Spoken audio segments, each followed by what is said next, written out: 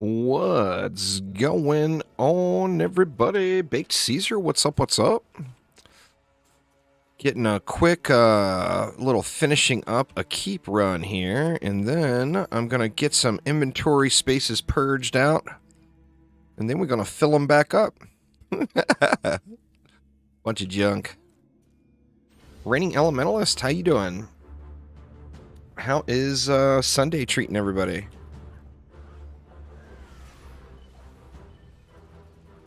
I'm going to get rid of almost everything. I did a bunch of hero micromanagement this morning. I'll show you guys what all I did. Just let me get this run wrapped up here. Smack down the old Liking King. Show him what's up. I basically just got prepped for what's to come. A little prematurely. We still got a while before the PTR even gets here. What, 18 more days, I think it is. Archangel, what up, what up?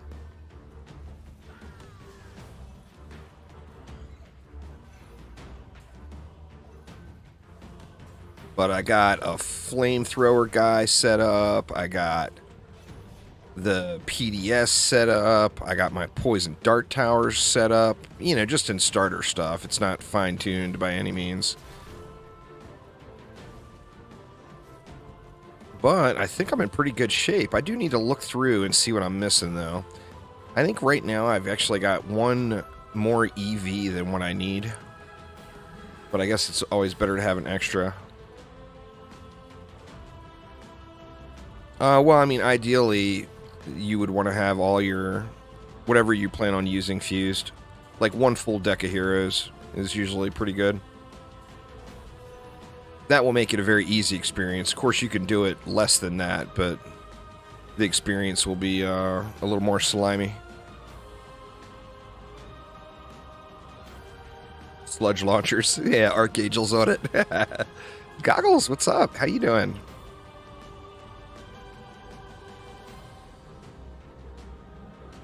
But I think I'm pretty close on everybody. I still would like to get a proper DPS EV set up. And I think it's going to boil down to how good that PDS is with what I do for a DPS EV. I can't imagine I'm going to use that as like a main DPS hero. I think I'll stick with Monks, Squire, and Rogue for that. But I would like to play around with it. And I've got the stuff. I probably got the stuff in my inventory to set one up, but... I'm thinking the smartest choice would be just to set up a waller.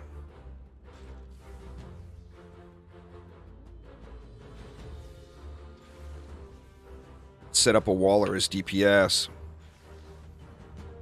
But, on the same note, I think I'm going to be one that's going to be using that rune to turn the walls into a regular reflect beam. I don't think I'm going to use the walls. I really like the Squire walls, and I do enjoy DPSing on the Squire, and it's quite powerful, so... Of course, we'll have to make lots of those fine-tuning decisions once we see what everything is. And then what? I want to set up a hero... I want to be ready to go with gear, where I just need to level a set of archers... What else? Archers and, or not archers. Archers come free. I want to do sirens and mages probably. And maybe even just an ogre just for lulz. Oh, what's up, Cake? Harrison, how you doing? Smack the not Lich King down real quick. The not Lich King.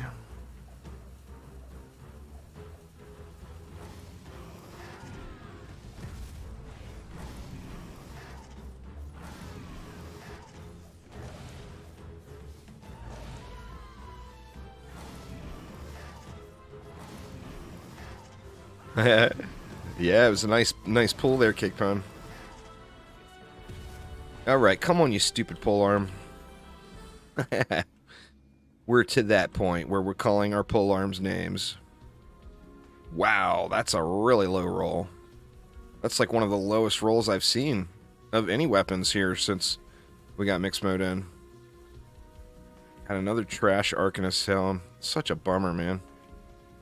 And it looks like everything here is going to be junk.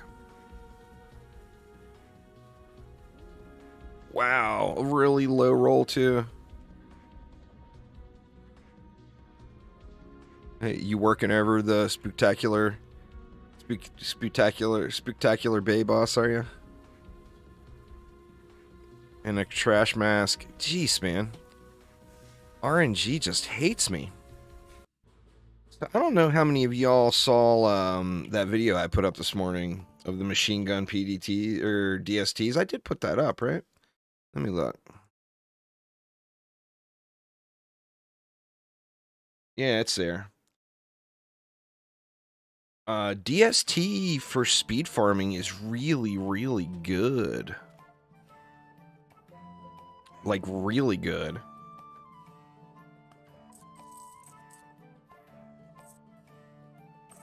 Alright.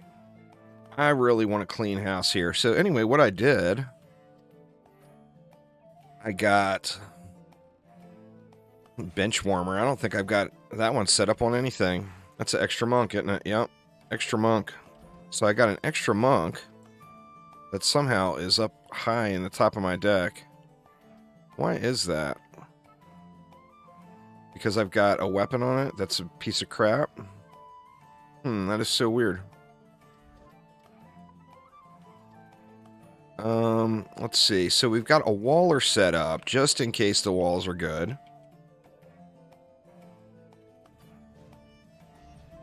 And, you see, here's the deal. That's with 12,000 fort. Almost 13k fort.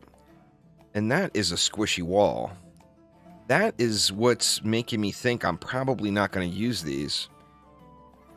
I think I'll just go with a regular EV in my deck. A DPS EV. Or, pardon me, a builder EV. And just have non-fusion reflect beams. And rune the reflect beam so it's an actual reflect beam. That's just way too squishy. You know what I'm saying? That's like I said, that's 13,000 fort almost. My squire, for example, is what? The exact same amount of fort, basically. And my squire wall is almost double health. Well, I mean, that's a little exaggeration, but here's a big difference, you know? What's going on, iCameron? So I'm just, unless these walls get buffed. Now I realize you can make them bigger, but then they're more DU too. For 1 DU, I'm getting that. 984k. So for 1 DU, after the update, I'll get this, assuming the scaling doesn't change. So I'm planning on not using those as walls. I mean, I think the change is interesting. Yeah. I mean, that, and there will be runes, too, for that stuff. So I don't think I'm going to switch my waller, personally. But what else do we have? I went on and set up poison dart towers. Even though these are poison dart towers and explosive traps. And I ended up going heavy range just to get started. That way I would have decent size explosive traps. I mean, what are they in comparison? Let me look at my regular.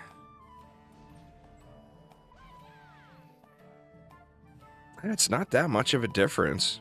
I mean, there's a definite difference, but not that much. Get somewhere where I can see it a little better.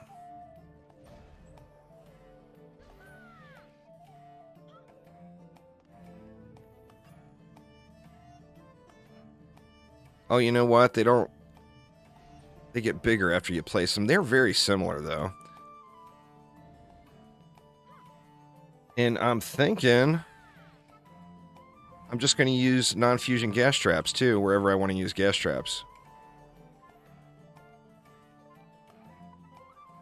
So that's going to be my poison dart towers. This is what I did with the stats there. Like I said, this is a starter. But 12.5k power. I went 8,000 range.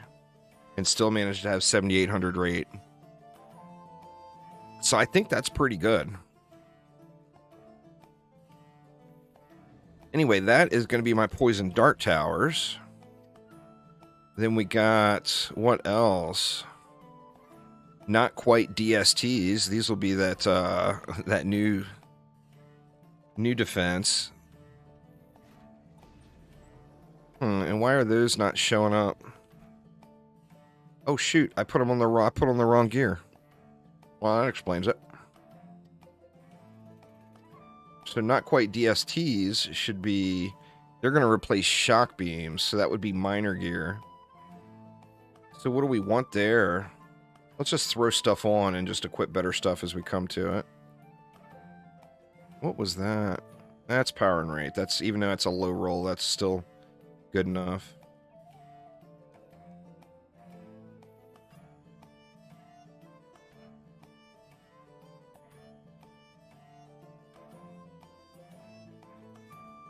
Range and rate is better than power and fort, I think. Or no, probably not.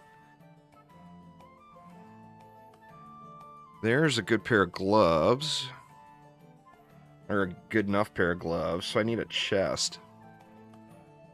Fort and range.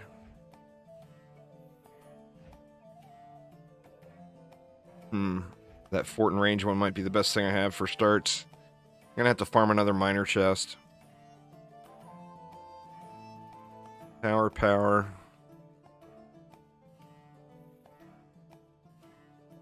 Let's see what that leaves this guy at.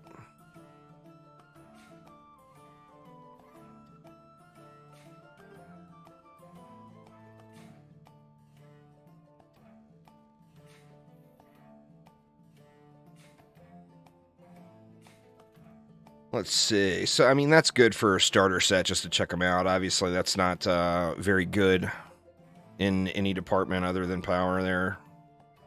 But I think that will be a pretty decent starter set, just to check them out on the PTR anyway. So that's going to be for the poison, or the PDS. What the hell does that stand for? Plasma Defense System. That's what that is going to be. And then, of course, you get the proton beams out of that, too, if we ever decide to use them. What else? Oh, the sniper cannon. I set up as well, just to check out. That one's kind of mixed on the stats, too, but I got a pretty decent spread. And this will be replacing the bouncer blockade.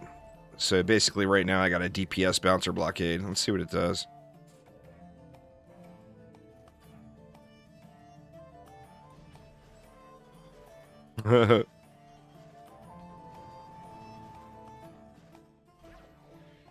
Maybe I'll play around with DPS bouncer blockades before they get removed.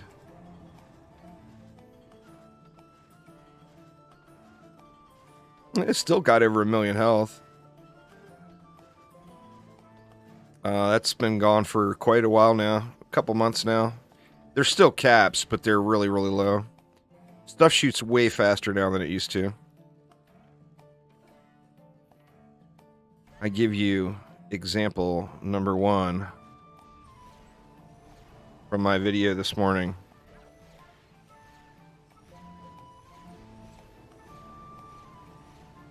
I mean, already that's faster than what they used to get down to. But now you get the benefit of overcharge goes past the cap. So watch this bad boy go. That fast enough for you?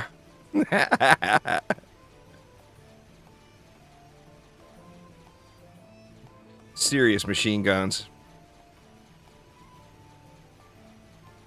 And this appears to be the way to go for speed farming now, for you speedrunners out there. I know for a fact that you can get sub 10-minute Royal Gardens and sub 10-minute Endless Spires. I haven't tested any more maps, though.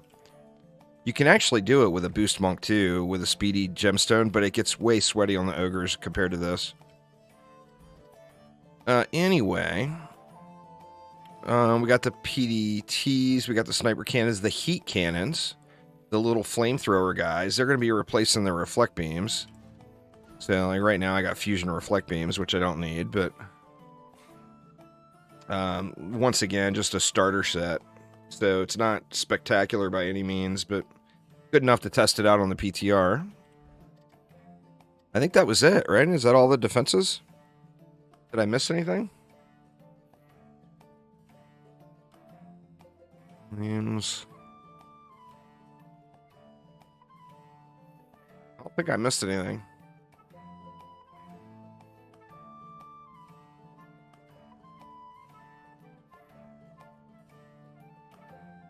We want to level another Squire just in case. Let's put that Squire right here. Let's see what we want to do. Anyway, I want to test that today too and see if it's viable in a group. Now, somebody will have to bring along a monk with a speedy. And then the other two characters, just any DPS, just a pew-pew. The only time you ever used Bouncer Blockade was the challenge with enemies raining from above. Yeah. It's pretty good with flyers too. Like I use bouncers on the summit, and it just handles the flyer lanes.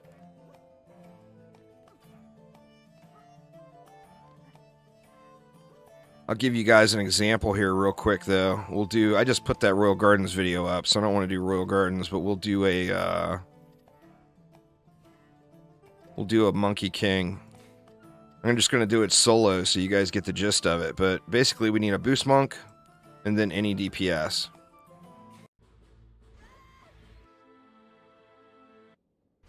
See what kind of a time we can get here. So just going to go Ensnare and Electric there. Ensnare and Electric here. One big-ass buff beam. And a truckload of DSTs.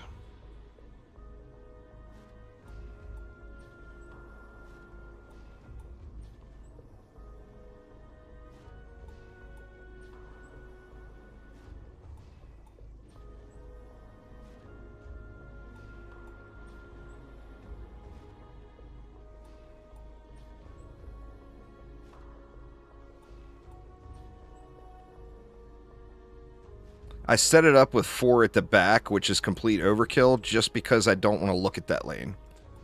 I can then just watch the other lanes and not worry about that back one, and it'll be GG's.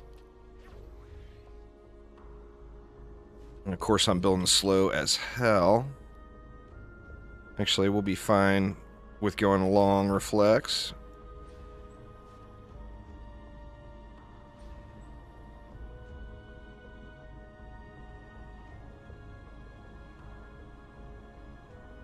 Why isn't I hitting the buff beam? Weird. Then we're just going to spam the upgrades in. Actually, we could have, yeah, getting a little early start.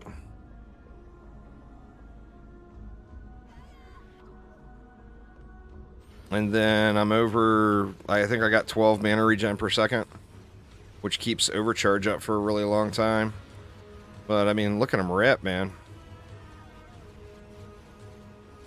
How much time was that? Yeah, that was 2 minutes. That was a pretty slow start. Usually you can get a start off in like just barely over a minute. You did a 7-minute garden? Holy crap, man. That's crazy good.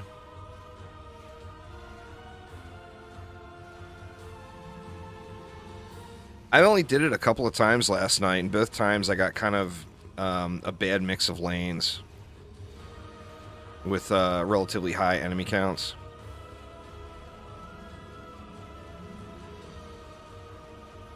And I'm actually using a striking gemstone right now, which I don't necessarily really need. But for the gardens build, you need it.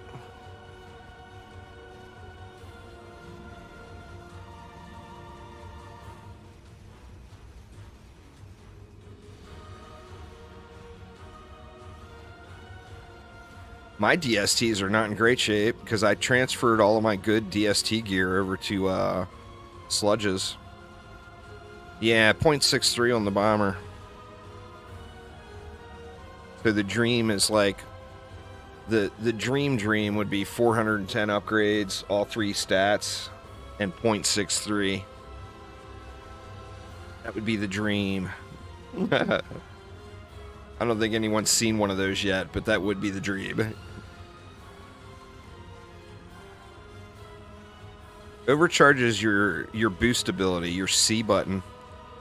So you pop C and then you just right click or use your alternate attack. And you see the little glowy glow, the little sparkle it gets on the tower. So you can watch when it leaves too. That way you know when to right click again. Like it's gone. So we'll right click again. This is not going to be a very fast run here. We got mad skellies.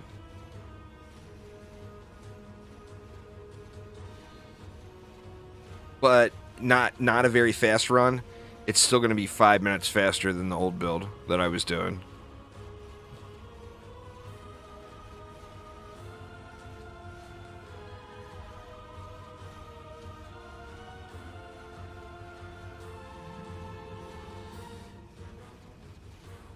You never build sludges anymore? Yeah, I mean, that's what I ended up doing. Like, all of my good stuff went to my sludge launchers. I should do that too, probably. Or maybe just swap sets. Because even this set now that I got on these DSTs would be fine for sludges. Yeah, it's a nice one, Zach. A very nice one.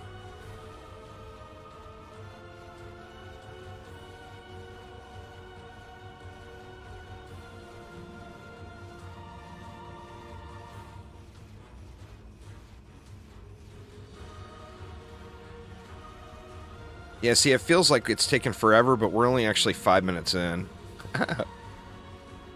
But, like, for a good time on this one, you'd be, like, at the 3.5 minute mark at the end of the first wave. But I built slow.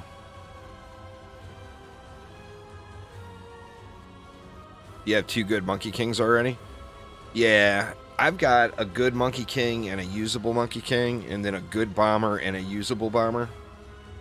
So I need upgrades on both of those items as well. For my summoner.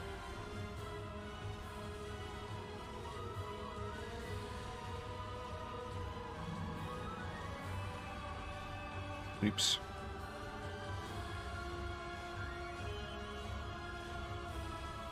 Yeah, this is taking forever because all these skellies. I got bad rolls on this one. Only 800 mobs, but a lot of skeletons. Now we got some stuff. I don't know where it is.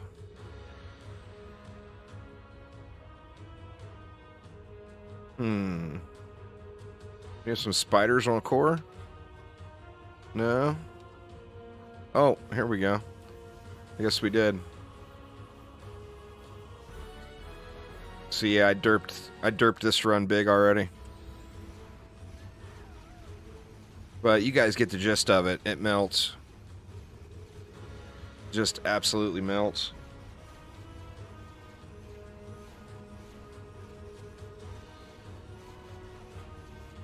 I wish the overcharge effect lasted a little longer. You have to use it a lot. Which, I mean, it's not that big of a deal, I guess. But it's like every 5 seconds. Or every 6 seconds or something. Where versus on the monk, it's like... The monk is every 18 seconds. You know? 15 seconds and then it lasts an additional 3. It's super rare. And you get it from... Or the easiest, most common place to get it would be Rifted Mix Mode Massacre Lichen King difficulty. So you have to queue up the bonus difficulty in there too. You can't just do regular mix mode. I mean, you could still get one, but it would be really, really rare. And they're already pretty damn rare. Even on Lichen King, so...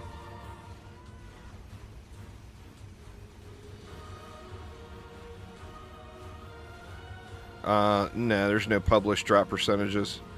Super low. If you do 10 mixed mode massacre Lycan King bonus difficulty runs, you'll probably see 2 or 3 105 pieces maybe. And they're always junk. The sludge launchers have been the meta ever since their existence, ever since they came to be. A lot of people use wisps because wisps are super, super lazy. Oh, it's way below 15%. It's sub 1% or lower.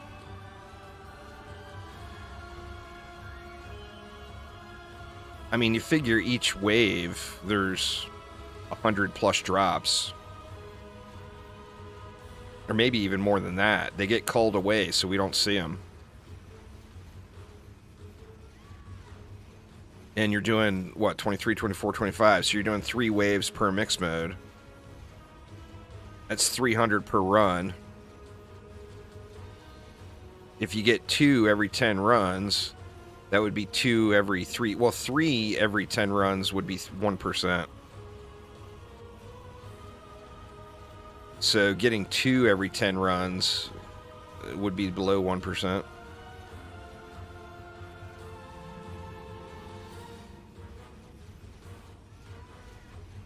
It's super rare. And like I said, the stuff is almost never usable. It's almost always trash.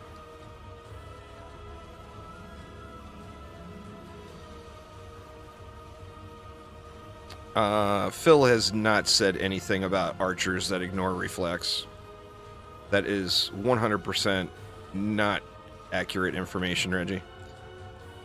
That would completely defeat the purpose of the reflect beam. Might as well just not have it. That's the whole reason for it to be there. So there 100% will not be archers that ignore reflex. There's already the siren that throws on the ground. So it's like the Harbinger in DD1. It gets around the reflex, but there ain't going to be no archers ignoring reflex. I don't know who told you that, but that is just bullshit. They're not going to just completely make a tower unusable and keep it in the game, you know?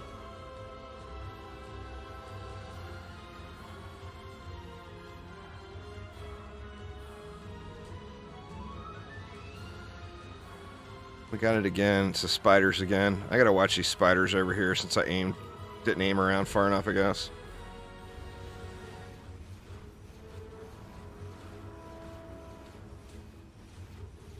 I don't know what you mean by remove collision. That would remove a big part of the strategy of the game, man. You can't have towers that can't be hit. I mean, there's collision on wisps. It's just they become, you know, you can use them anywhere.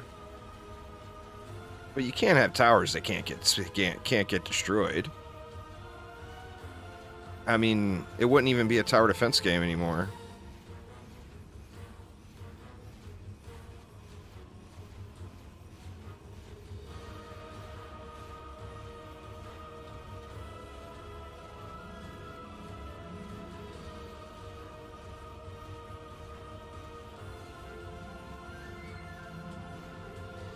But whoever told you there's going to be archers that are ignoring reflect beams, you need to tell them to put that pipe down and quit smoking all that weed. Because they are just way off.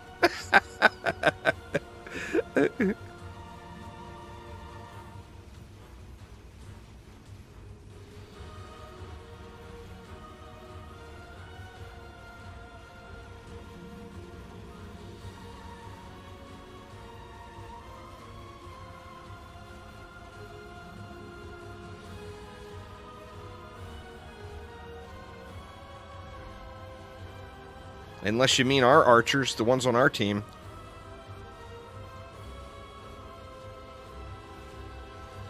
Talking about allowing towers to hit the terrain and keep going instead. I don't understand what you mean.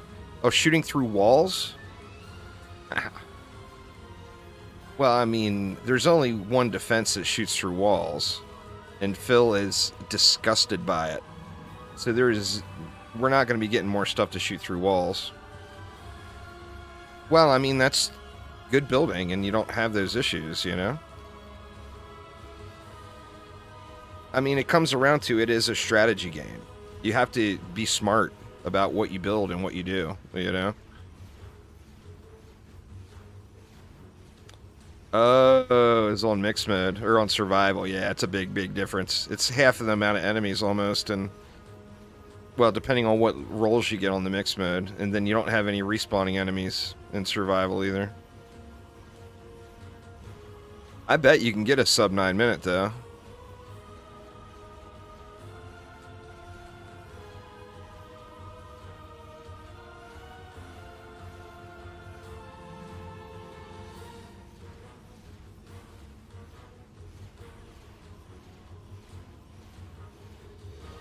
Yeah, wisps are lazy. It's the laziest defense in the game. DSTs are not popular at all. They were popular when they were the most powerful thing in the game. They're definitely not popular now. Wisps are just super, super lazy. That's why I use them. I ain't gonna lie.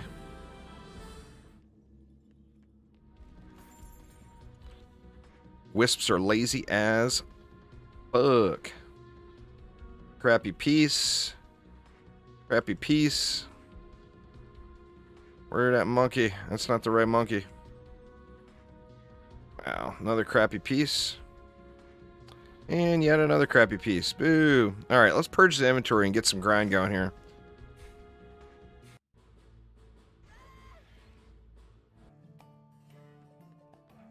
You think what needs to be rebalanced? Raining elementals? Alright, where do we start? Guess we start at the beginning. Pets. How many pets am I going to trash here? Oof. Man, such sad days. I hate throwing stuff away. Maybe I won't yet. I got 100 inventory spaces to go. Ugh. Separation anxiety. You know what I'm saying? Oh my god. Shoot, my windows went all wacky. The defense units of the Dryad, I think they're pretty good. Well, I mean, that's the main thing, Braden. Fusion does double damage to rifted enemies. So, the rogue can only use 3 sets.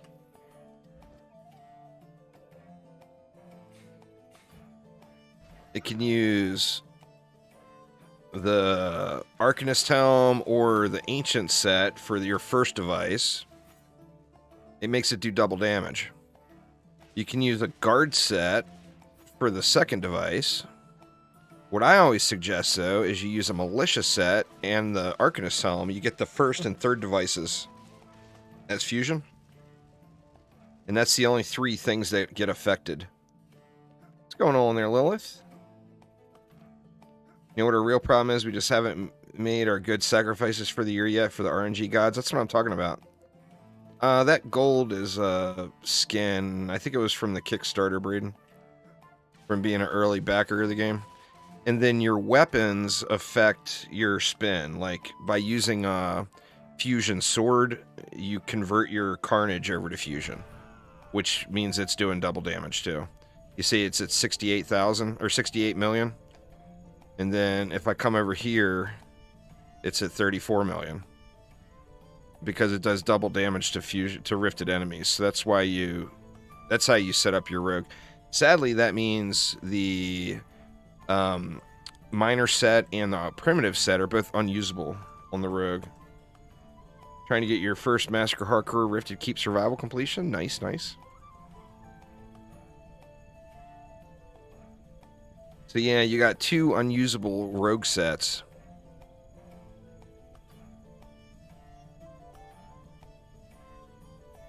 You can quit spinning now. What do we want here? We had the Squire here. Alright, I gotta at least go through and get rid of some accessories. So let's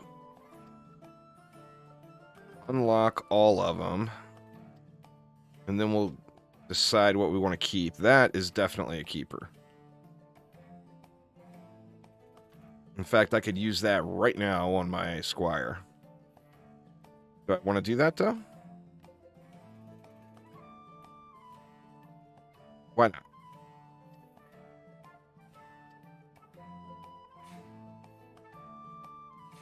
Let me see. I think that may have got me back over 1 million tier 1. No, so close. 989,000.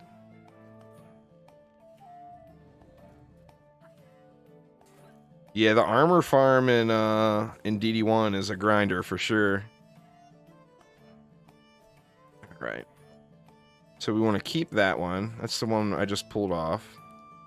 Stability and regen. We can keep that one just for lulz. I should only keep 5 mana regen ones, huh?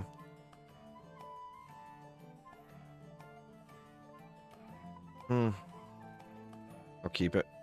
Power and regen. Do I already have a power and regen? Range and rate. I'm trying to keep stuff that still has 2 builder stats on it. Oops. I guess I should lock those then, huh? That one can go. That's another power and regen. That one's actually slightly better. 3 mana regen. We'll let that one go. There's a 5, so we'll keep the 5.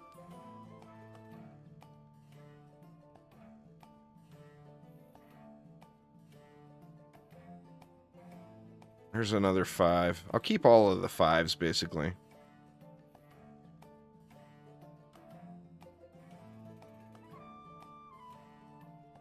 I'm tempted to keep that one just because, but I don't want to get too keepy. I don't want to get too keepy with this stuff. Double HP. Do we need double HP? I mean, let's keep it just in case we ever do want it. There's a power in HP. Keeping too much stuff, aren't I?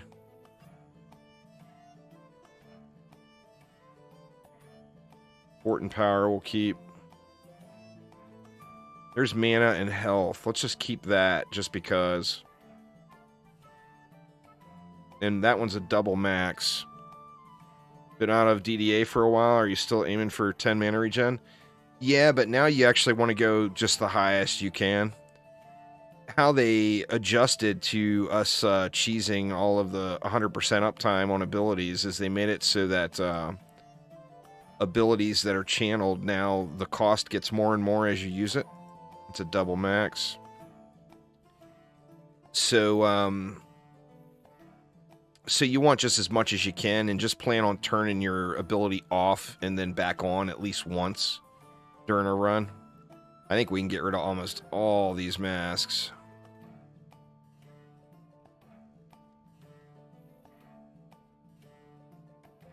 I guess I'll keep any with power on it.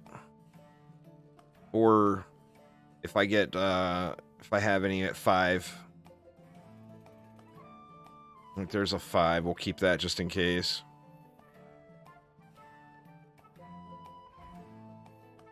That one's a double 5, so we'll keep that as well.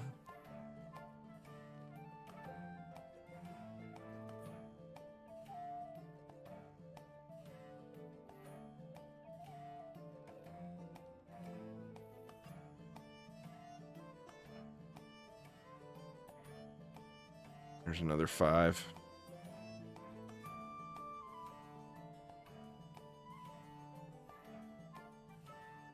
And keep that one too. Well, it's actually not a great... it's not a bad roll. We'll keep it.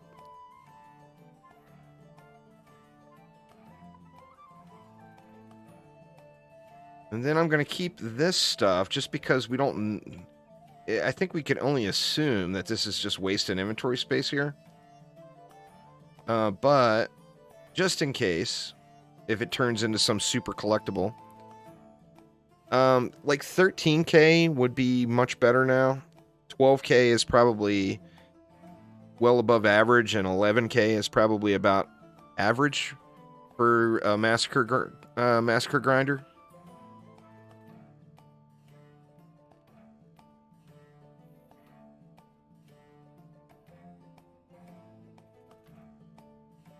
Well, it doesn't look like I got any 5 mana regen pieces. Wow, I don't have any mana regen pieces, really. Brooches. Let's keep that one. And then, all right. Now we can select all and sell. How many spots does that give me? That took me down to 335 right there. That's not bad. That's a big old dent, right? But boy, if I could drop that down another 200, I sure would be happy.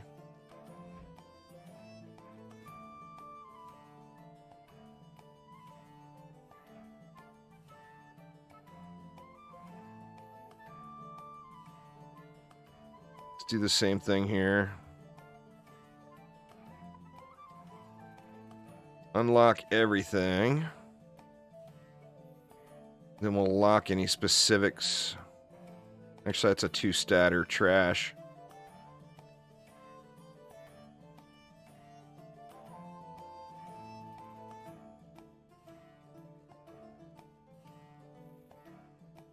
We'll keep one of those. There's an Ethereum champion. We better keep that too. Okay, one of my old swords. I'll keep it for now. That's my best staff, probably. I almost feel like I have to keep that just because it's my best staff. You see, this is the problem I run into. I won't let anything go. That's my Protean Mark II that I use now, so I should keep that. That was my starter keep weapon that I got on like one of my very first clears. We'll let that go. I'm going to keep everything spinning steel related just because I know they're a bitch to farm. And those are things that would probably be tradable to somebody. I'm going to keep that one too.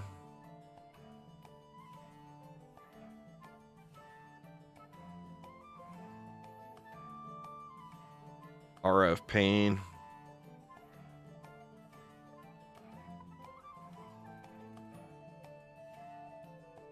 Nothing really good there. Only Vitality and Attack. I'm just going to let it go, even though it's a high roll.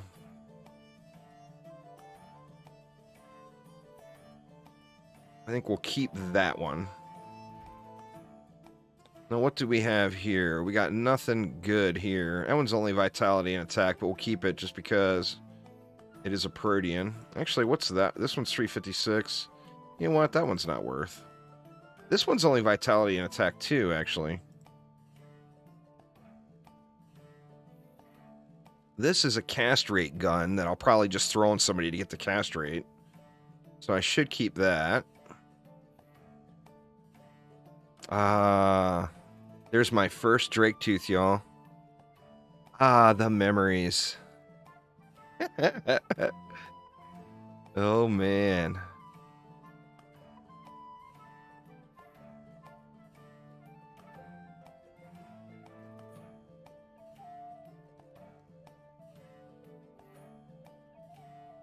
Keep that one too. There's a Protean Mark II, but it's only a 2-statter. I guess let's just keep it for now, just in case. And then we'll sell. There's another 50 items. That takes me down to 303. That's pretty darn good. You're missing 2 masks in DD2, and one of them is mine. Is there a way to get your mask by any chance? Yup, exclamation giveaway in chat. Would be the way to get a mask.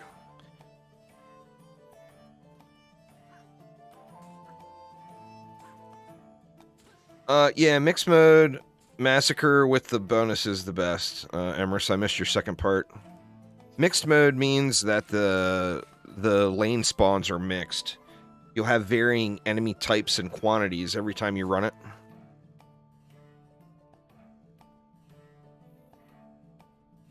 Somebody claimed that bad boy, didn't it, King? I'm sure somebody probably claimed it.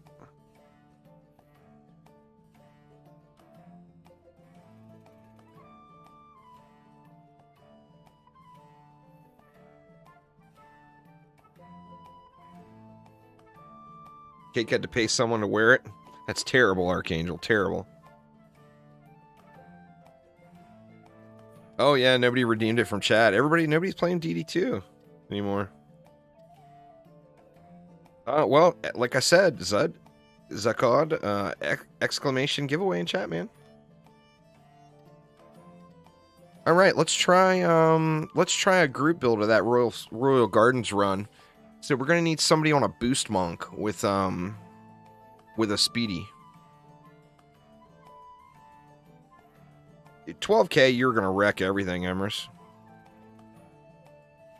With 12k slimes, I mean, you want to shoot for 13k, but at 12k, you're still gonna smack it all down, without a doubt.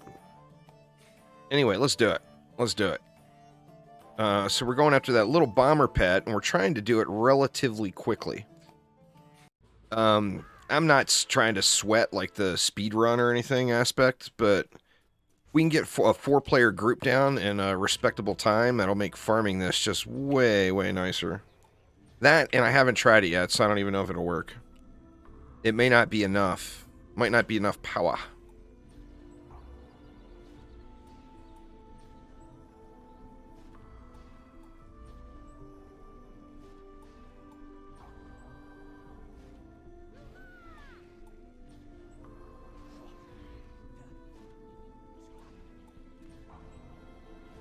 I don't have cast rate on this apprentice.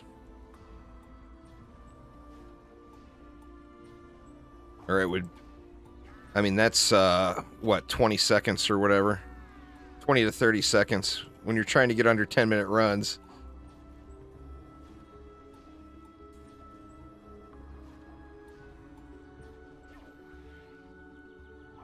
So you do have to be careful where you're standing, because we don't have a ton for reflect beams.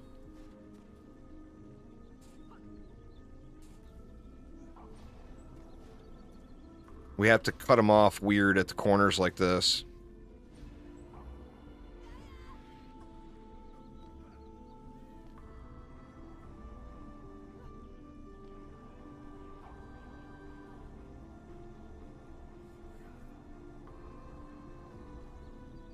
I'm going to go ahead and upgrade it all just because it is a 4-player group.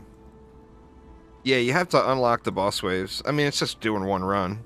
If you've done it already on survival, the same builds work. You just have to pay a little bit more attention.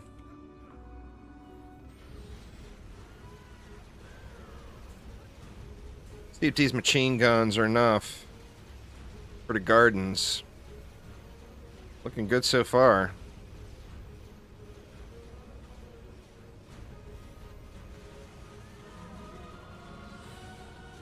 Well, it's gonna... You want to have rifted on. It'll make it go twice as fast. Remember, rift mode is half the enemy count. Relatively. Actually, in mixed mode, it's not so much because it's random every time. But, I mean, if you got fusion sets already, you want to do it with rifted on. It's just going to be easier. Normal survival is a little bit of a... It drags, you know?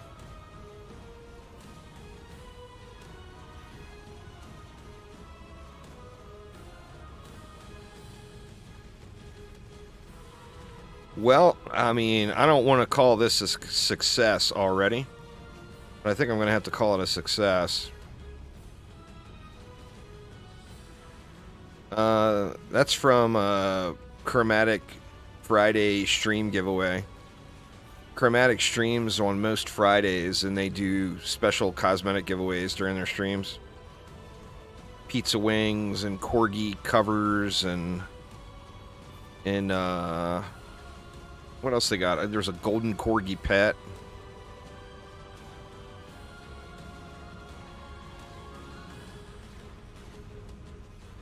Even with my slow-ass build time, we're only at 3.5 minutes.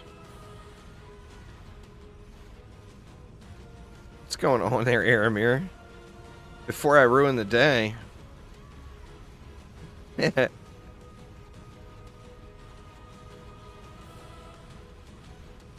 I'm going to get all the fat loot today, Aramir. I broke down and parted with all those accessories that I just knew I was never going to use.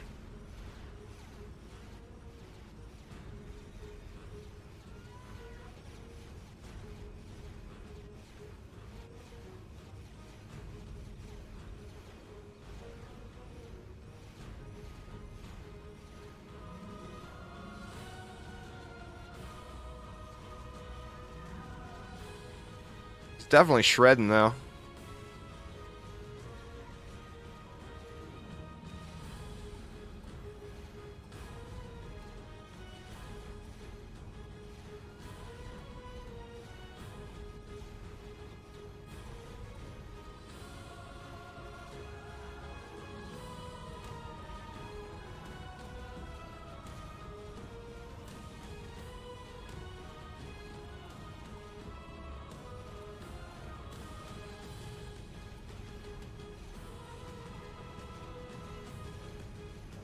Just such a slow burn with all those skellies at the end. But, I mean, we're at 5 minutes now. That's not terrible for 4-player. I mean, we might still come in like under 12 minutes or 13 minutes, which would be great for 4-player, I think.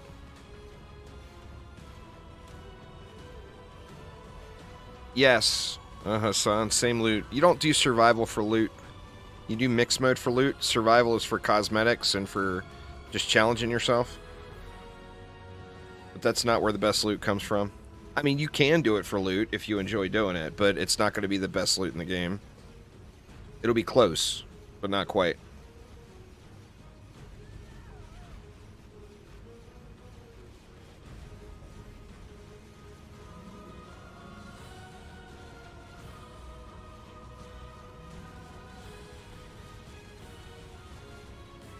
What's up, Melody? I'm doing good.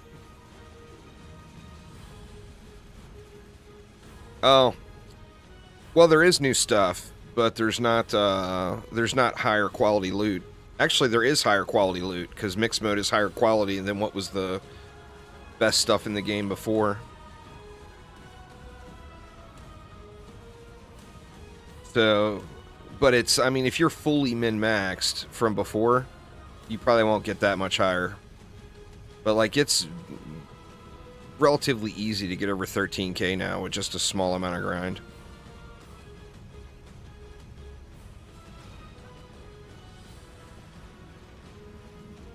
The family's all good there, Melody. Took a break from the game for a bit. Yeah, that's fair. I mean, can't sugarcoat it. They got good things upcoming, but Chromatic straight up ignored us in DDA for a year, you know? Or I don't want to say ignored us, but they used their resources elsewhere. So, I hear you. You and everybody else, Melanie. I mean, even I wasn't playing that much anymore, and I play all the time. But there's good stuff upcoming. Next Friday, there's some really cool Halloween event stuff going on. And then the PTR comes in on the 28th, so that's still a ways out. But be able to test out all the new stuff. The game will completely change as soon as that update that hits the PTR, as soon as it comes out. There's going to be like a rune system. How you play, how you build things are going to be very, very different than what it is now.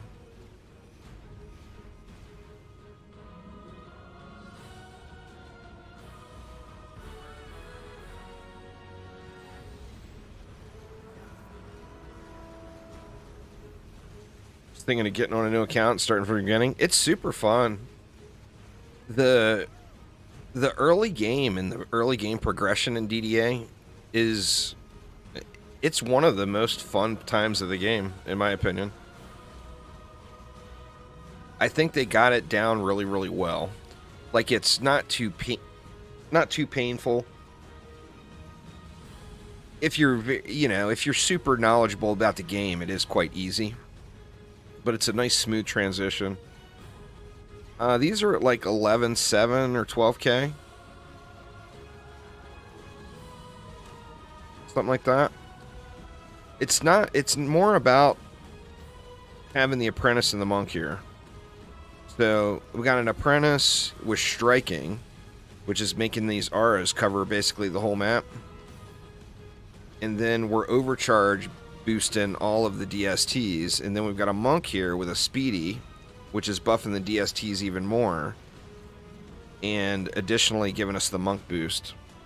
So we got just absolutely shredding DSTs, and then we got two people that are rolling around the map, wrecking the ogres and whatnot. So, I mean, it's like the dream team, to be honest. We got a squire, a rogue, and then 2 boosters. That's definitely kind of the dream team.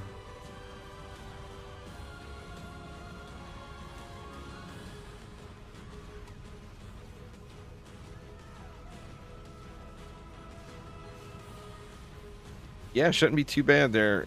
Zakad, there's not very many entries compared to other giveaways. So I think people have pretty good odds of winning in that one.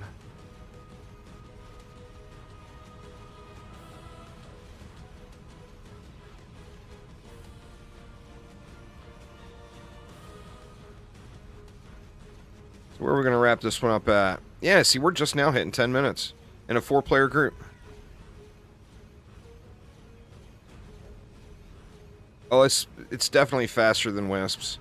It's actually the same as far as burning the enemies, but the difference is the Wisps have travel time, where the DSTs do not. The Wisps doing the exact same thing gets down to 0.25 as well, but these, they don't have the travel time that the Wisps do, and then additionally, you're not building so many defenses because they cost twice as much, so you build it faster. You build twice as fast, basically. If I only had castrate. I don't have castrate on my apprentice, though. I need to work on that. Needs to work on that castrate.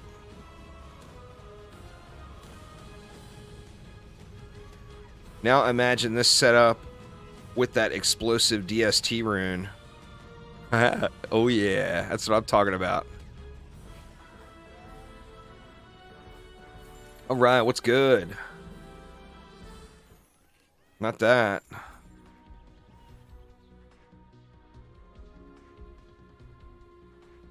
Not that either. Not that either. Where's my bomber? Oh, there it is. Ah. 2 projectile. We got a bummer bomber. A bummer bomber.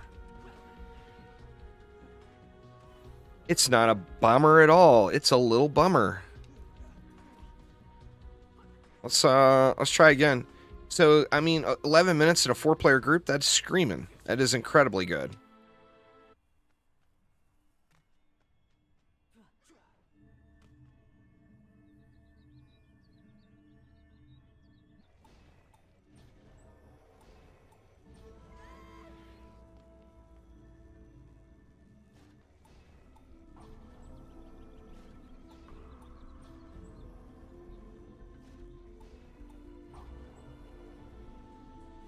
I just need 3 alt accounts when trading comes in.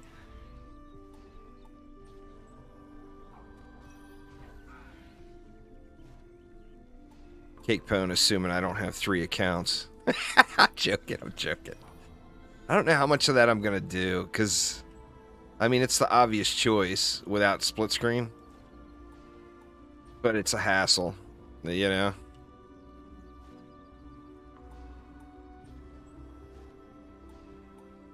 Actually, I only have 2 accounts. Well, my wife, too. My wife's got an account. I could abuse her account.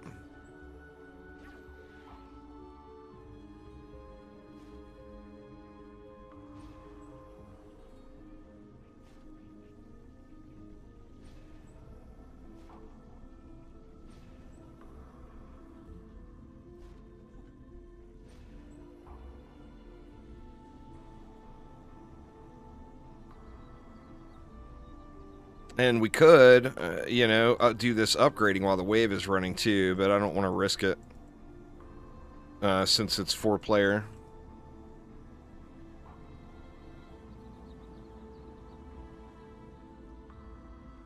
I told my wife about all the update stuff, and she's like, I told her, yeah, they're doing this cool Halloween event and everything. And I told her about the fish thing, and she's like, oh yeah, I'll log in and get that fish cosmetic. And then I told her about running the map, and she's like, oh well, you know, if it's guaranteed I'll do it. And I'm like, well, there's one guaranteed and there's another one that's a rare drop chance, so you'd have to farm it a few times to get the rare one. And she's like, nah, I'm good with the 2. she'll log in and get her free fishbowl, and she'll run the map. Well, she'll sit AFK while I run the map once, to get her headpiece.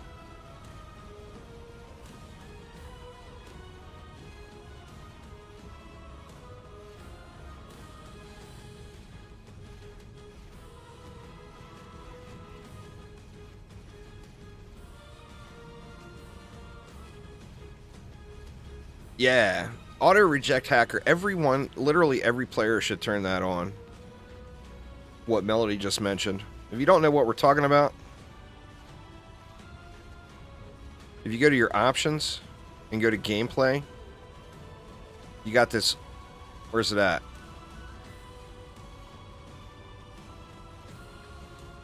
Auto reject hacker prompts. If you check that, you will never accidentally run into a hacker. You won't even know that they exist because it will just automatically never group you with those people. It's just one of those things. I mean, there's always hackers in games, so you know they're going to be out there. So what's the way to minimize the amount of damage they can cause? Keep them all segregated, you know? Keep them away from us normies.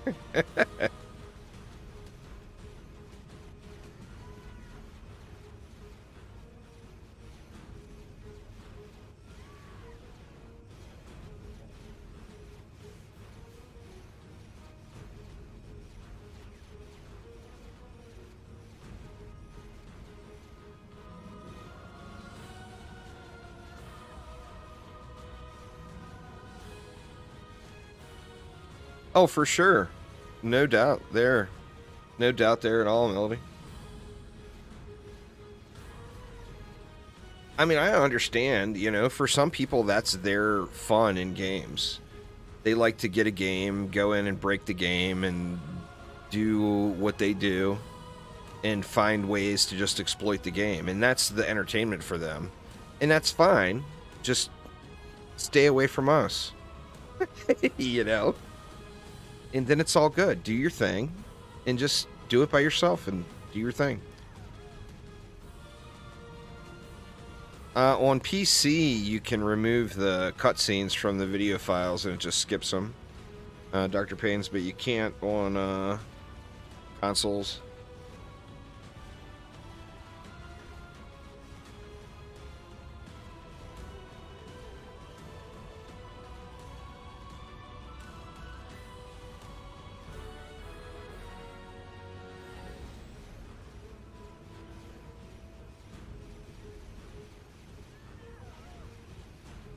These things are just some machine guns, man.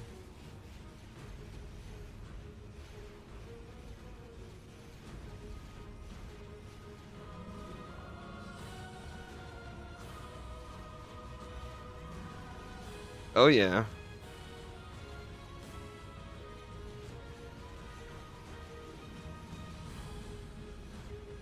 It's a smaller, a lot more tight-knit community now in DD1. So somebody has some ridiculous score on the leaderboards. It's a red flag, and the community gets that person banned pretty quickly. So it's very, very, still a very core group of players playing DD1. Quite a few, actually. Right now, I think it's actually, right now, this second on PC, there's more players online in DD1 than in any other Dungeon Defenders game, including DD2, which is free. So that's saying something.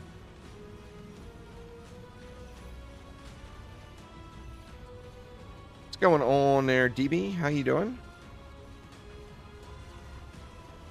I'm wondering what other maps you could do this on. You could do it on the summit, but you would need people to focus the boss.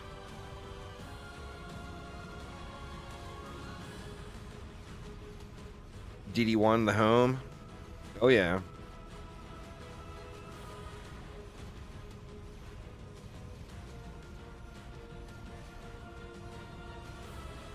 Awesome. They just got that update. I hope more's to come, you know?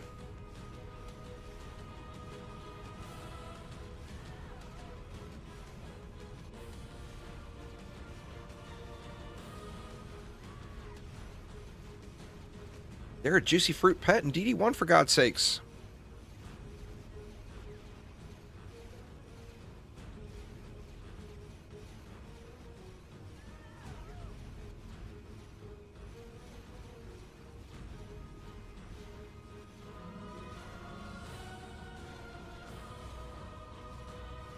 You just have to not stand up.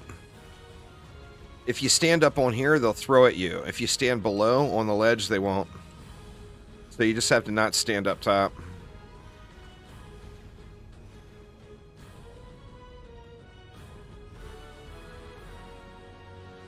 Because it's super, super fast, DB. It's not as chill, but it's super fast, and it requires specific things. Like, there's got to be, in a 4-player group, I'm going to say there's got to be a boost monk. But additionally, the core of it is there's got to be an apprentice. And in this situation, somebody's got to have a striking gemstone, which I have the striking gemstone. So we got machine gun DSTs that are being boosted by a monk, basically. Which is just a shredder.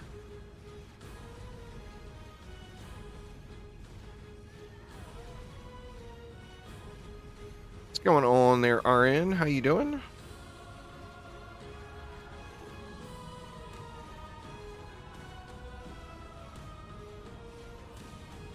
I mean, you can do this same thing with wisps.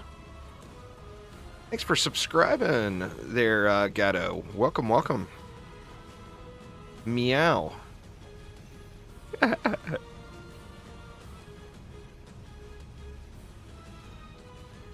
Other people were using them, Aramir. I just didn't realize it was going to be so fast. There's a couple of people that have been swearing by DSTs when an apprentice boost ever since the speed caps changed.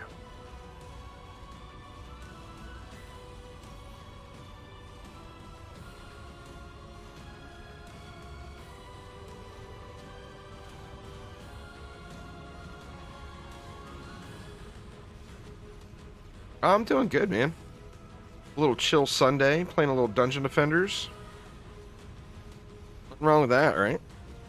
I stayed up a little too late last night. I did that Spooktacular Bay in DD1 like 5 times.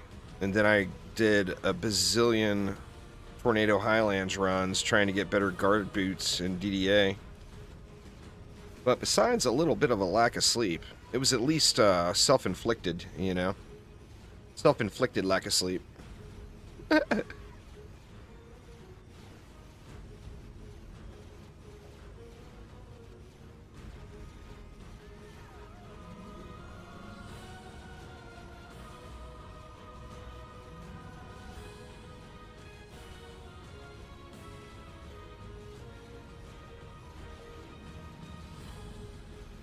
For speed runs, I think it's definitely a meta for speed runs.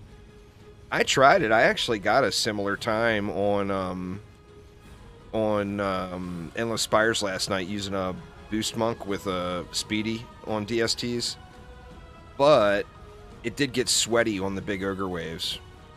So the ogres came up. It was really close, like super sketch at the cores, and with the DSTs, you don't really have that. Or with the apprentice, you don't really have that level of sketch.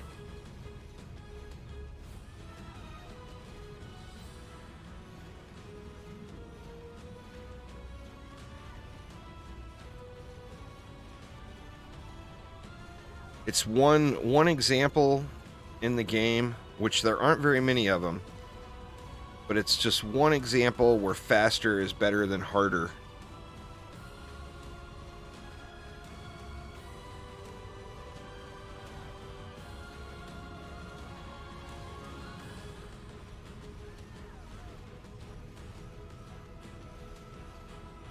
And I mean, let's be honest, that ain't ever gonna happen in life, right?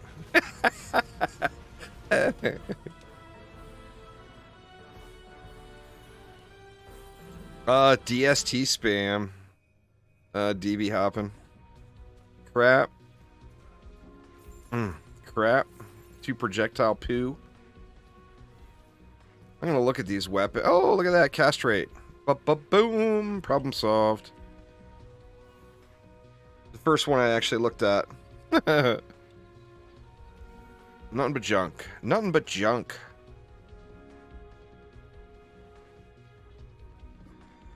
Aramir stole the loot. I mean, it wouldn't be a surprise. That's what Aramir does. Steals the loot.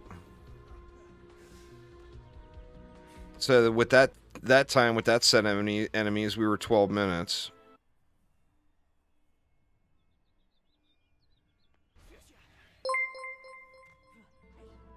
Thanks for subscribing there, Tikus. Welcome, welcome.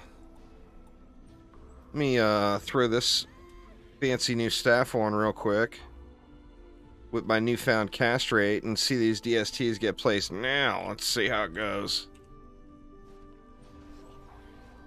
Oh yeah, that's a little quicker. Thank you, castrate. You're my friend. Oh, but sloppy. Don't speedrun the DST placement. Speedrun the rest of the map. Make sure your DST placement is on point.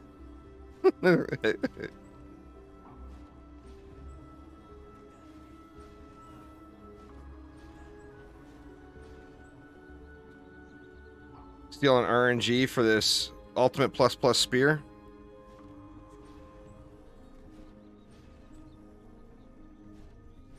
You grinding that one out by yourself, Aramir, or are you doing that with some folks? It's a good one. Get that poison damage going.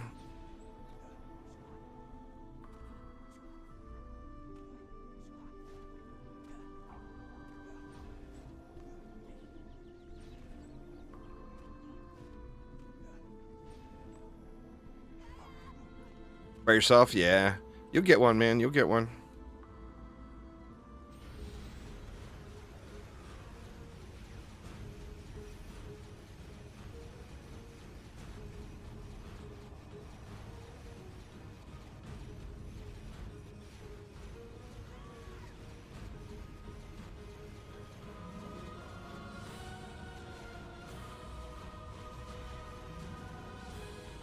Actually got pretty lucky on that map. I found a really decent usable one really quick.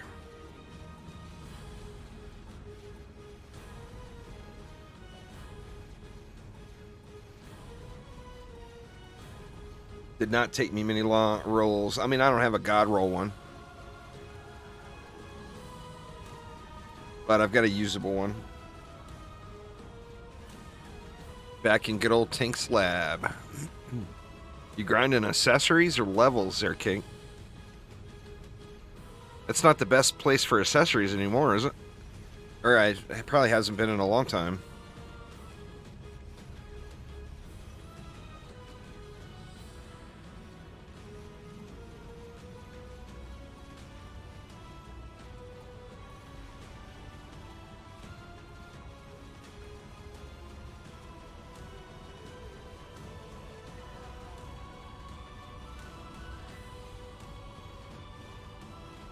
Grinding out the levels. That's fair. You know, I never did that. I never did the Tinks grind for levels. I ended up, it's way slower, of course, but I ended up just grinding survivals over and over and over again. It was Moonbase.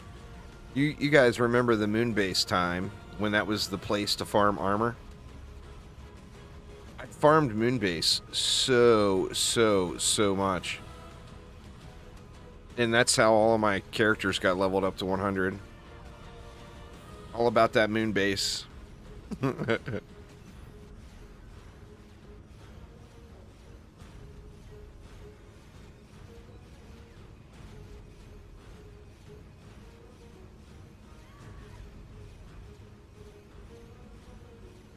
The first wave of Ember Mount was a strat for a long time, too. I did do that early on. To get characters up past the hump where I could equip Supreme Gear.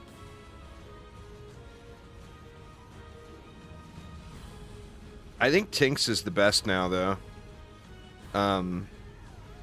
It's not as fast. Well, no, I mean moon-based survival. I was grinding moon-based survival for all those fat Alti++ pieces, and I just leveled characters up while I was grinding for that.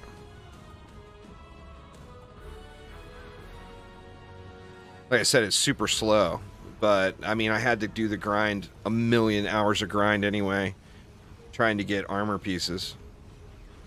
So everybody, or not everybody, but all my main characters ended up getting leveled up to 100 really quick. And then, you know, now I got a bazillion level 100 summoners.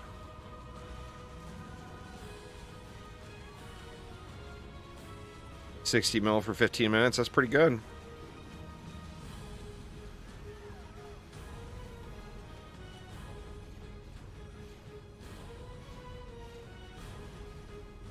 Pretty darn good.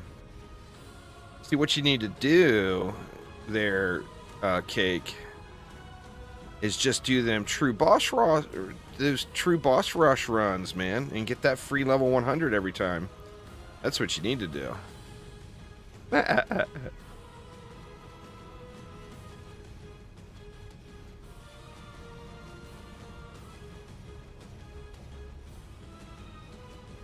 actually don't even have it unlocked yet. I gotta do that milestone after Ultimate Defender. I stopped at Ultimate Defender, basically.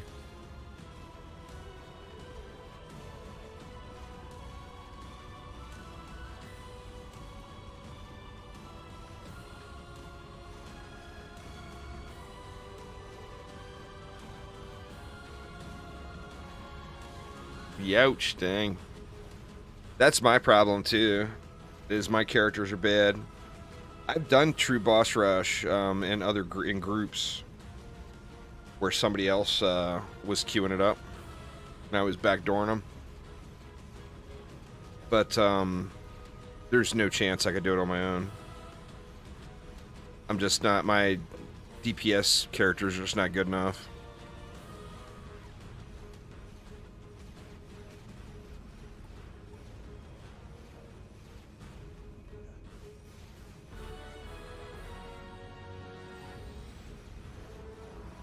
Holy crap, man. If these mobs burn in under 3 minutes, we got a sub 10-minute run in a 4-player group.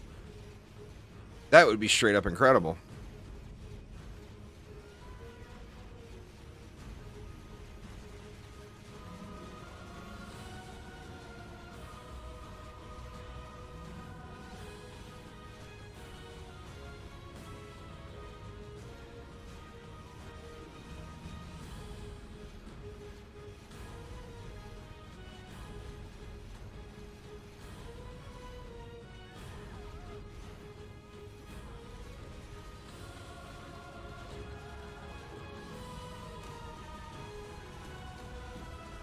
Possible. Depends on how bad the skellies are at the end of the wave.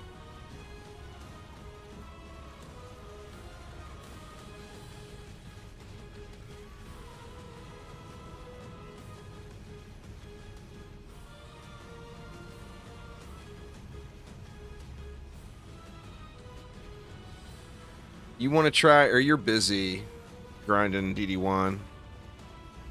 Gonna ask Aramir if he wants to try his Highlands build. I gotta try that one. I haven't tried it yet. I'll have to try it solo before I can try it in a group, because I just don't know how it's gonna work out. I don't know the placements and everything proper.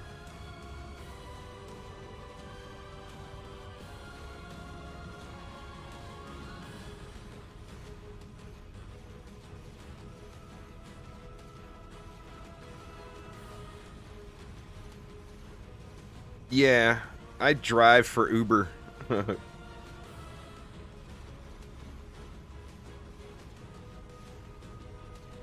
And previously I worked in a casino as a trainer, teaching dealers how to deal craps, blackjacks, and roulette mainly.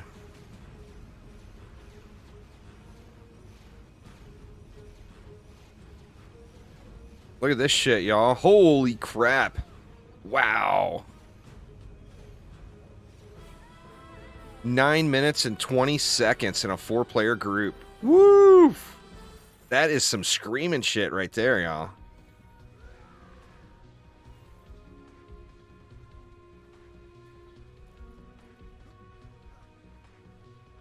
So good.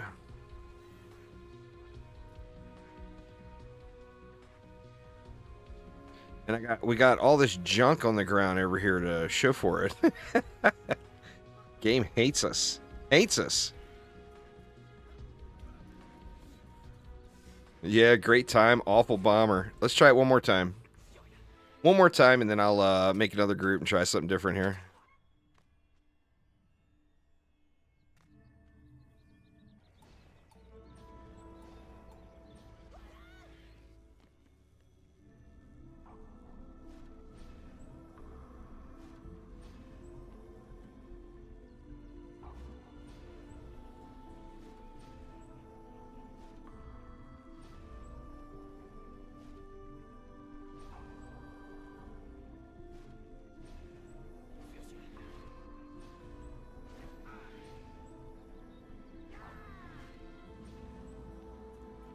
Placement was a little wonked here, but I think we might be all right.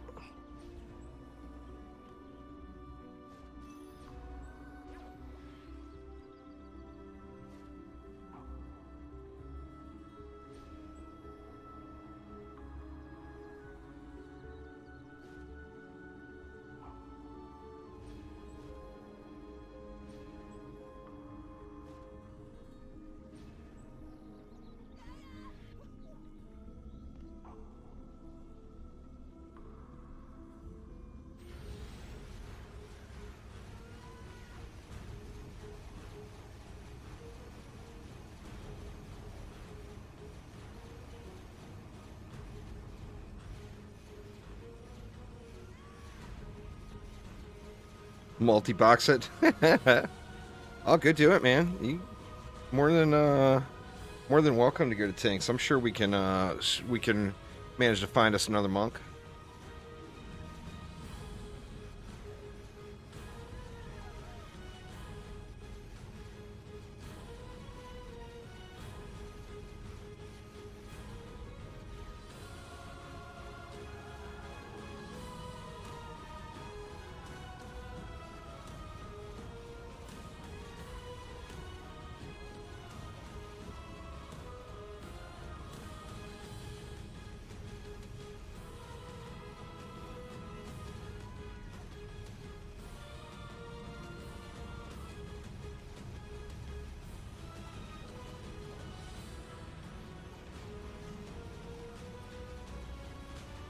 Just shreds, man. Just absolutely shreds.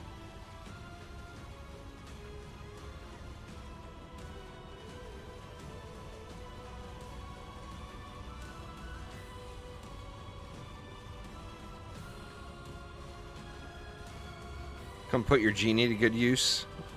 I need to farm a better genie at some point. Where's the best genie farm these days? I've got one of the event ones. Not the Mana Master one, the other one. But I don't use it. I'm not sure if it's worth.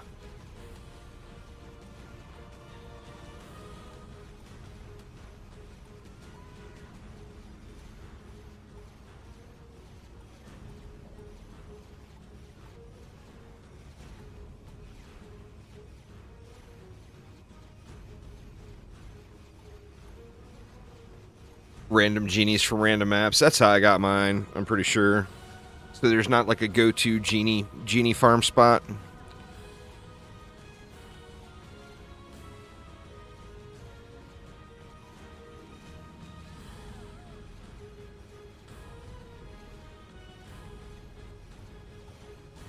Tavern Defense is where you got yours. I've got a bunch of them, but I'm pretty sure, like, I've got a couple of them that I upgraded wrong, that for some reason I didn't just trash. I should probably just trash them.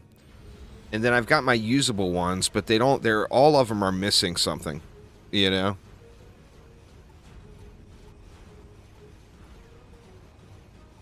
The next time they have an event where you can ask for your own piece, I'll probably... I don't know. I think I'd rather have that Amor than the Mana Master, to be honest.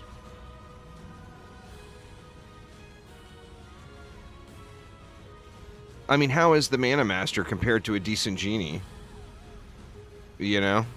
Like, if you get a decent genie, it's good. Coastal Bazaar is the one to farm for genies. Gotcha, gotcha.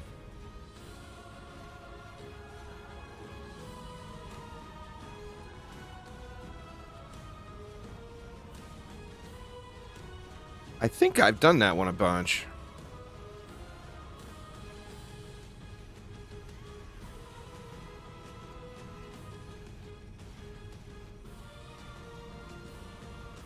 You can get way better genies. Maybe I'll do a little bit of that too, because I know that's definitely an upgrade point. And I got at some point I got to break down and quit being a little pussy and learn how to do poly. Because I really need to farm the crap out of poly and get myself a decent mischief maker.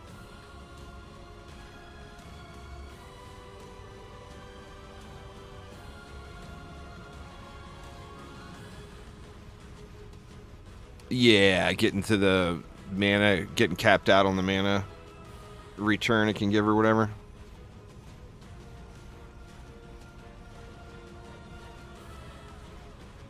Coastal Bazaar was a fun map. I could see myself doing a little Coastal Bazaar. I've done it a bunch already in the past, but I could see running that a few more times. It was an enjoyable experience.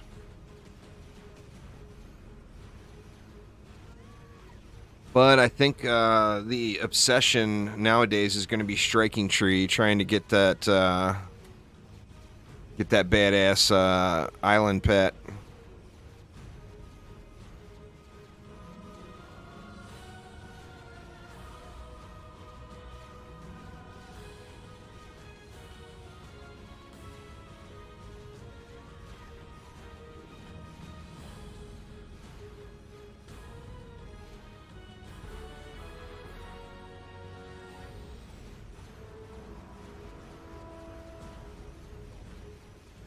Look at us go.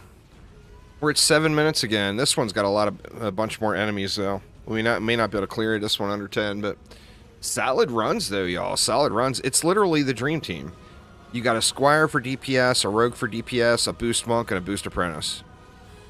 That is, like, near perfect levels of group composition.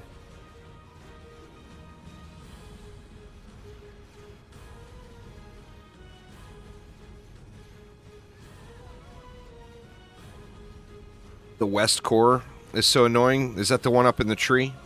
I don't know the north, south, east, and west on that map.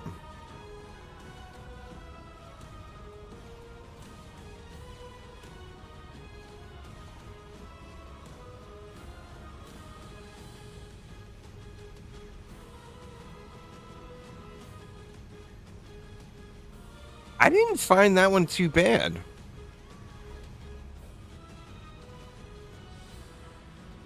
Like, I put 2 LTs up there in a strength drain, and then I blocked off the path with archers and a mage. And I pretty much ignored that whole side.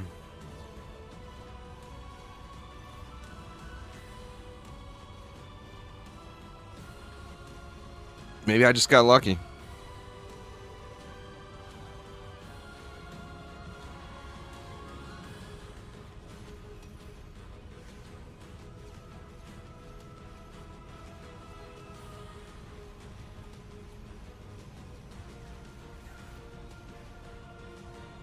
People are talking about rate glitching lightning auras.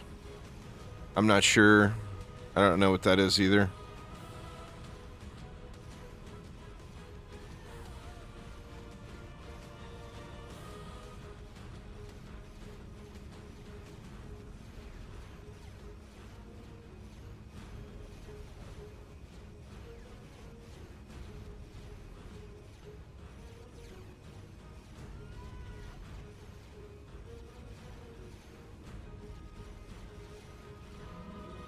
Some rate glitching on electric cars and DDA for a little while. You had enough rate, you could throw it on flyer lanes, and the stun would always proc prior to the flyer's attack. So you just threw a electric R on every core and you could ignore flyers. That was actually, I think that may have been even before launch and during the beta.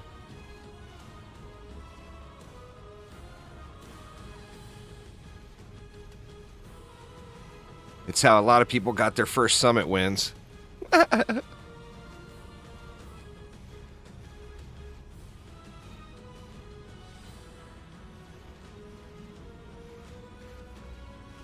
These DSTs are fine, Archangel. What are you talking about? They're fine.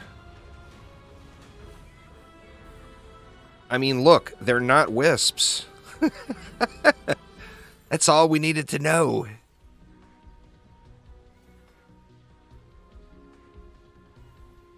To the moment of truth. The bomber. How is it? 2. Boo. Nothing but boo bombers so far today. That is no good. If you can get the hit the skeletons off the map. Just super, super solid times. So I'm going to try out, I'm going to make a fresh group here. Well, actually, I need to try it solo first to see if I can even do it.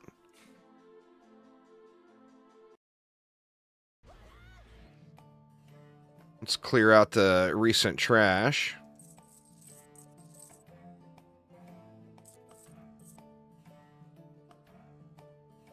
Better save that just in case.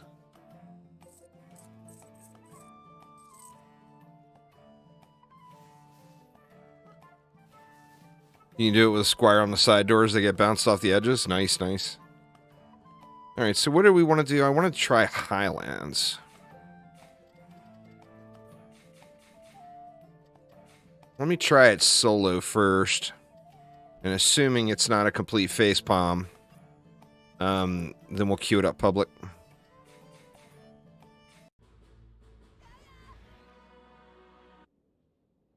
Alright, so we're definitely going to want some auras, assuming we'll double dip.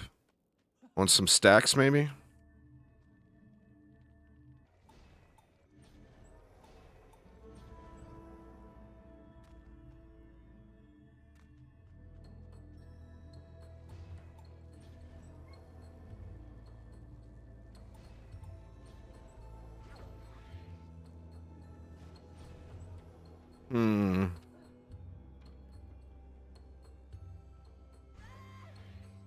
And then how do we do the DSTs?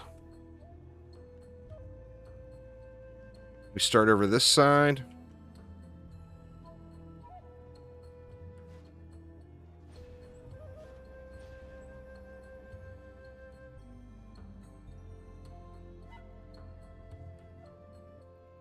I have to bring them out a little farther. Probably should throw some gas traps in there too. Nice, Lilith. Well, I mean, it'll only get easier from here. A win is a win.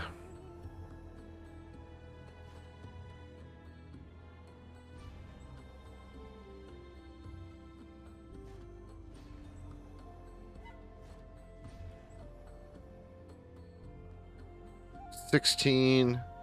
That would leave 7 left. That's not going to be enough. So I guess we just go one more. Something like this, maybe?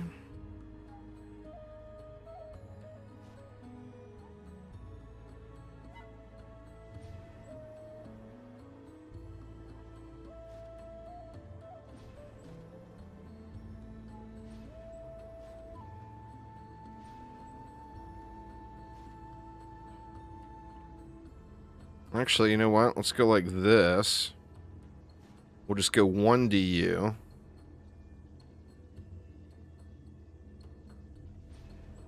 Oh, shoot. No, that's not enough.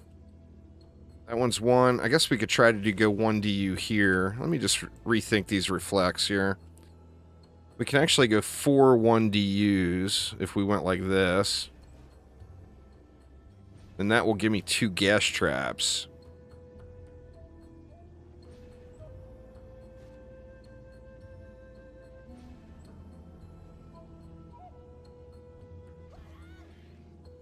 So what, we put a gas trap here?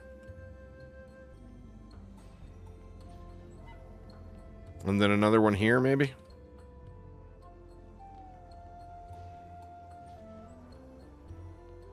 I'm thinking that's the way. What do you guys think? Will it hold?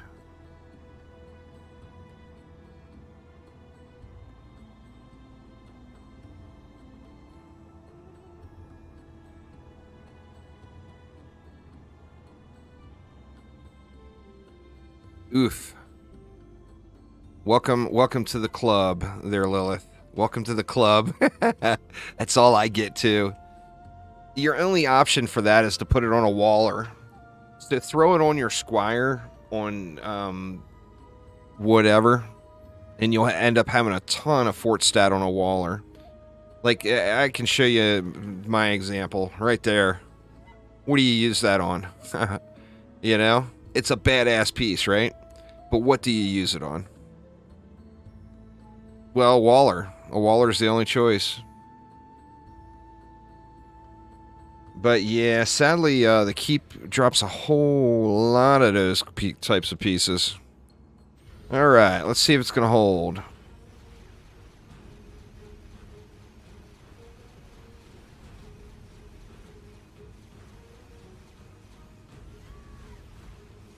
Oh shit, it looks like the R's didn't get in the buff beam over here too. Core under attack. Oh. So I'm going to need a gas trap on the other side.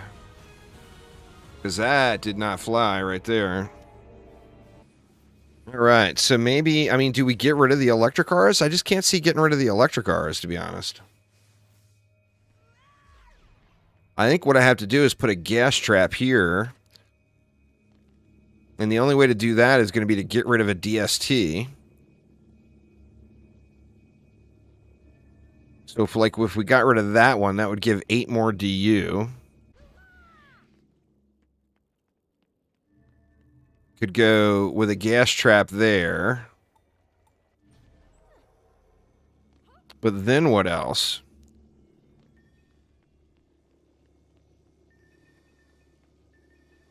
I mean, we could even drop an explosive trap here, too, just for good measure.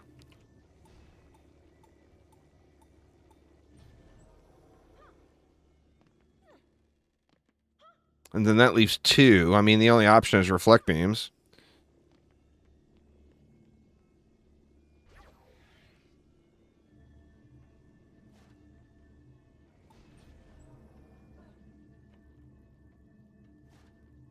Could do something like that. What do you guys think? That enough? And then I didn't have my aura.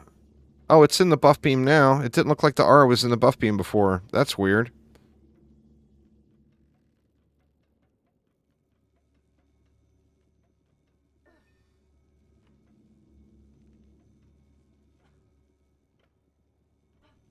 Explosion and gas traps are ridiculously good right now. Or that's what you were hoping to get? Yeah, that's fair. That is fair. Alright, let's try it again.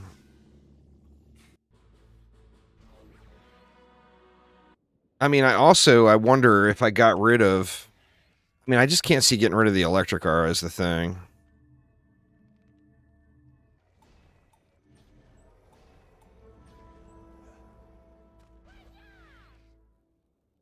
We'll put a gas trap here.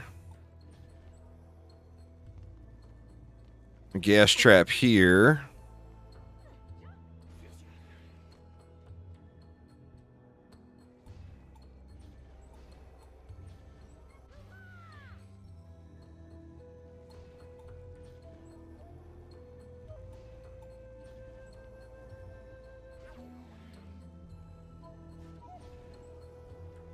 And then that leaves 59. What can we do with 59? 59 is going to be what? That's 1, 2, 3,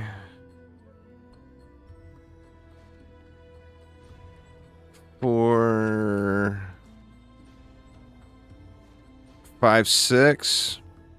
See, we threw down another one that would not leave enough DU. What if we got rid of this, though?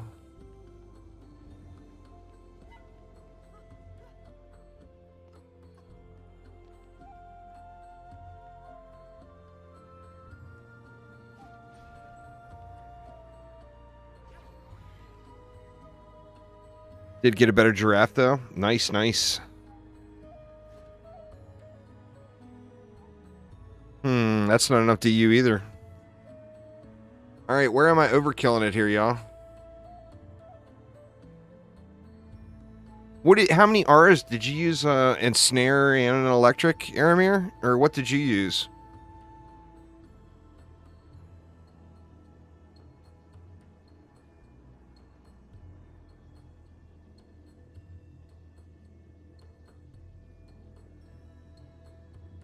You just did 1 R. Oh, you did 1 R stack with a striking. Oh, I thought you did it like this when you were explaining it to me. So did you not do gas traps?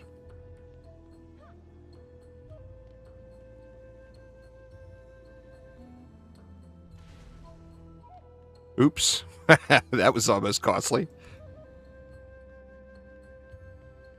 That frees up a ton of DU. 1 R stack, 9 DSTs, 2, 4, 6, 7.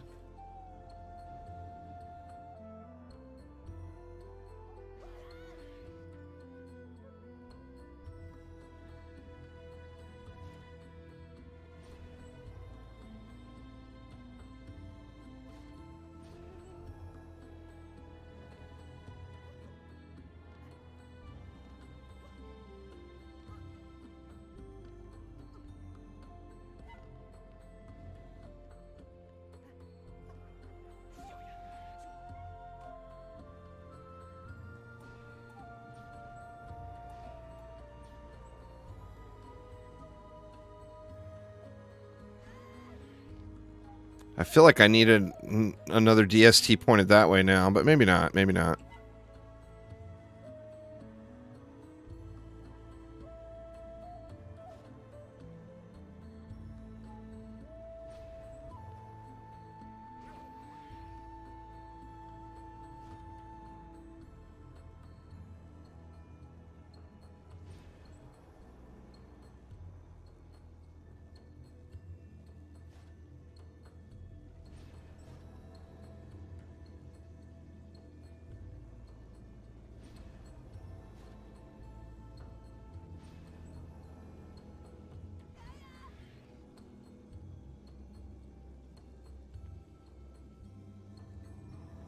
Try this. But yeah, we'll, I'm more than happy to check out your build. I didn't want to interrupt your runs, though. You got something else, some other farm going on.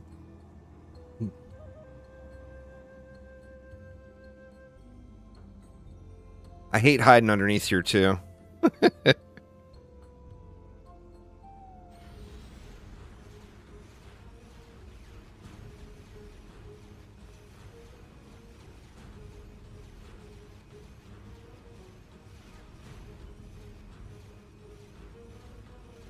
I guess I'm going to have to turn 1 DST over towards that north lane. Because this is just not enough to kill them. Actually, they're dying from the electric aura. It just takes a minute.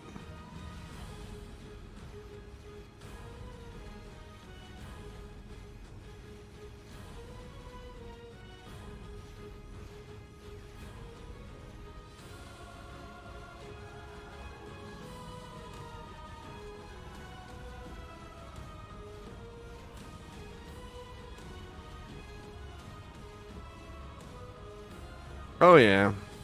That's going much better.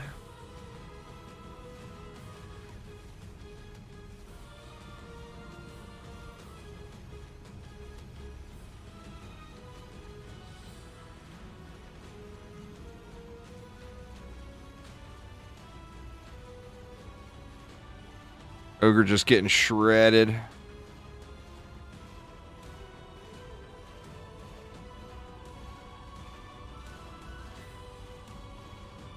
Shit, man, there's a lot of archers getting close there.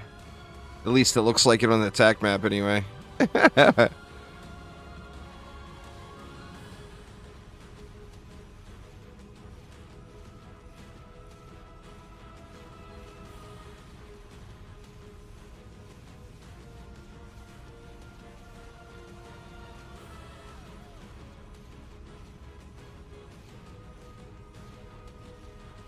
Definitely melting them, though. Can't look at the time on this one after I spent 6 years building.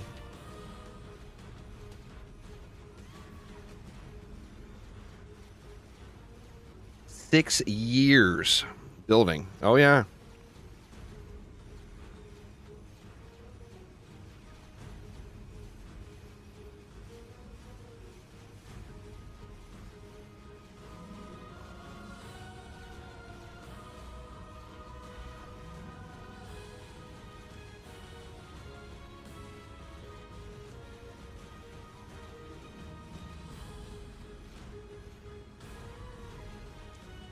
I wonder what it does to these auras.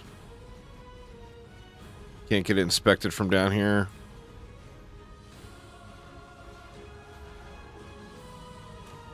Oh yeah, that's a lot of years. There's no doubt. Alright, we're going to try it. Even though we're not doing an actual attempt at a speed run. If we were, we wouldn't be running around the map grabbing mana. Oh, I know it boosts their damage. I'm just wondering what it does to their attack rate. Yeah, it gets that down to 0.25 too. Or is that already at 0.25?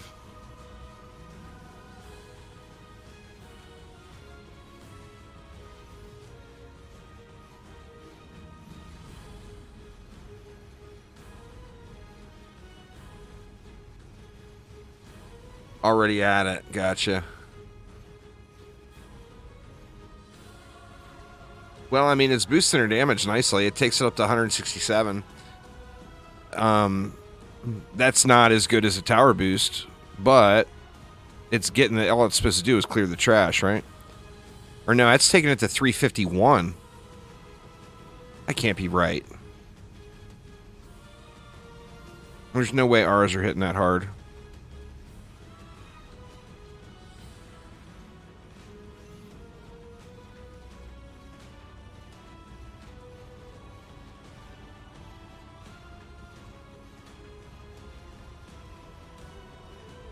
Oh, it says 351. 167 is the skellies.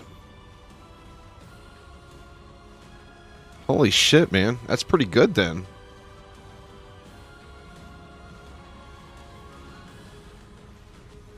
I bet you go up to 40, Lilith. Normally, once you get your first kill down and you started kind of getting the hang of the loop and how it goes, it feels like from 25 to 40 is relatively smooth. It's just, I mean, it definitely is scaled up, but the scale up is gradual, you know? It's 20%, I think, every boss fight. I believe that's what Phil said.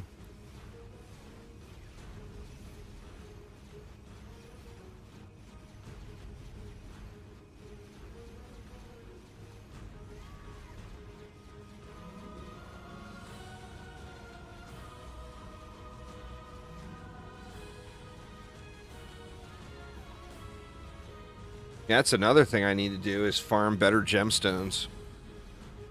Such a grinder on those.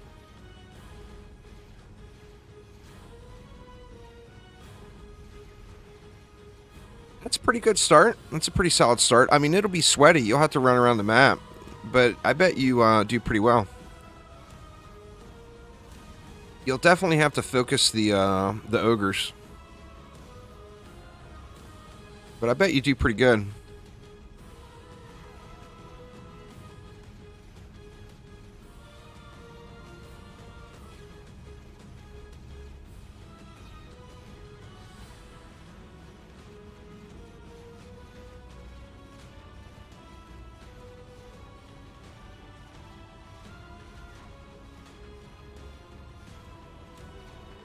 Dang, doing it again. Hitting 4 to repair. God, I will never get over this now.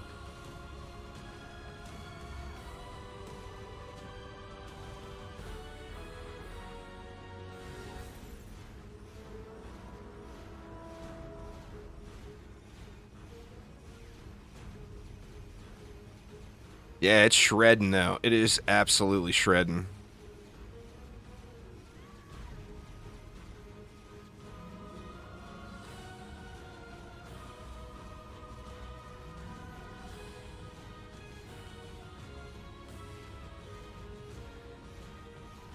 That 326,000 health is a little scary, though. Assuming I don't have vitality on one of the pieces, maybe? Or maybe not. Maybe that's normal.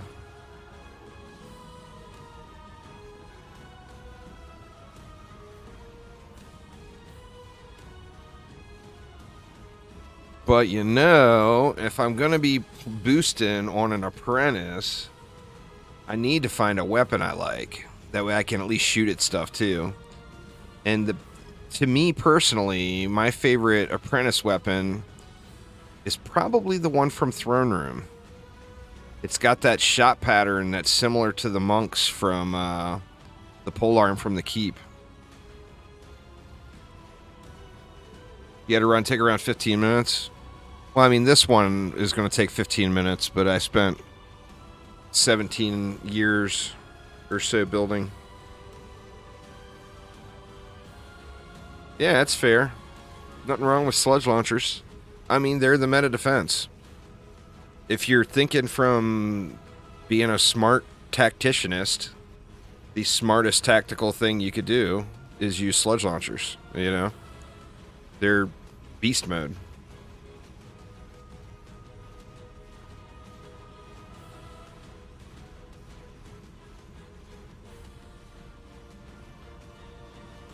What's up, Uzard? You didn't make it home already, did you?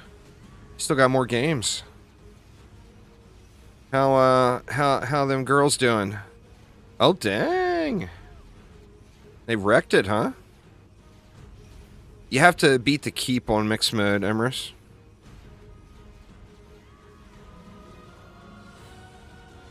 Oh, you'll end up blasting through that, Darkito, as you get some better gear. That's awesome, man. That is awesome. Well, tell the team congratulations.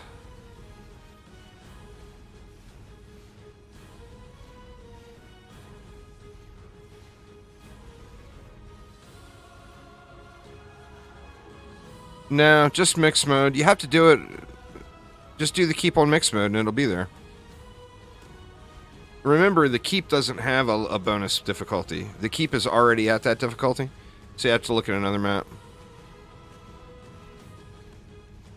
That's the first step there, Lilith. Really. Once you get that unlocked, that's when the stats start climbing.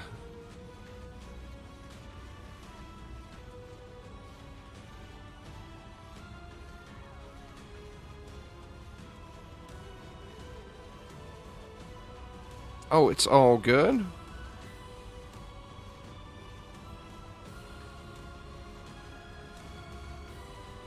Yeah. Rifted mixed mode is... Rifted mixed mode bonus difficulties are the best loot in the game. So it's very well worth it. And most of the builds from normal survival work. You know, you might have to make a few small tweaks to builds that you already use, but most of them will work. So it's not like you have to reinvent the wheel or anything to do it. So it's very, very much worth doing.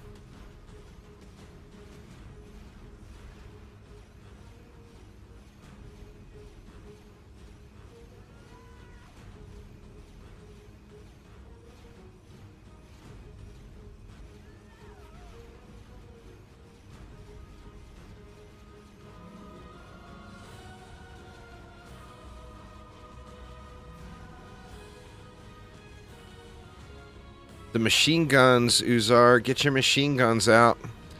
Knock the rust off that apprentice. Tell him to quit warming up the bench for everybody and to get out there. Because all the rumors people have been saying are quite true. The Apprentice boosted DST is a beast. Boo. Alright, where's my booties? So close. Yet so far away. Actually, that might actually be an upgrade because they're going on my wisps and I don't really need the range. Because wisps get so much range anyway.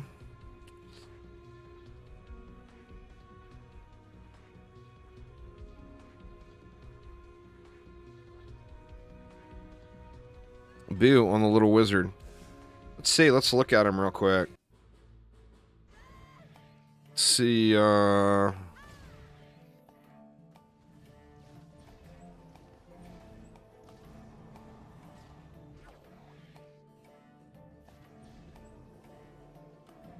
oops, god dang it. Wrong button. There is no spreadsheet. Because it's unknown values. There was an old one way back in early access from data miners, but that has not been updated since beta. So there's no known values on that stuff.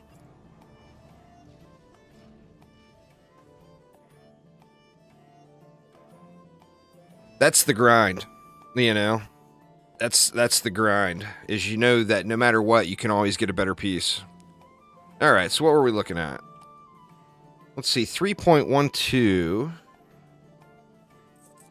Get rid of this junk. What is that? Junk. So, if we had these like this, and currently it's 3.12, we use these, it goes down.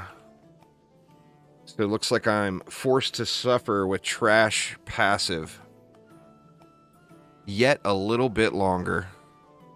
Not only do I lose DPS, but I lose 1,000 range. So just not worth. Boo.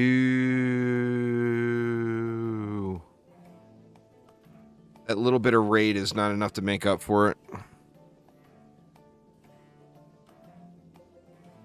No, the PTR's not out yet. The PTR doesn't launch until October 28th. I'll be on it. You better believe that. You need to work on a boost monk still? Work on a boost apprentice. Who's our boost apprentice? Alright, y'all. I'm going to take a real quick break and go take a leak and brew up a coffee. So bear with me just a couple of minutes and I'll be right back. It's no hurry, Aramir. So, I mean, if you're grinding something, just keep grinding whatever you're grinding. And you can show us exactly how you did it. Whenever. You know, no urgency. Need to grind weapons still anyway. So, I mean, and brooches. So, still need, about 6 million more throne room in, Alk Labs runs. But anyway, y'all, give me just a minute and I will be right back.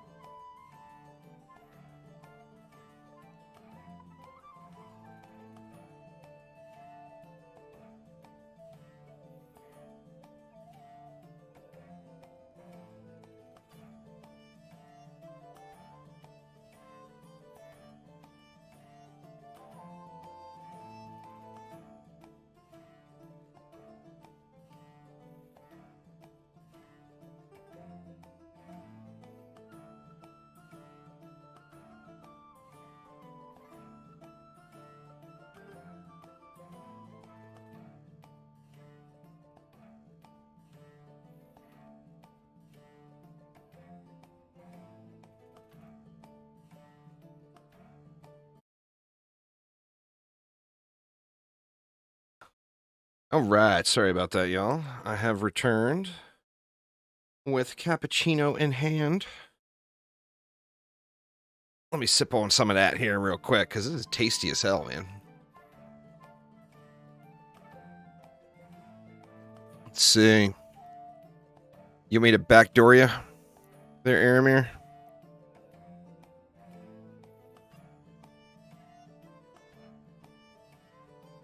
Where is he? Oh, there he is. You mean to backdoor you or send you an invite? We can try a 2-player first if you want. Just wish they used a story idea to twist maps and alter them, like a 3-core deeper well or a throne room with 3 long lanes. Just feels too much like DD1 for me. You're testing something on throne room? All right, fair enough, fair enough. You know what else this build will absolutely shred? Just shred. Something that hasn't been mentioned is the prom. What drops on the prom again? I always forget. Let me see. That's not it. That's not it. Looks like I don't have the image loaded. Let me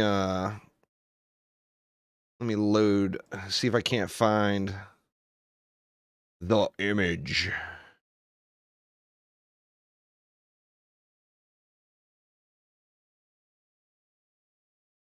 Where is it? Where is it?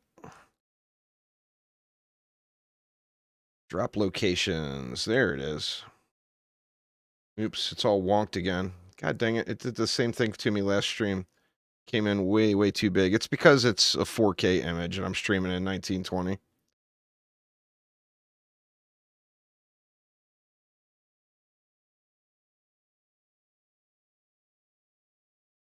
We'll get it, y'all. We'll get it. Bear with me here. All right. There is the image. So the prom drops guard helmets. All right, so there's no reason to do the prom. So we'll nix that idea. Militia chest? Or yeah, and militia chests. I guess a militia chest would be the reason to do the map, not the guard helmet. Yeah, we've been doing all public games. All right. I'm not sure we're going to keep spamming the DSTs, though. It's great for the pet farming. So on the pet farming builds, we'll do that. It should be here, is where it should be. You should be able to load up on the map and select, say, the summit, and then, like, right over here, see what drops on the summit. What pets, what fusion pieces, and glitter helm, etc. I mean, they've got this area right here, the UI, where they could get that info in.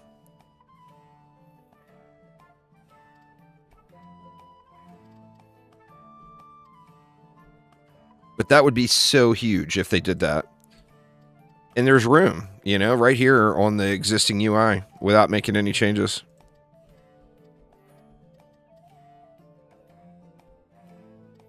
In fact, if Phil was watching, I will volunteer to do the text. If it's easy to plug in, I would be more than happy to go through and do all the text. I don't know if Phil's watching, though. Maybe that's a message I should send to him in private on Discord. But yeah, it should be right there. I don't do keep public runs because they're very, very irritating. So I do apologize there, Ryan, but not going to happen. I do all the other stuff public because all the other stuff is not irritating. Let's see. Only vitality and attack on this weapon. I mean, there's no point in upgrading it, but it's the same note. What else am I going to do with the money? Yeah, for the keep mixed mode, you really need a proper team. Because you need a proper team, and you just 100% will never have a proper team on a public game. The Dragoon's a great choice. The Dragoon's the highest single target. The one from the keep is going to be not quite as high of damage output single target, but it has unlimited pierce.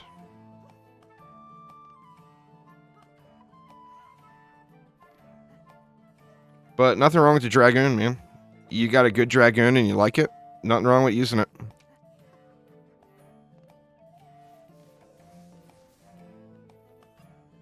Yeah, you get unlimited pierce on it. So, you know, I shoot the dummy in the front, and the dummy in the back gets hit. So, if you have a straight lane, the rogue would be kind of a no-brainer, you know?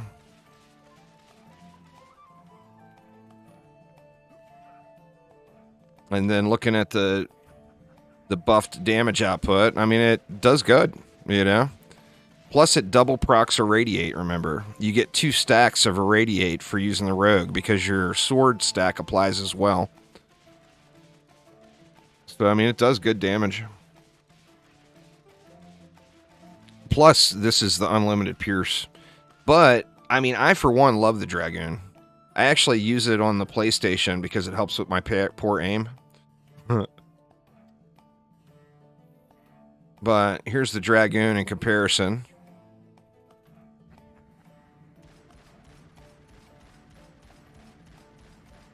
Slightly higher single target, and it's going to stack Irradiate faster because of all the projectiles.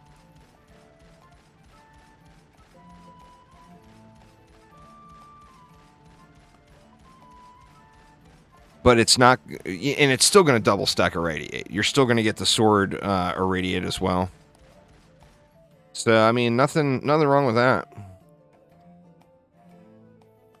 I just use this one because when I use the rogue, it's usually on maps where the pierce is quite handy. Why don't we do, what do you guys want to do? I mean, I need all the things. I need to do Tornado Highlands. I need to do Throne Room. I need to do Alk Labs. I need to do Glitter Helm. I need to do Royal Gardens. So, like, for my personal needs list, I need those things. I do not need Glitter Helm for literally anything in the game.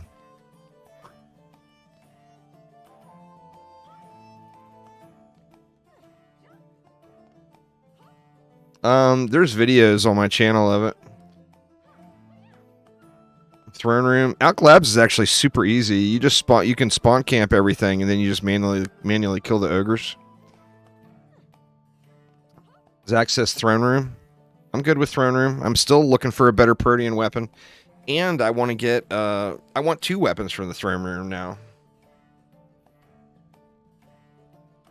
The new maps are all randomized gear other than the keep. So there's no guaranteed drops on those except the keep. I mean, the pets are guaranteed. But as far as gear pieces, it's all random drops. As far as your fusion gear goes. Let's see, are we set for, I think we can do the Throne Room a few times. In fact, I can throw somebody else in deck. Let me move these heroes around so it's more normal for me where they normally are. Oh, actually, we can't. Or, yeah, I can. Or no, I can't because I need the DPS hero. So we do in Throne Room, we want to do trap stacks.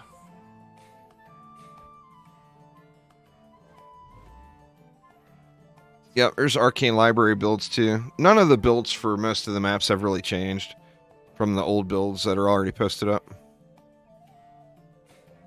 But let's get it, y'all. Throne Room, here we come.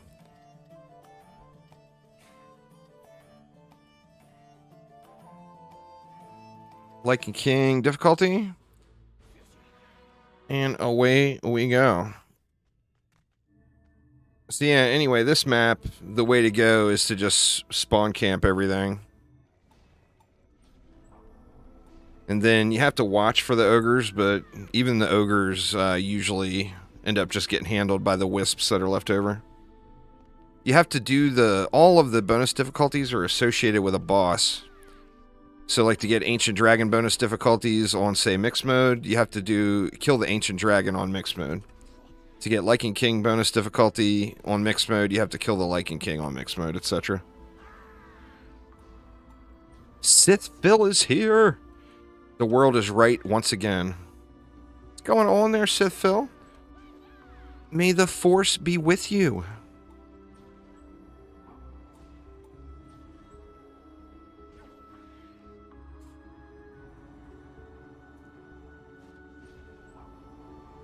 Oops, extra upgrade on that one by accident.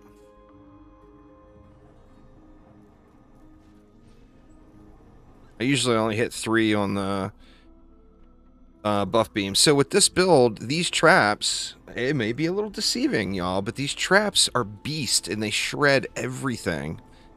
So like throughout the run, all you really got to do is repair and upgrade traps, and that's it. I mean, we're going to have some wisps in here too for the ogres. But the active play just requires repairing, and that's it. A little wonked on the placement here, but I think we'll be alright.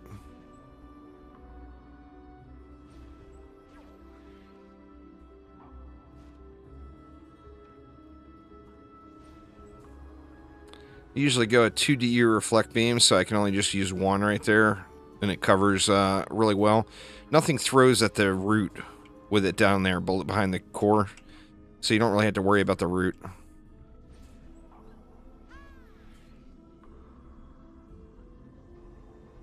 Oh, we got some monks up in here, or some squires up in here. Maybe I should play on my boosty boy and boost you guys. Alright, Cake Poon, have a good night.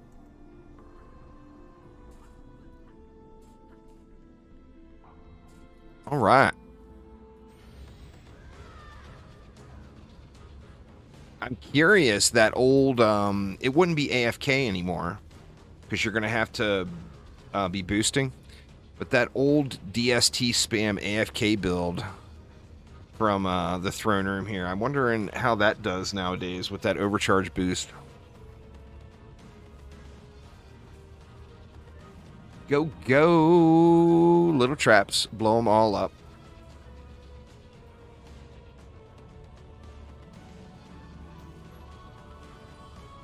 I'll boost monk you guys during the boss fight. Get all that beastie squire damage ripping out.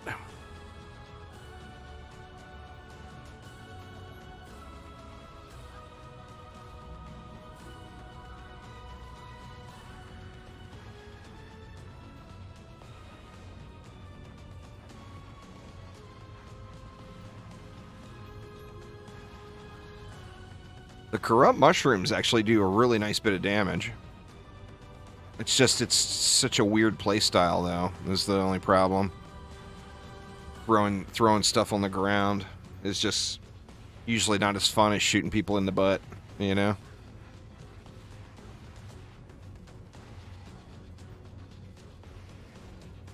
So I'm going to start off still shooting for that crossbow. I mean, literally need to run this map 6 million times. 6 million.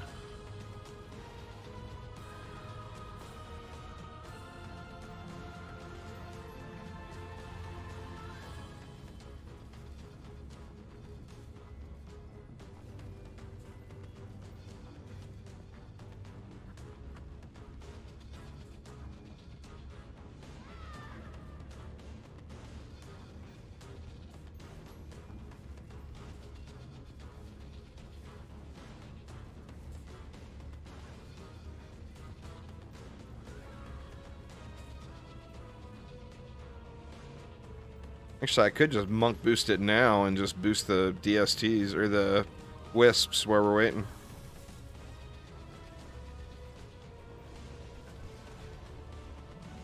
It's a pretty easy fight on the rogue, too.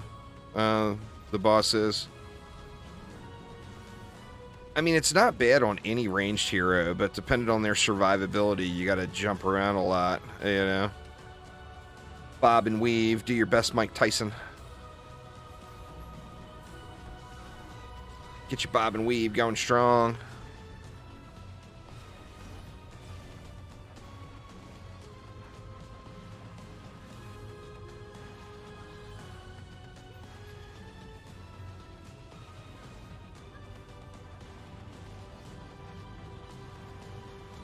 Oops. Should have checked the traps and stuff.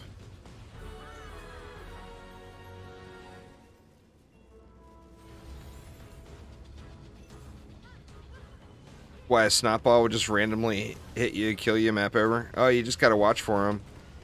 I mean, everybody's gonna get a cobalt to the face every now and then. It's just part of life. Just part of life.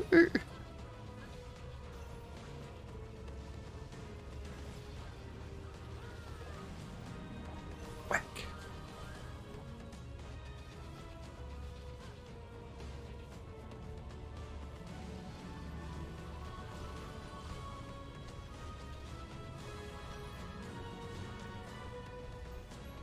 But yeah, all you gotta do is spam either upgrades or repairs into the traps, and it just screams. Just blasts everything, and you got enough, with all of the trash mobs being cleared by the traps and stuff, it gives the wisps tons and tons of time to kill all the ogres and everything.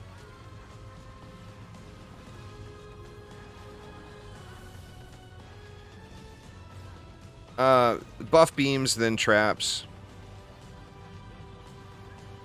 is what I would say. And then, I mean, once you get a decent sets of gear put together, there's no real priority. Just upgrade whatever.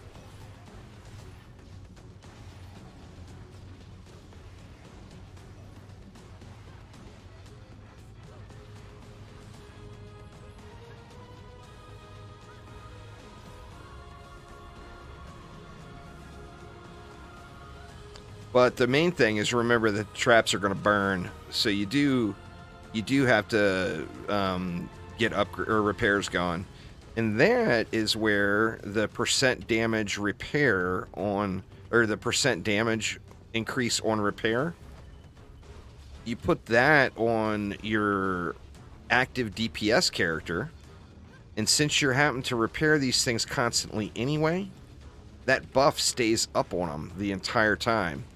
And it's buggy right now, so don't put that percent damage on repair on more than one item, because it's going to read the first item it comes to, and it's not going to stack the other ones on top. So just get it on one piece on your DPS, active DPS character. And I've got it on my boots here. It's actually the boots I'm trying to replace, but I do play the Warden active enough where I do have it on my boots. The stacking bug will be fixed in a future patch. That's fair. That is fair. It's going to be a really good playstyle, Phil. I'm looking forward to it.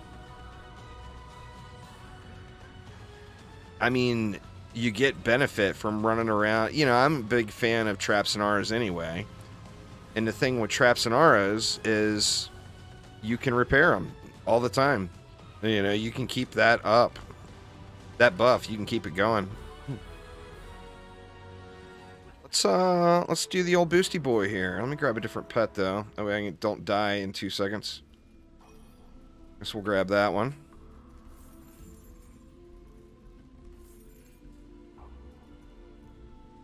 And I will boost y'all folks out. We'll boost it out.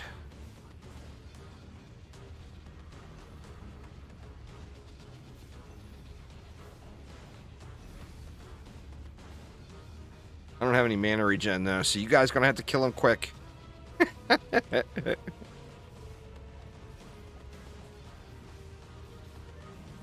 I usually don't hero boost on this guy. I should fix him and put mana regen on him.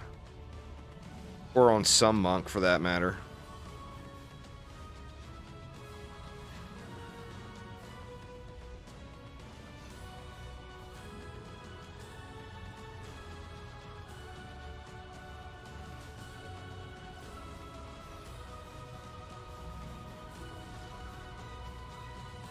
I don't think so, but I do hope so. I think the functionality with the user-created stuff has come a long way. But I think that that's the kind of stuff you have to plan for when you're developing the game. I mean, obviously, I'm not the engineer, but that would be my guess. That, and remember, it's a game that's on multiple platforms. If it was PC only, it would be much more likely. But you don't want to divide the game and have a different game on different platforms, especially with crossplay intended in the future. Or not crossplay, cross saves intended in the future. So you gotta pretty much have the same game, you know? And like a Steam Workshop mod is, I would guess, it's probably practically impossible to get onto Xbox or PlayStation. So it would leave all of those players out. But, as I mentioned, on the same note, I do really love mods for games. And I think that they can do wonders for a game community long term. So I would love to see it. But I don't think it's realistic. Like I said, I'm not the engineer, but that would be my guess.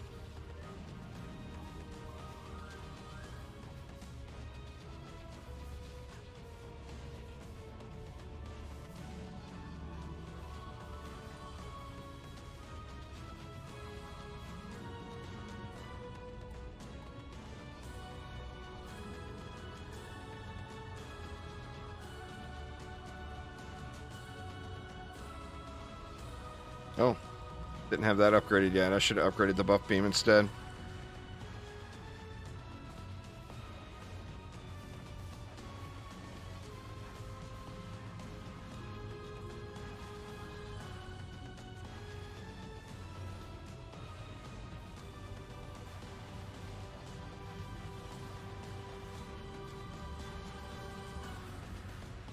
Three squires. We were going to shred this bad boy.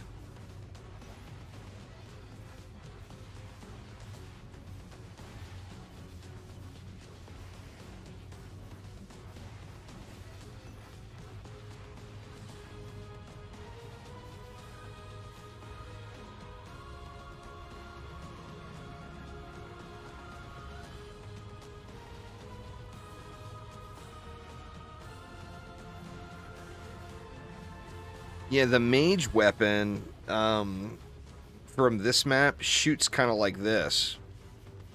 So I'm kind of thinking I want the staff on my apprentice. I want one with castrate on it.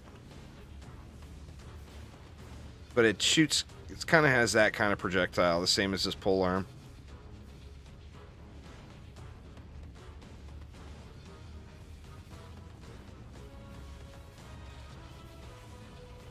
Died on wave 30. Hey, that's still pretty good, Lilith, for your first time. There's nothing wrong with that.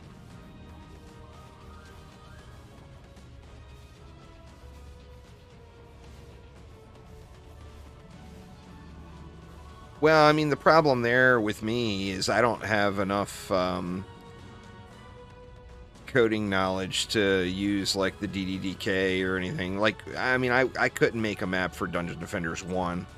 And there's full tools and an entire game mode and open specifically for that purpose. But I don't have enough knowledge to. I mean, obviously I could learn if there was reason to, but...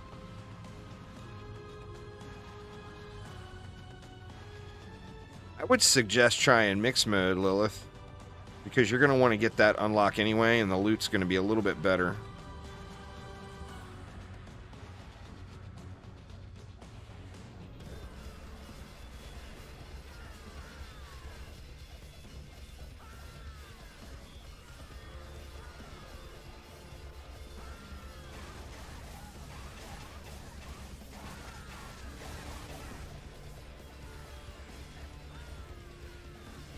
Oh no! Monk down! I tried to get out of the helicopter blast. Did not work.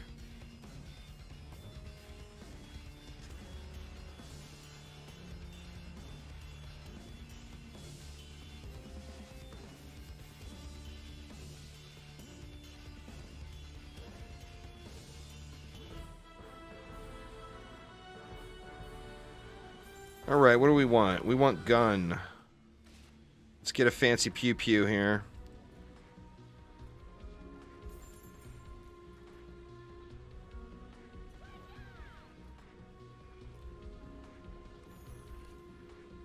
Decent miner boots.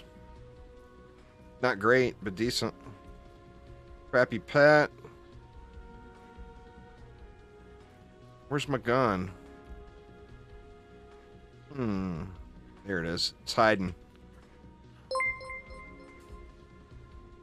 Mike, thank you so much for subscribing. Welcome, welcome.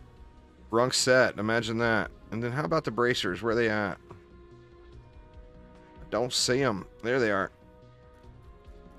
Yeah, no good there either. Boo. Let's do it again.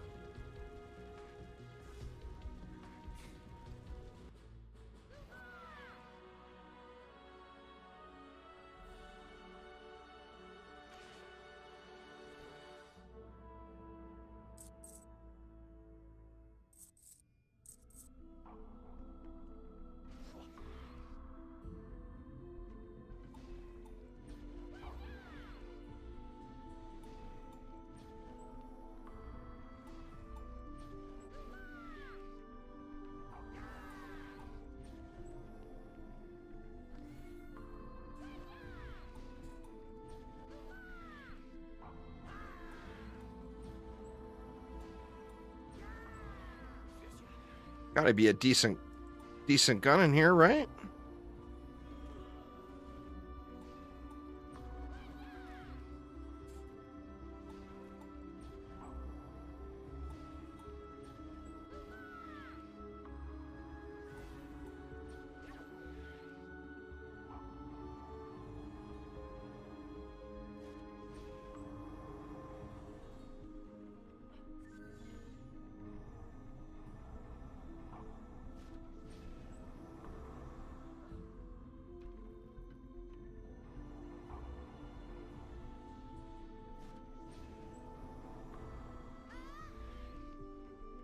We can always beast mode it out on 4 squires.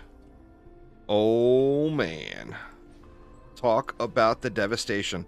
Actually, I think we'd probably be better... If I could stay alive, we would be better having the monk boosting the squires.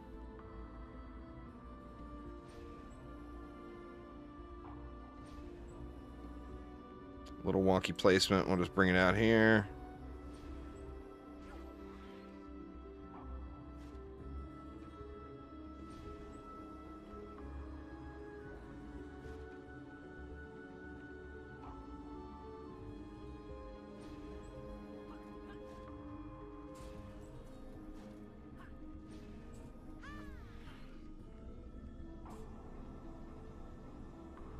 Your internet just took a poo, so now you're on mobile. That's fair. That's fair.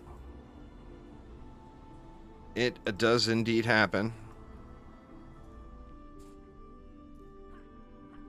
I don't really know, Argus.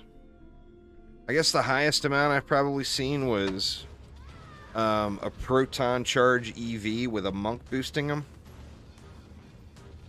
Is like, what was that number we came up with the other day, Aramir? It was like 600 million DPS or something like that.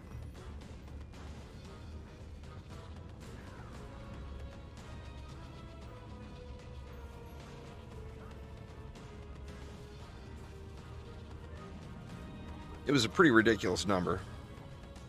I want to say it was like 600 million damage per second. Oh, it was 400 million. Alright, I'm exaggerating.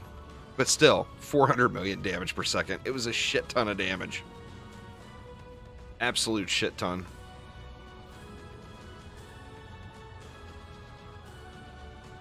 And let me tell you, a shit ton is a lot.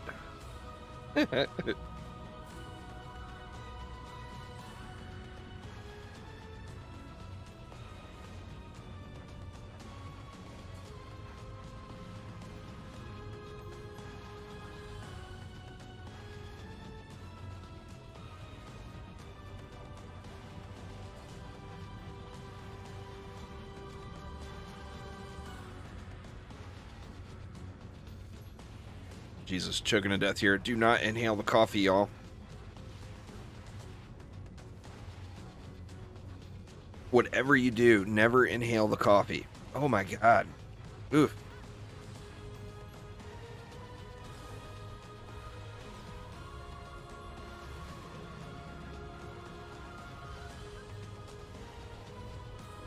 Oh, well, I mean, yeah. Obviously, if you've only played through the campaign on medium, that's like thousands of hours combined it took to get to that number.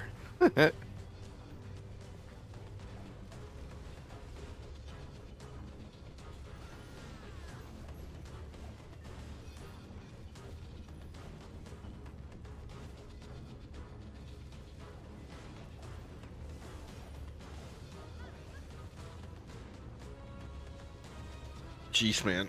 Oh, I can't express that enough, how it's just not a good idea to inhale the coffee. Whew.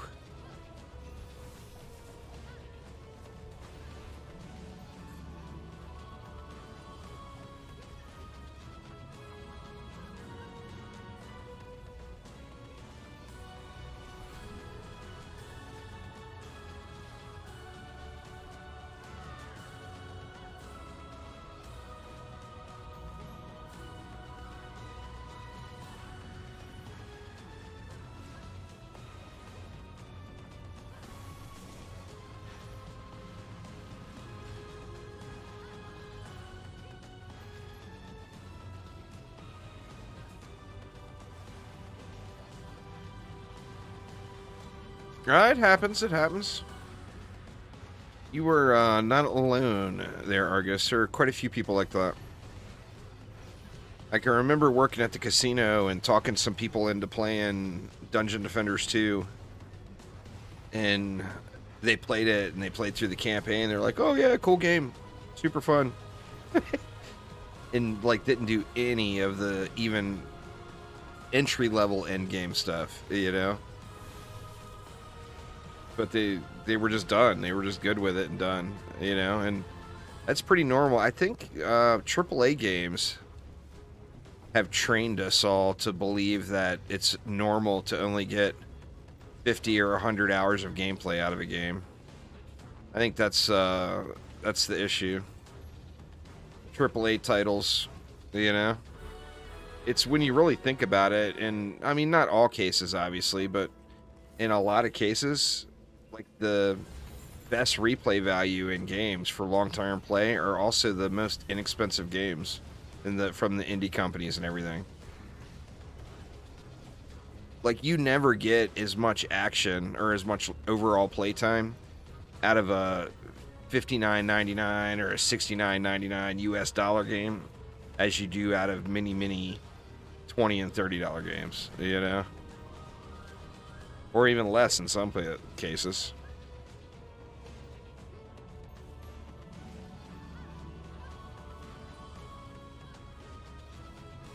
Yeah, definitely. Definitely.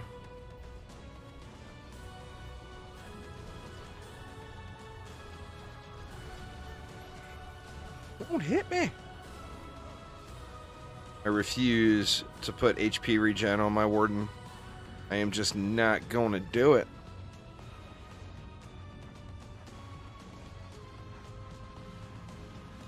That means it ends up ending poorly for me many times on the old warden.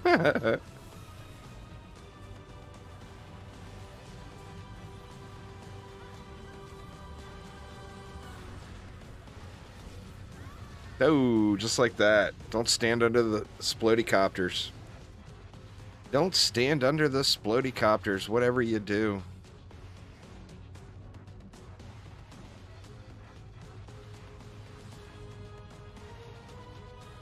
Yeah, well, I mean, there's a lot to learn. Purple numbers are fusion damage. But now you don't know what fusion damage is. So, there's a lot to learn. I mean, there's plenty of game left for you there if you want to play it, you know. But it's up to you. The right thing to do is to play the game that you're having fun playing. And as long as you're having fun playing whatever game you are, it's the right decision.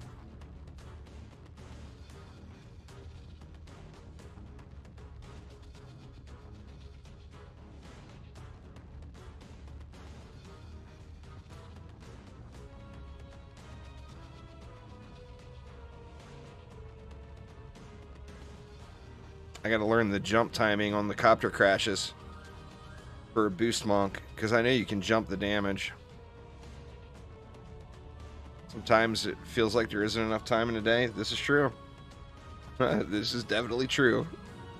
In all aspects of life.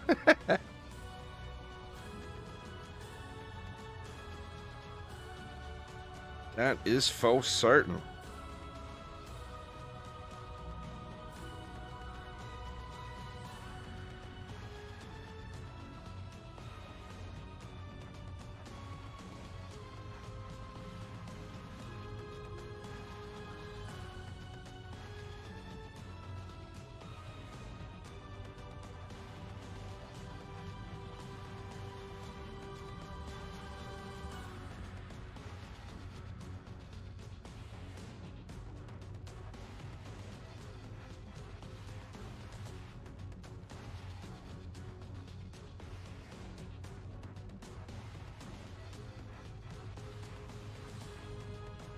Just run away for a second.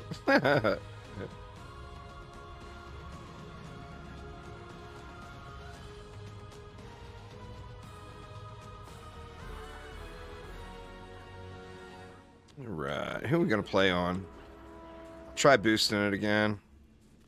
See if I can manage to not die this time.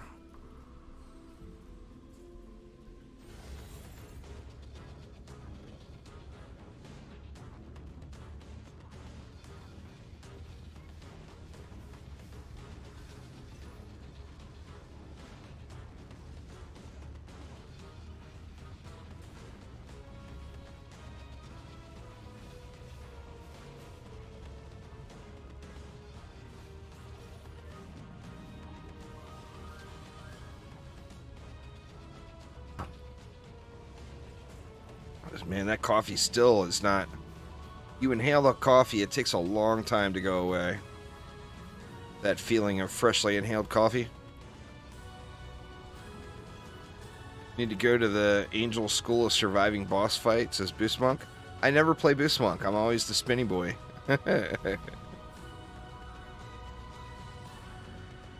Couple runs. I'll get it.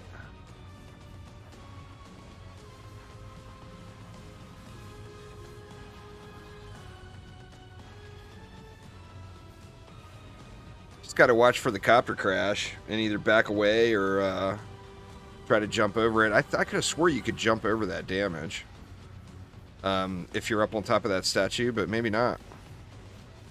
I'm going to try. That is for damn sure.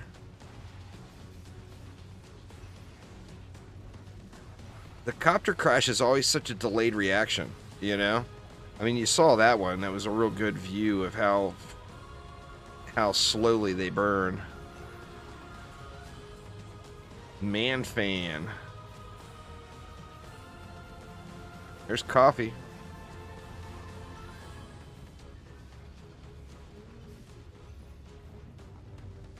Eat shit, coffee.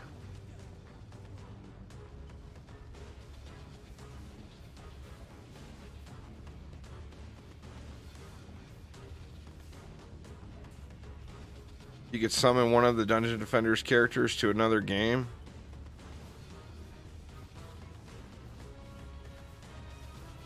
Oh, I don't know, man. I mean, instinctively, I would say the Jester into DDA, but part of the fun with the Jester in DD1 is they're, you know, some of their mechanics are a little bit on the broken side. So once it's dialed in to a reasonable level, what would, you know, would people actually like it then? That's the question.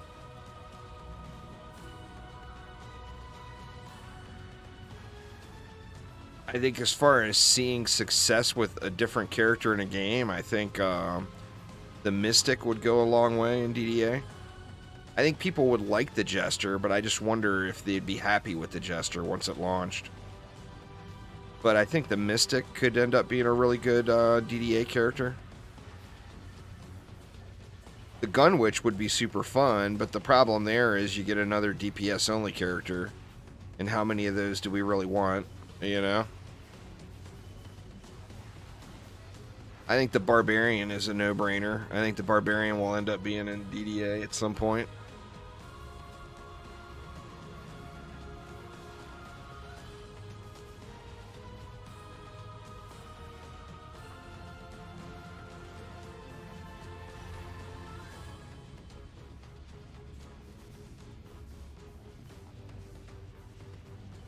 Count us with towers that actually work.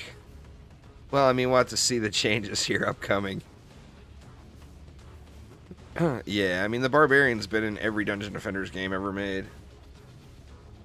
It's like one of the original heroes, practically. You know?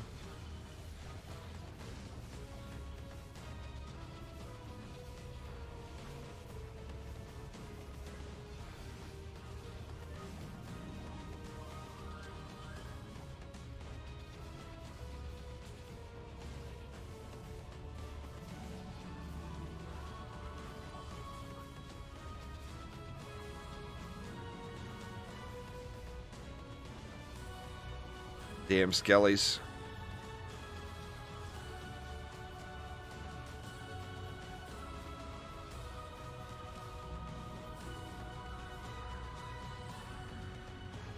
All right, let's try this again. See if I can stay alive this time.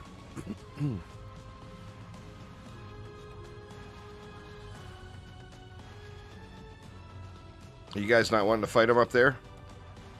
I mean, I don't care. Fight him wherever y'all want to fight him.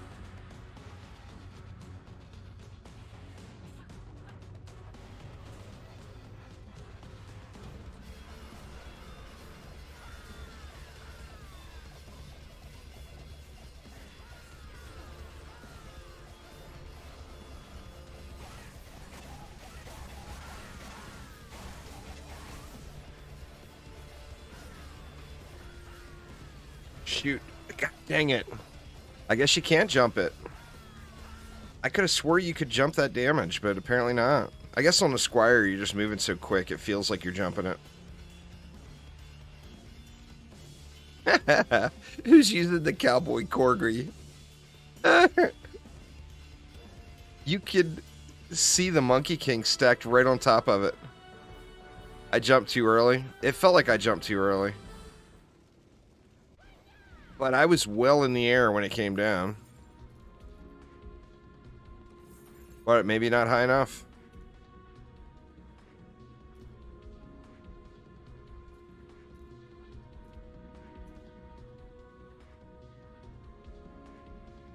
God, man, I will never get that set. Double HP, but crappy rolls on both of them. All right, one more try. One more try.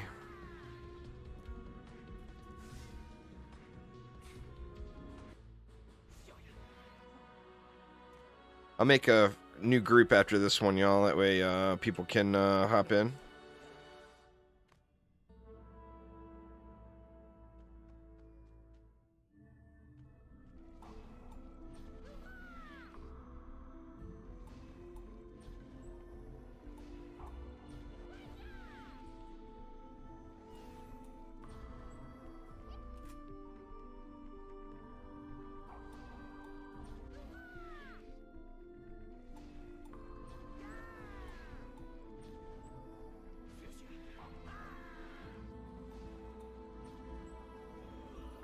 Yeah, no ammo on the Huntress. I think that was a good change, really.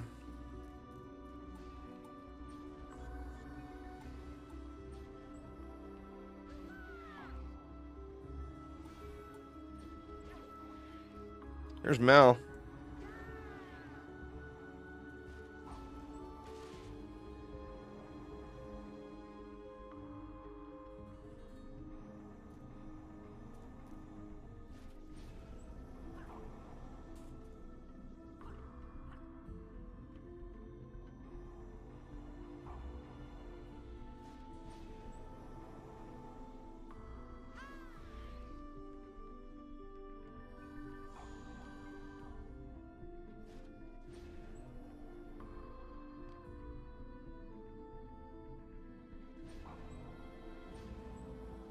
Well, I mean, it just became a useless mechanic, you know?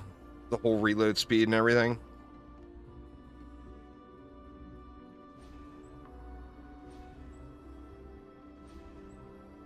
So, I don't know. I mean, I was glad they were removed. I'm sure some people would rather have it, but I personally was glad it was removed.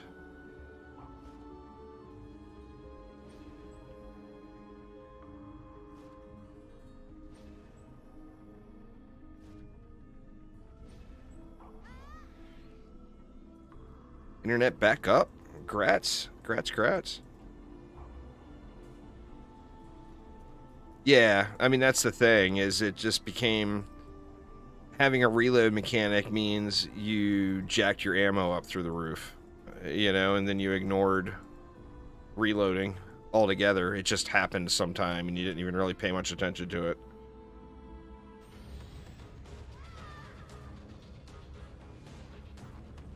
It's not like playing a shooter or whatever where you'll actually die from, You know, you didn't reload your gun, you just went into a fight, you're out, you know?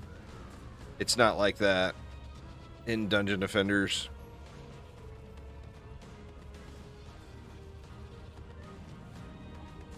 Well, we got a shitload of mobs on this one, huh?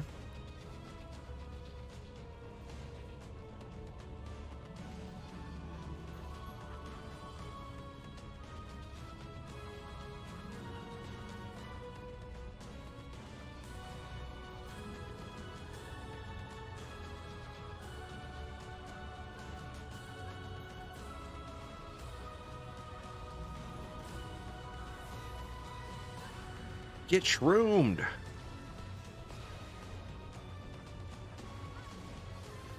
You'll eat shroom and you'll like it.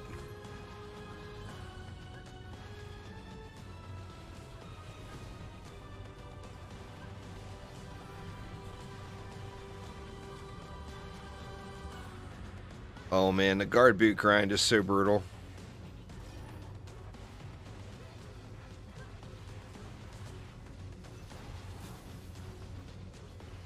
The shrooms actually do really good damage.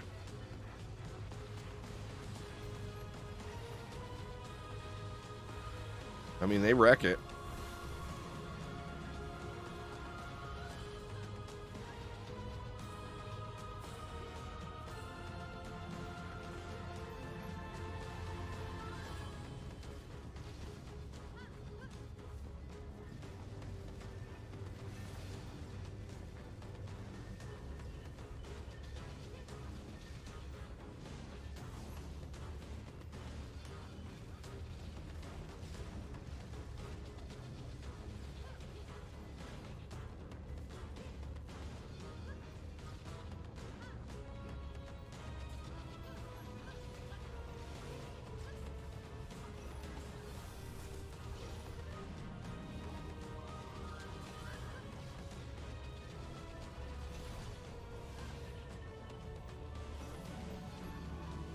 The champion sets are really good. The Ethereum champion.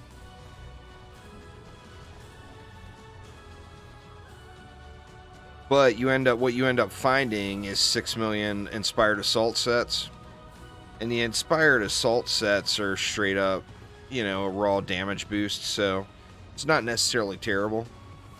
But the champion sets, actually, is it champion or marksman? It's marksman. Can't the apprentice get that too? Ethereum marksman? That doesn't sound right. Sounds like that's for a huntress. Huh. You may end up being stuck with the inspired set on the apprentice. I'm not sure. I think they banked on that mana bomb set, and it kind of sucks on the apprentice. Marksman and expired, yeah. So it's Ethereum marksman is what you would want to get. And then make sure you have all 3 stats on the gear.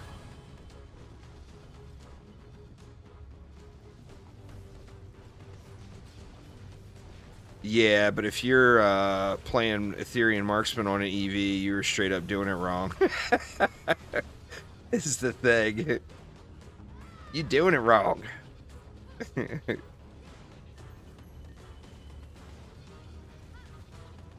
The Ethereum sets are great on anyone that can use them, except the EV.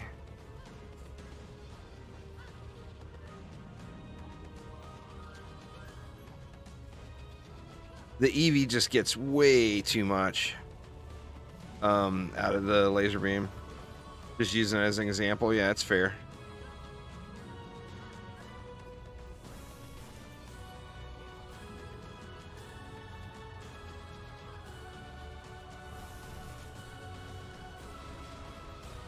Stupid skellies, just die already.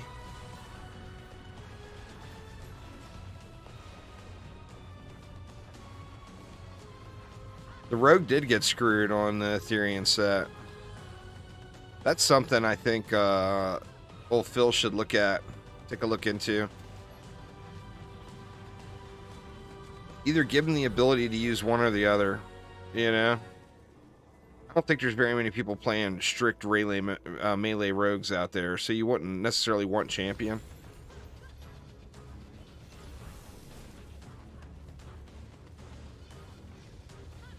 But, I mean, if you did want to play a melee rogue, you'd at least have that viability then, you know?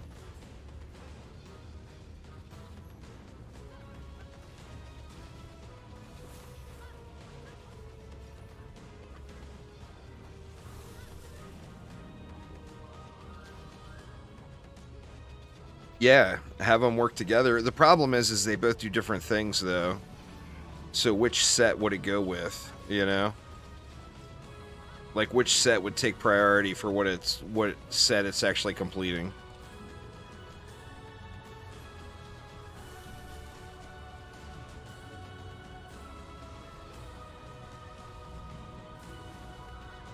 Well, I mean, you meet down the middle, and then you're basically creating a different set.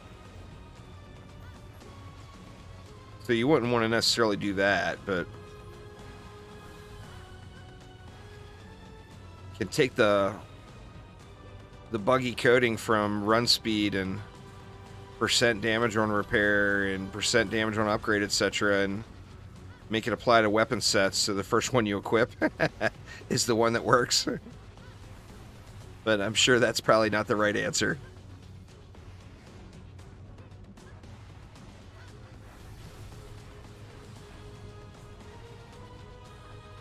All right, Argus, take it easy. Have a wonderful rest of your day.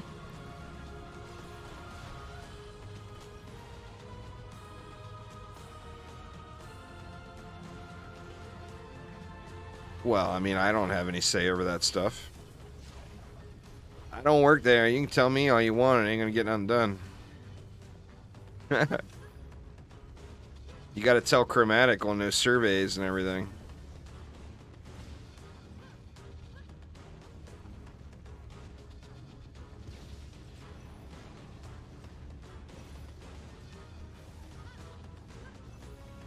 You know there will be a PTR survey. That's the best time to communicate to a game developer about things you'd want to see, is when they're asking you questions, you know? I'm a pseudo proxy for Phil. Well, I repeat what Phil says, but I don't, you know, I mean, obviously I don't have any design decisions there. If I did, the harpoons wouldn't suck. Just joking, Phil, just joking.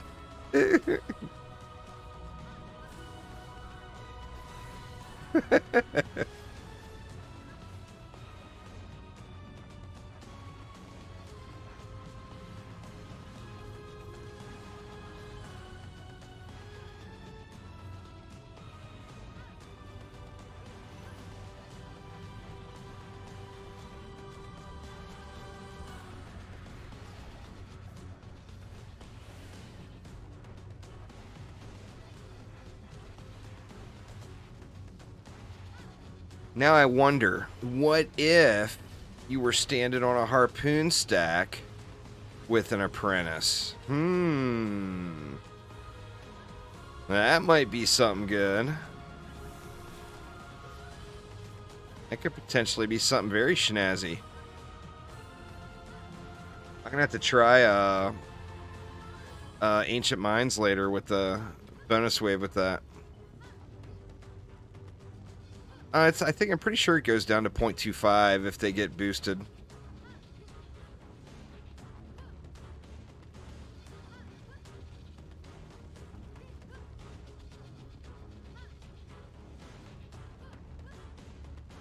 Maybe that's the answer to make harpoons great again.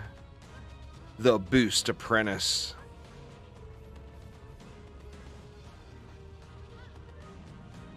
I think it's 0.5. I'm not positive. We'd have to look. I don't remember. I remember them being really close. Like some maps, like a map that's just ideal, an ideal poon map, like maybe, yeah, but they go down to 0.25 with an apprentice boost.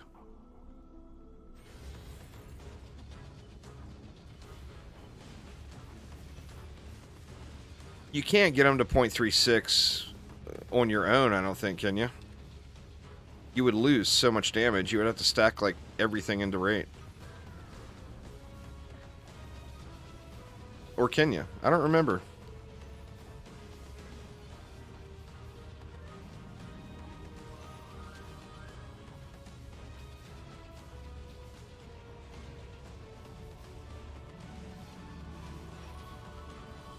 No, but I mean with a speedy gemstone is what I'm saying.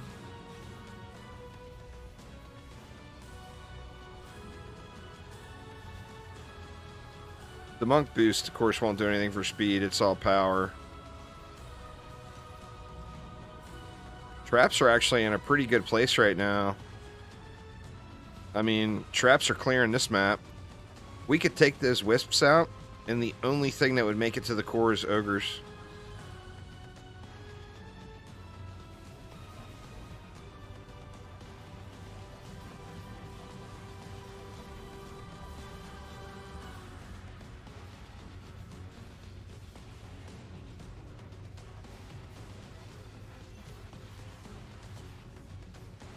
Skellies. Some skellies would make it down this lane too, but those, of course, are non-threat.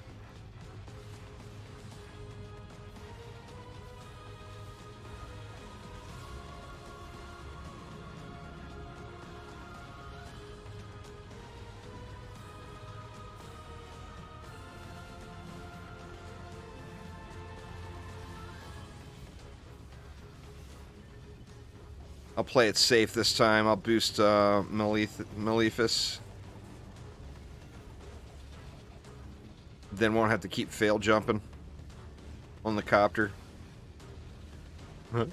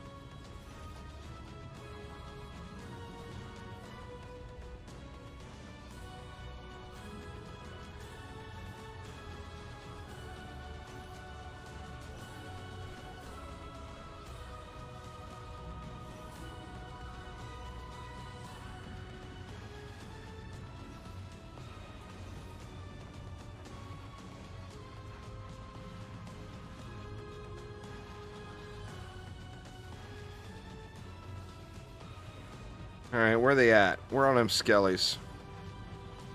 It's like, we got 2 skelly lanes.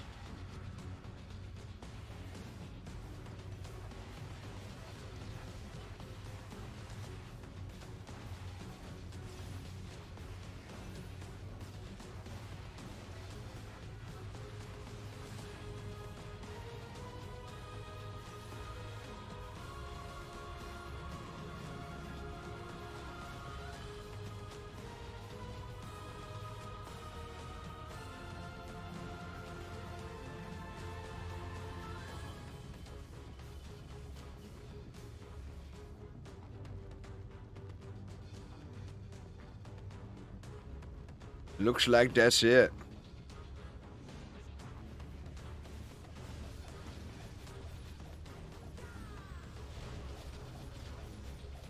Kill those skellies harder. Kill them harder.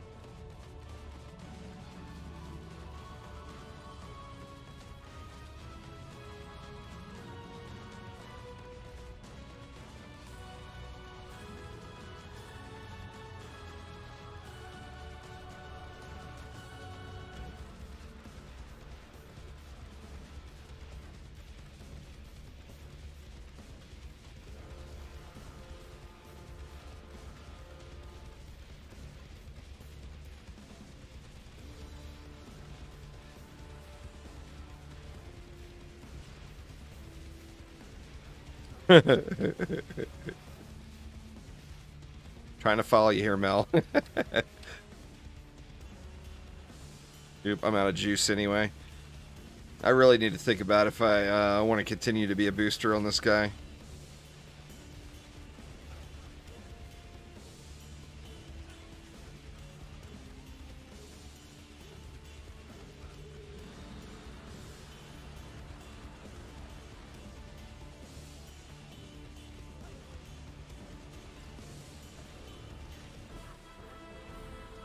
Alright, come on, be there.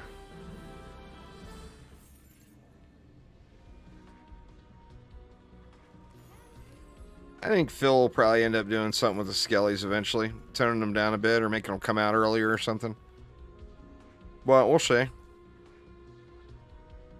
Power, range, and rate, but then fort and range. Story of my life.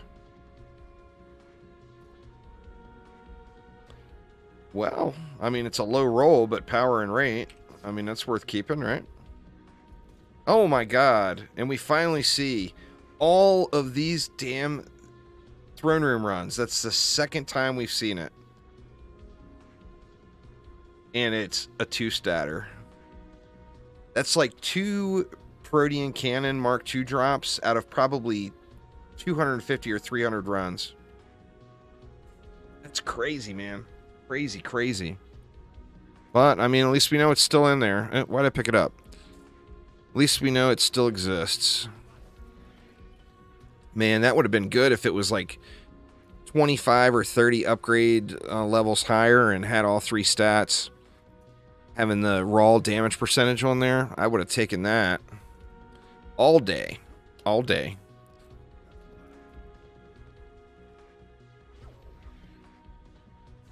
Alright, y'all.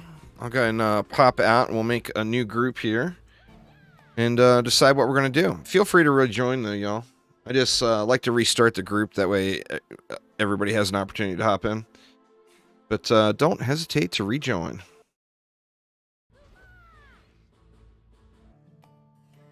Yeah, it's 0.35 or 0.36 or whatever with a speedy, and then it'll go to 0.25 with, oops. Alright, I sold the right one. Whew.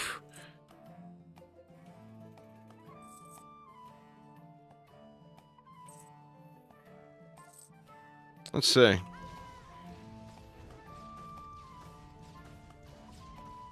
Where you at? What the hell? Oh, wow.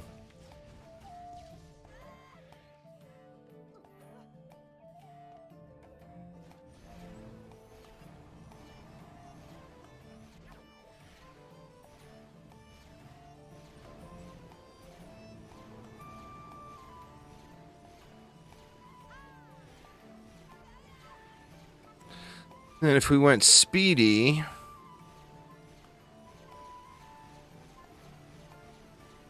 yeah, 0.35.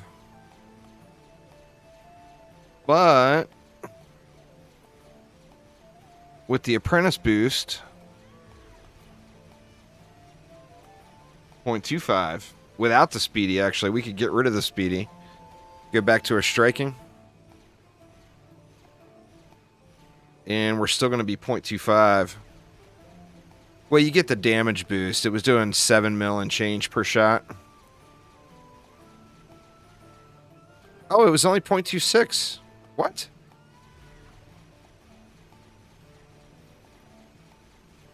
That's weird. Did I not have everything upgraded? Or oh, I changed weapons, and this one doesn't have ability on it.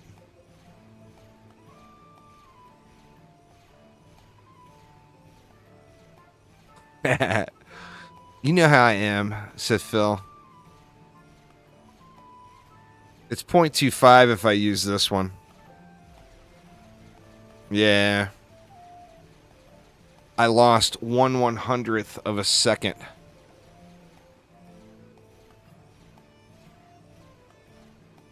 Yeah, 0.25 is going to be it.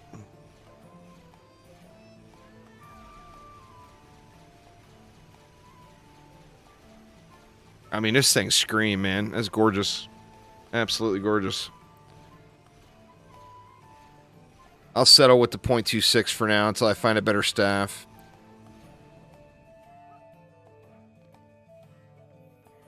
Well, no, that was with the speedy. It was enough. The damage difference wasn't that much. Between the 0.25 and the 0.26. Because remember, the speedy, everything over the cap goes into power. So just with the apprentice boost, I was getting to the cap. With the speedy, that takes it over the cap, which transfers it to power. So, like, do it again here.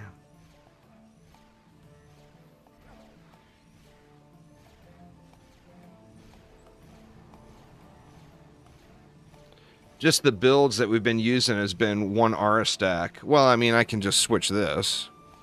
And there, now it's going to be 0.25. Oh, wrong hero. If I just switch weapons, it's going to be 0.25. Still wrong hero. So, with a striking gemstone and my boost, it's 0.25. If I added a speedy into that, it's hitting for 6.45 million. If I added a speedy into that,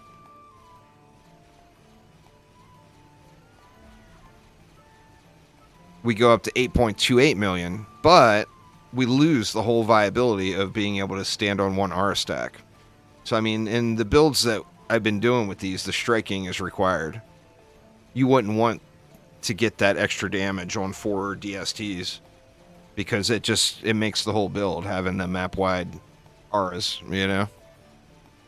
But yeah, I mean, those things shred, and you know what? They still ain't shit compared to a sludge launcher. But what I wanted to check was actually this.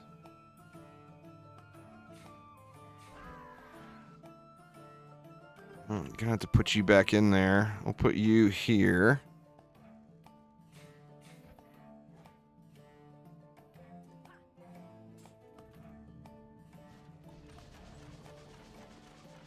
I don't know. We can look at it here in a sec.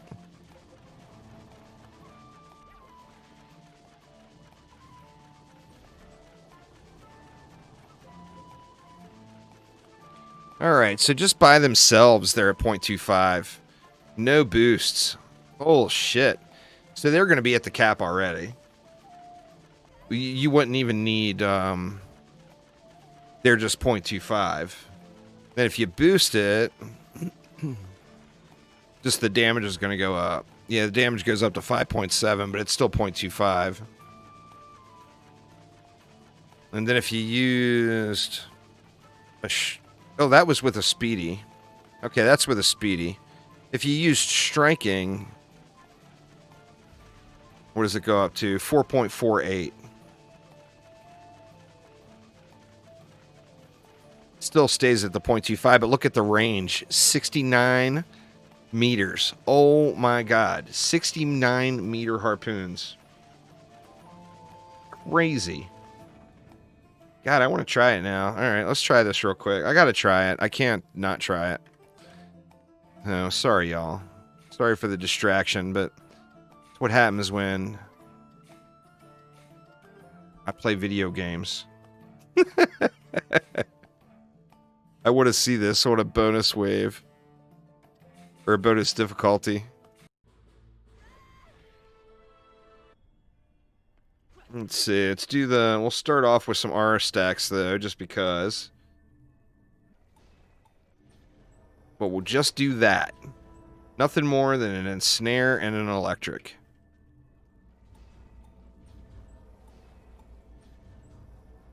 In fact, if we have the DU left, I'll give him a buff beam. Where were you? Wrong button. So let's see. What can we do? What can we do?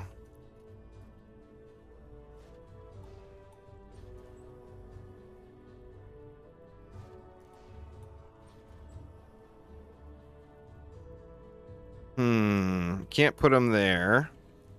Just can't fit him. Let me see. What if I went as far this way as I can go? Actually, just come forward a little. I'll be fine.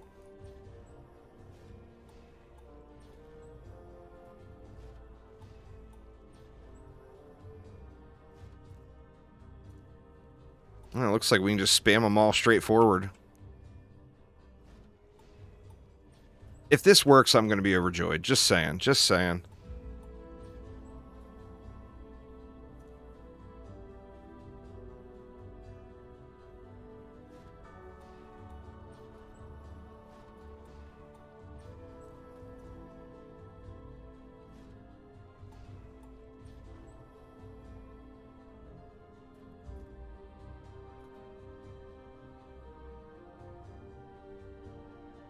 Not going to be able to get another one right there. I kind of feel like I could get 2 more in.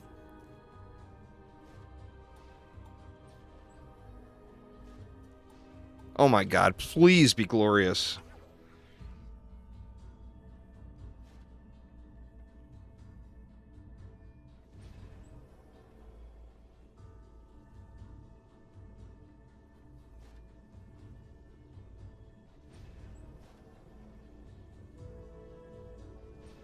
It's a little sketch there.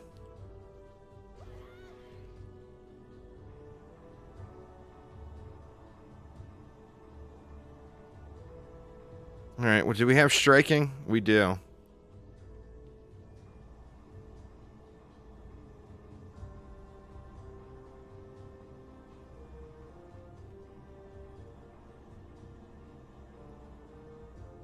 Alright, let's check it out. Not going to be able to see too well because of the reflex, but...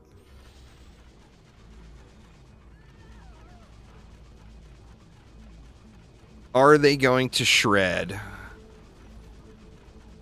We might be better off just looking at the mini-map, or at the tac map. Boy, stuff is getting close. I think maybe some reflect beams could have been in order around the core, because that's all archers and mages.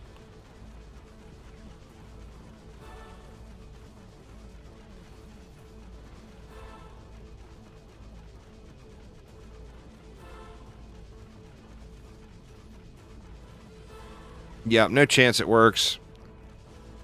Yeah. God, that would have been so amazing. Now, maybe with less, and then gas traps and proper reflect beams. You know what? Let's just try it. Let's just try it.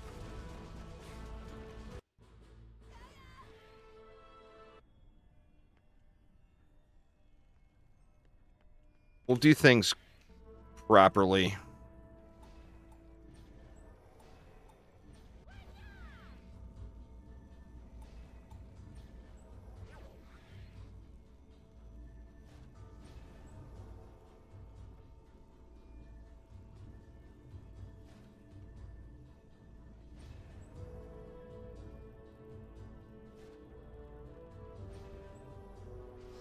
Shoot, I shouldn't have put that buff beam down yet, huh? Better get rid of it.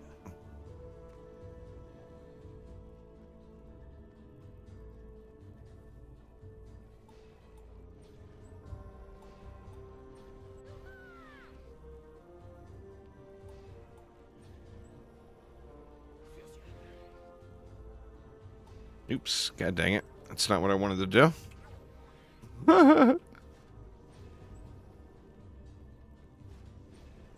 Alright, now what does that leave?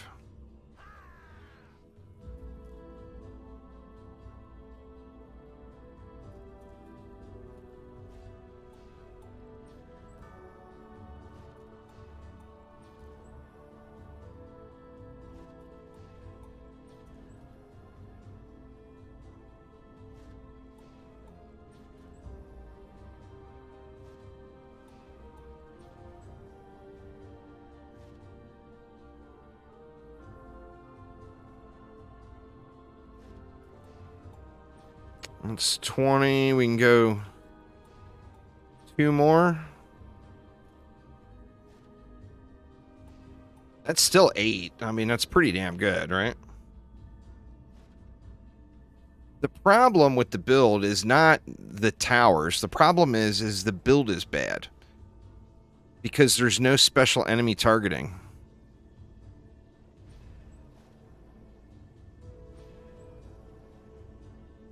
Harpoons are targeting like fodder targeting. Or it seems like it just seems like there's something weird with them. I thought that they were on the list as a special enemy targeting, but they're not targeting proper. Oh shit, I never upgraded the overclock? Oh god dang it. That might screw the whole thing. Let's see.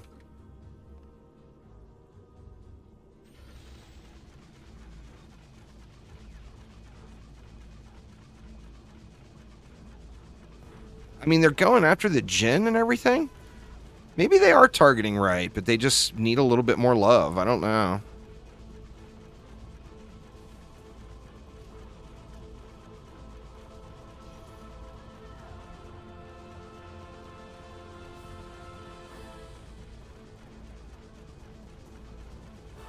Could have thrown an explosive trap on the core too for all the skellies.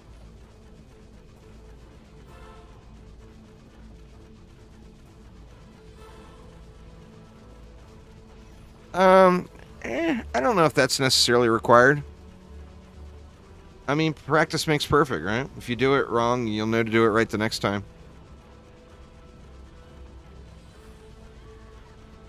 I mean, I was just spamming. I didn't realize I had a harpoon targeted. I thought I was doing the smart targeting thing. Was the problem. I wasn't paying attention. It was my fault. User error.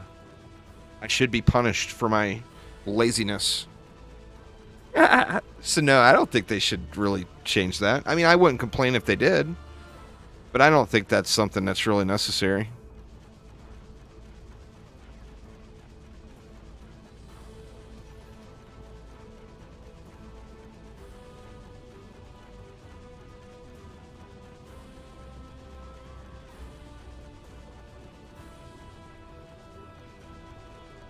Those things are slinging some shots.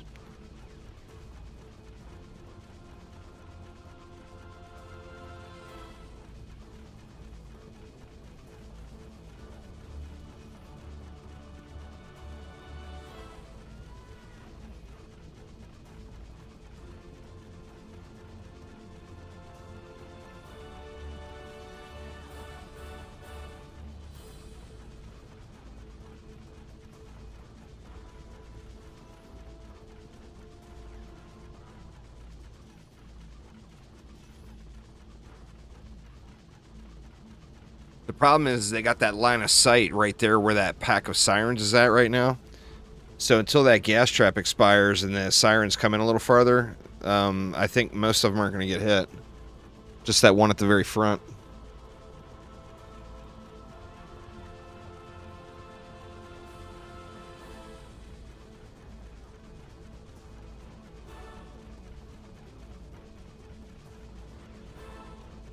I mean, it's raining it down, you know? Is it DD1 harpoons? Nope. But, I mean, that's pretty good. The thing is we don't even need the boost. Would I be better off on a boost monk instead of an apprentice? You know what? Let me look at the damage output comparison when we get to a wave break here real quick.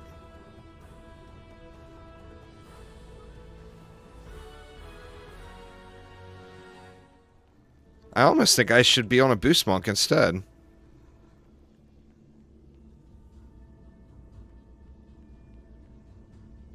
The buff beams are it's the node that you place first for the smart targeting. So the problem is I was standing over here doing the smart targeting, and I should have been over here. Is why that buff beam didn't get upgraded proper.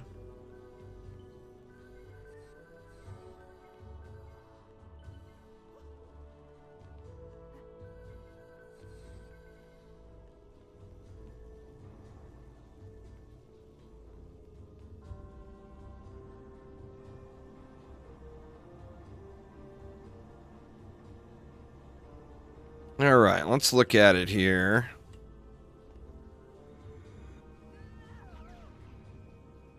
It's 8.967. Like that.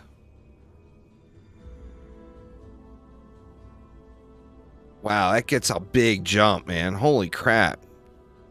Was that right? Yeah. Wow. 8.967. And if instead we were on a monk, let me just unequip this so that I don't have a pet messing with the results.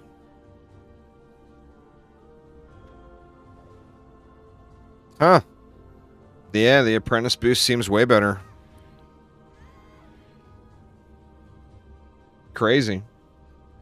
I mean, that is a pretty significant difference.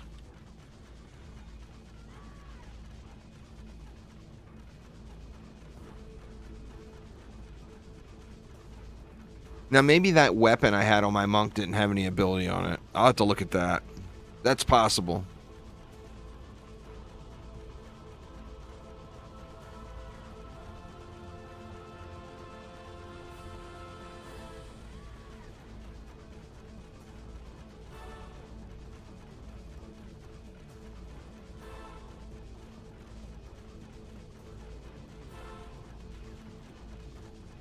Poons are getting it, though, y'all. The Poons are getting it.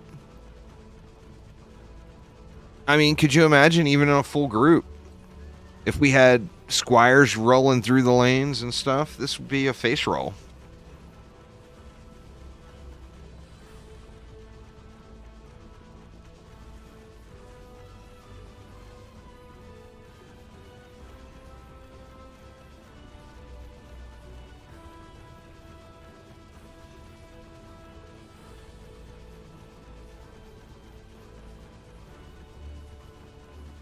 I do kind of like that projectile, too. Maybe I should just go with the keep one. Squires rolling through lanes is always a face roll. This is true. This is true. I mean, it's the benefit of multiplayer. 4 times the hero damage when the hero damage can be just insanely powerful.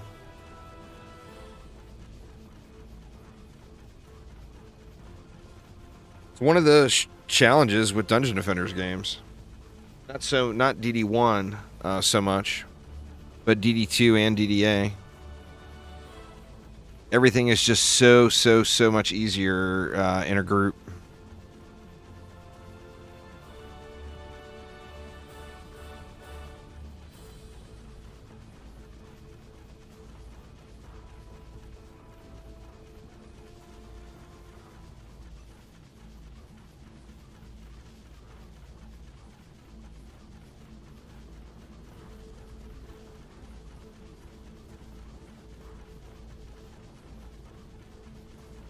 Oop, crap. I keep forgetting to boost, for God's sakes.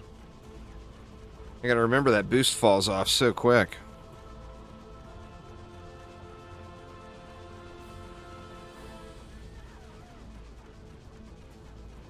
Now, if I move the auras back a little closer, I think my boost... Oh, my boost is hitting that aura, but it's not hitting that one. Look at the damage difference. Oh my god. Is that right?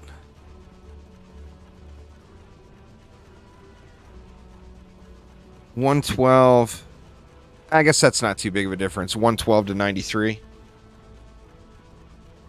Oh, it actually looks like I hit that one too.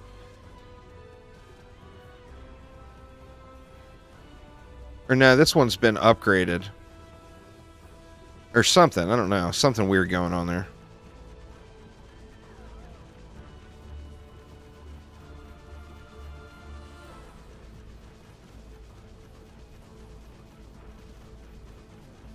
But damn, they are getting it done. They are getting it done.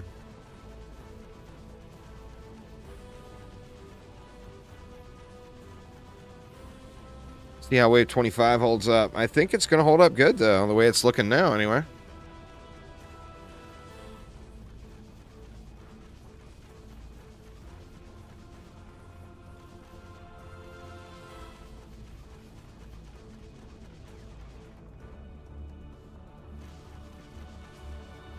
Oh, yeah, absolutely. Because the apprentice boost is rate and the monk's boost is power. That's the dream team. That's why, like, those Royal Gardens builds that we did right at the beginning of the stream, why it was such a huge face roll, is because Monk and Apprentice boosts going off.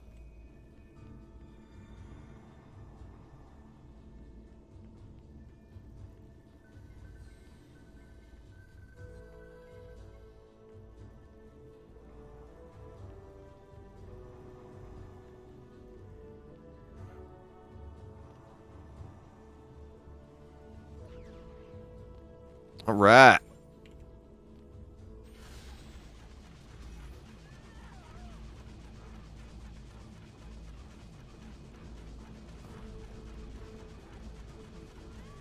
I don't know, y'all. I think this might be the way. I think literally every defense in the game could benefit from this sort of build. I mean, the scaling's not the same on all of them. Now I'm curious about LTs. If you throw a bunch of LTs down here, same exact place, and boost it out, how's it gonna, you know, what's the result gonna be?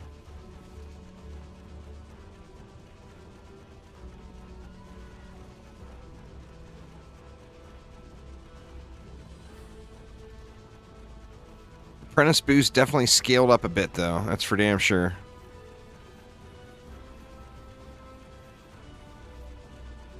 It has ranked up.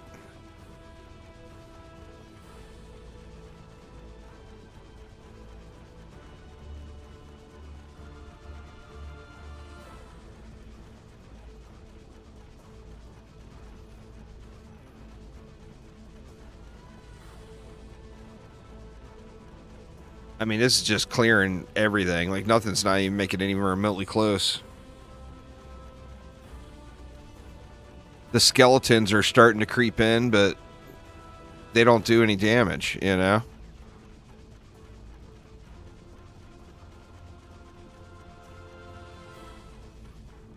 And you could eliminate one harpoon, do better reflect beams, and end up throwing an explosive trap on each lane, and that would just completely annihilate all of the skellies.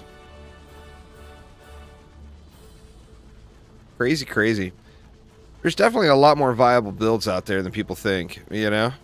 It's just, it's always straight to the meta, or straight to what gives you the most AFK. A normal drop, it will become more common when 110 armor is in the game.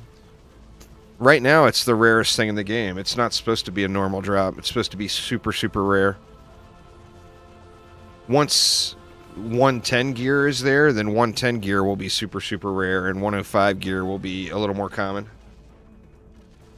So I would say episode 2, or part 2 of episode 2, that'll be here either around the end of this year, early next year.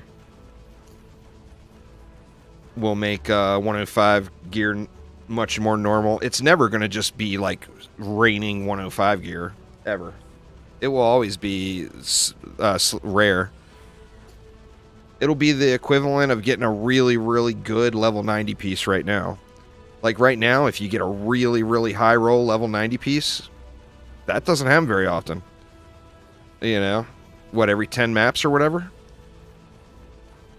You might get one really good level 90 piece.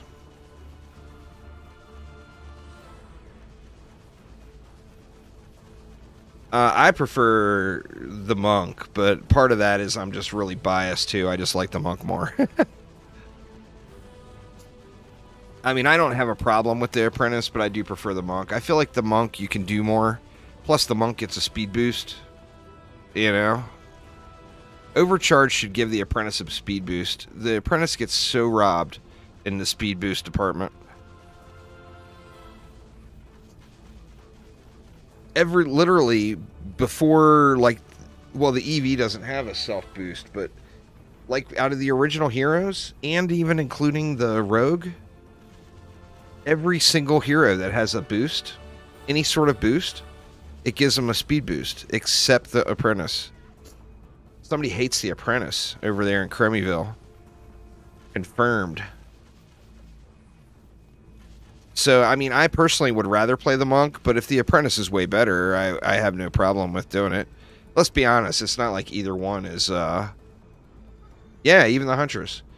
Even the, you know, the apprentice or the monk, it's pretty lazy gameplay. Either way you look at it, you know. What's in the box? Got a crappy hippogriff, a crappy rock, crappy giraffe, a crappy primitive piece because we would just never use it, and then it has the wrong stats. Oh man, that is so close to being really good. Wow, what a huge bummer, man. That is so close. But straight up missing a passive. That was a pretty good movie, really. I mean, it was a pretty sick and twisted movie, but it's pretty good. God, man, that is such a bummer. That's the best looking piece I've gotten all day, but it's too far off to actually use it. You know? Too far away to actually be usable. Such a huge bummer.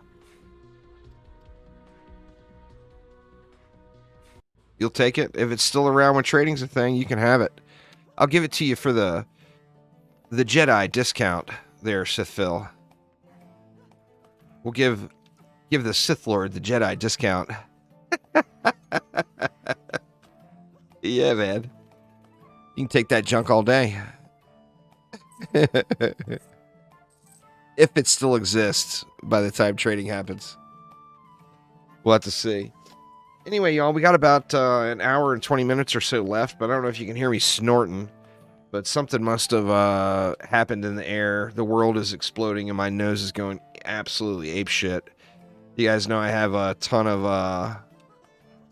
allergy issues. So anyway, we got more stream left, but I got to go deal with this. And additionally, I am out of coffee, which is a bummer. So let me go blow my nose, make some coffee, and take a leak. And I will be right back, and we'll... well, you guys pick. What do we want to do next? Actually, I'll run a poll. That'll be even better. Let's see. Let's do a poll. We will go... What map? And then we'll give... Throne Room... Alk Labs... Spires... Gardens...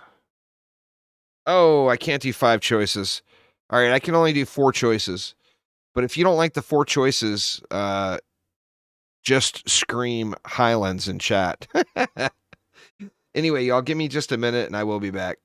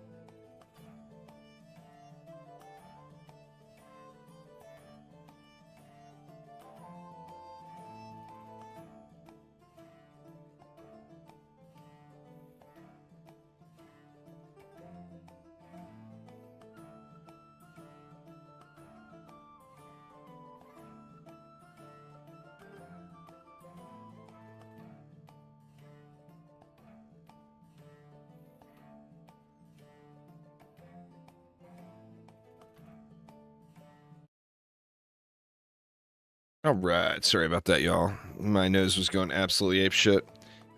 See, in DDGR, is it just the campaign? DDGR does not have a campaign. It is a roguelite game. Meaning every time you play through, you'll get a different run each time. If you're familiar with roguelites, Risk of Rain 2, Gunfire Reborn, those would be better versions of roguelites.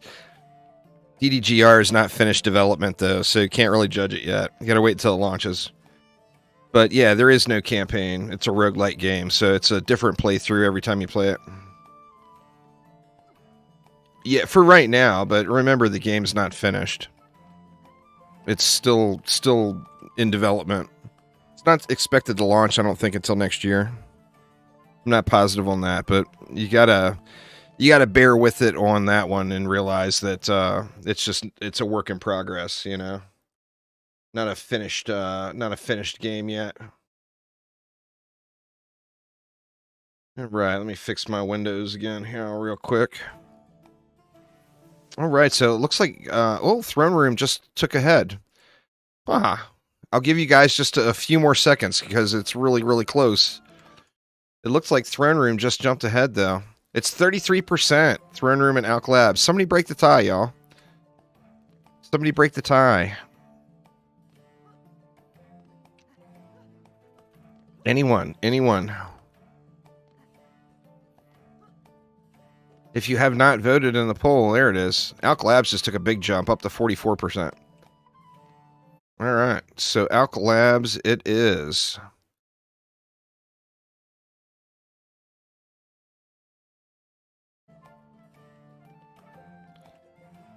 And what do we want to do for Alk Labs? Well, we want to do the spawn kills. So I can actually level a character because I wanted to get more levels on somebody. We want Infernos, and then what are we going to level? Let's see. What do I have? These Squires, I got 1, 2, 3, 4. It looks like I need a Squire, so Gimli here is getting leveled up.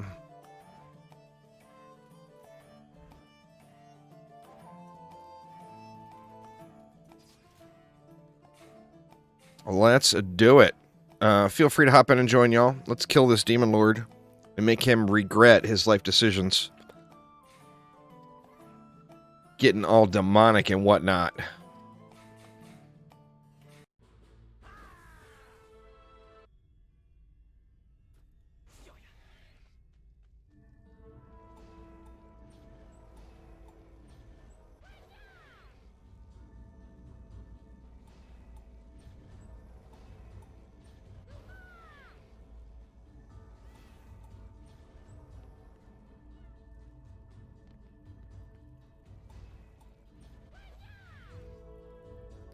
Demon Lord's got to learn his lesson.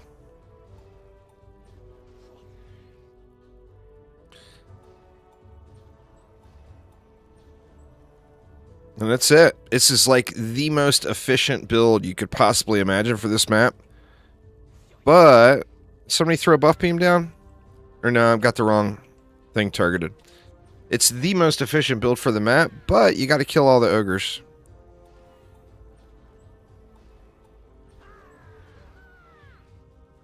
But everything else is going to evaporate like it's no tomorrow. Did I get that lane yet? I didn't get this lane yet. You got to throw the buff beams down last because your R's will overlap, assuming you have decent enough range on them.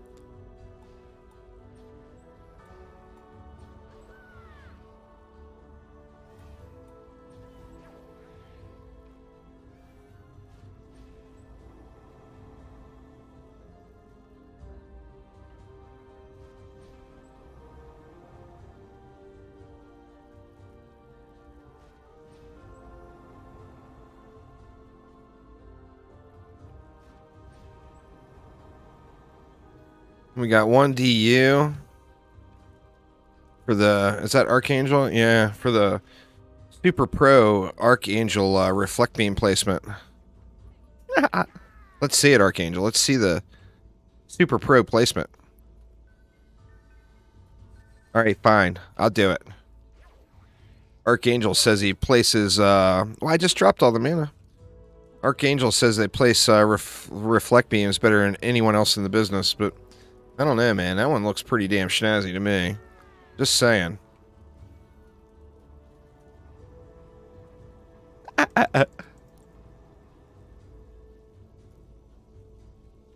All right, let's wreck face.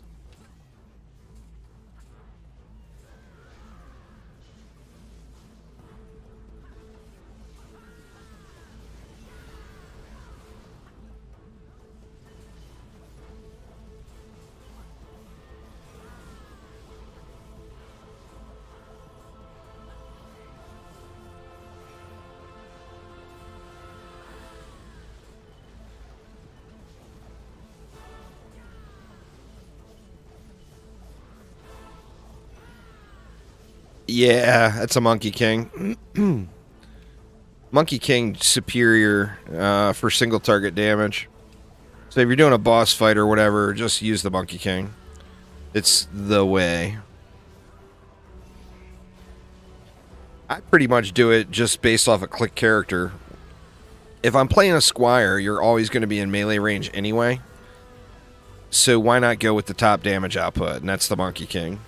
Where on a Warden, you don't necessarily want to be up in things' faces, face tanking them. You want to be back a little ways. So I use the little bomber on the Warden.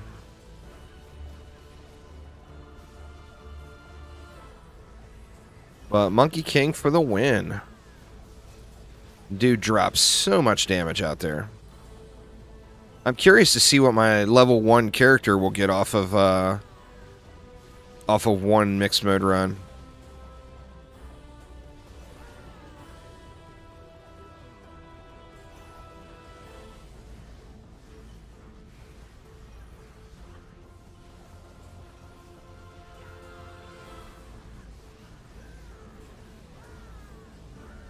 I don't know. We're going to have to find out. I think it really could go either way. I would think that they would give the summoner higher health, especially not having a weapon and relying on the pets. But I don't know. I mean, I literally have no clue whatsoever which direction I'll take with it.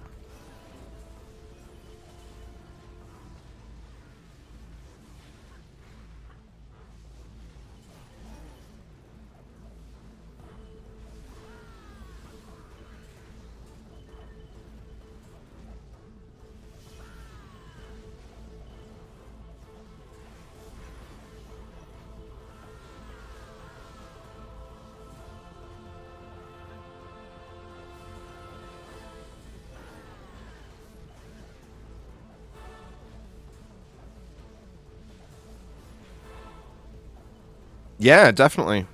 Hell, make 5 new heroes level up, Phil.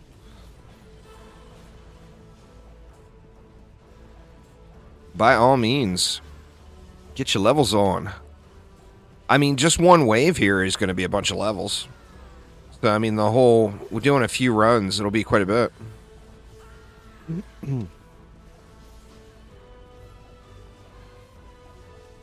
The throne room weapon or the Lichen King weapon, in my personal opinion, the problem or the struggle with apprentice weapons is the shot spread goes really, really wide, and it's hard to have multiple projectiles hit one target. But the throne room weapon is kind of like the monk's projectile from the Lichen King. So you know that kind of like shotgun-y looking blast? That's what the throne room weapon is like for the apprentice. And then the weapon from the keep actually has a really cool projectile, but it is a little bit more spread out. So, I mean, it would be one of those two. They're both really, really good. You know? The Lichen King weapon, the projectiles are tight enough where it's usable, and you're not, losing a chunk of your projectiles. But, the Demon Lord weapon, for example, and even the Summit weapon, those spray all over the place. Oh, yeah, I know. It doesn't matter. I don't pay attention to the boost unless the boss fight. Well, I mean, if I'm going up to an ogre, of course, I'm going to make sure the boost is on, but yeah, I just let it drop during the wave. I don't care. If there's not an ogre to kill, the boost is not necessary. It's still going to be a one-shot.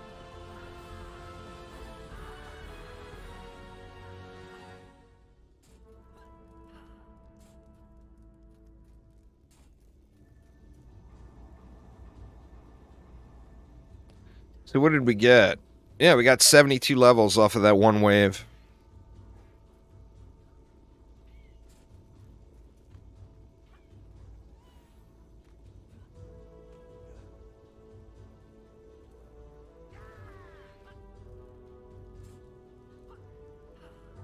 Oh, he's queued up now, so he must be good, right?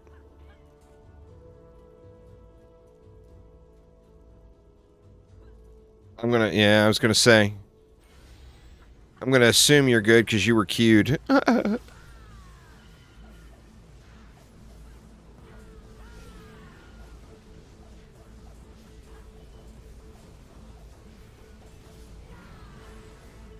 Or you were G'd, not queued. You know what I mean. You hit the button.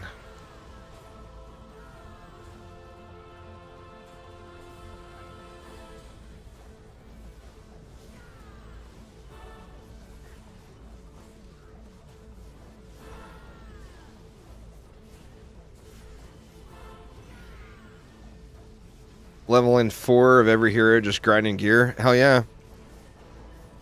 They did make that very nice in DDA. Like, once you get to the top, leveling up is so fast and easy, you know?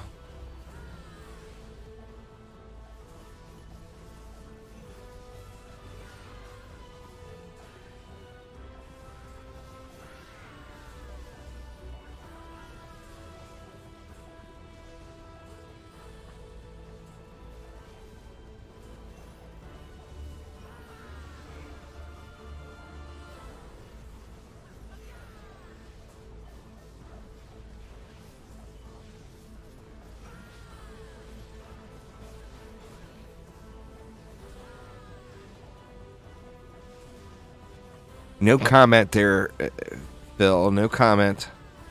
We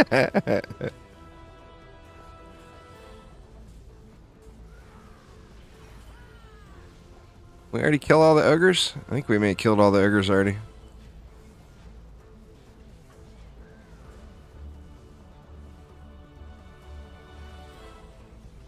When I went to blow my nose and take an allergy pill and all that crap, brew up a coffee, the wife has a bunch of eggs boiling in the kitchen. I wonder what that means. Oh, the ogres aren't there yet. Nope, now they're dead. I wonder if that means deviled eggs are incoming. You know, the spot on the keyboard with the G?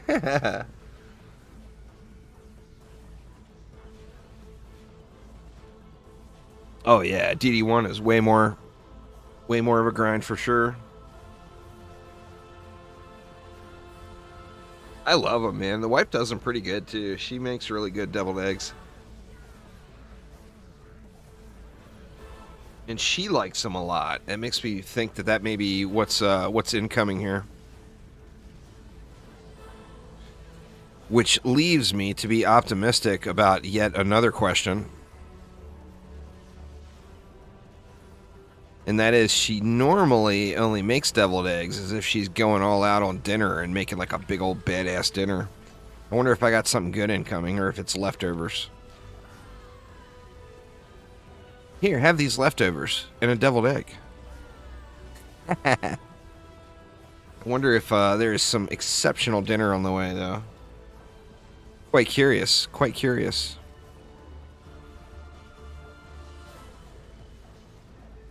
What time is it? It's still early, isn't it?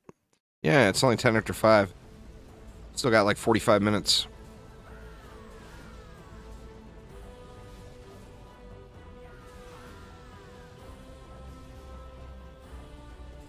Toast, a la toast with the deviled egg. Hey, man, that doesn't sound bad, really. I can use a good egg sandwich. I'll eat me an egg sandwich.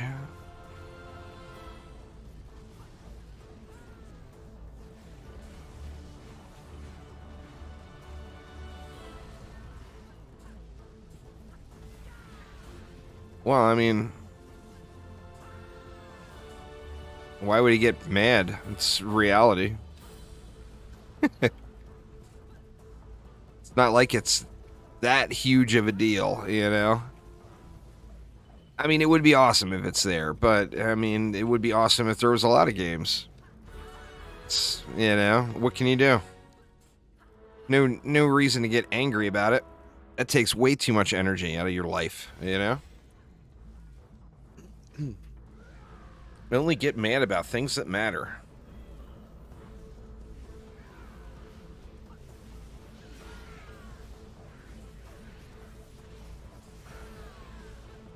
Not worth getting all upset about it. Wife is awake from nap. Nice, nice. Well, enjoy the rest of your day there, Zach. Hopefully, you have some deviled eggs incoming as well.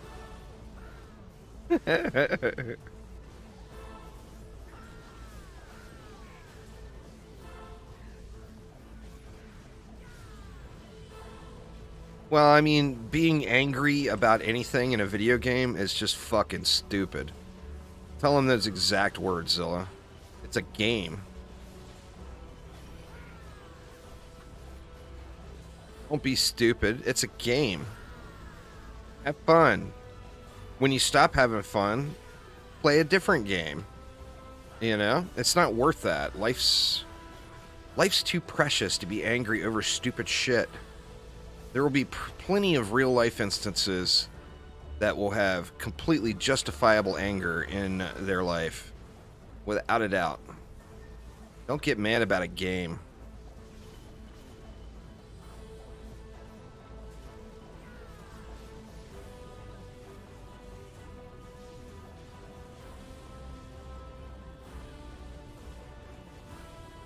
Get mad about all the corruption in society and all the bullshit politics that go on everywhere. Get mad about that shit. That actually matters. I'm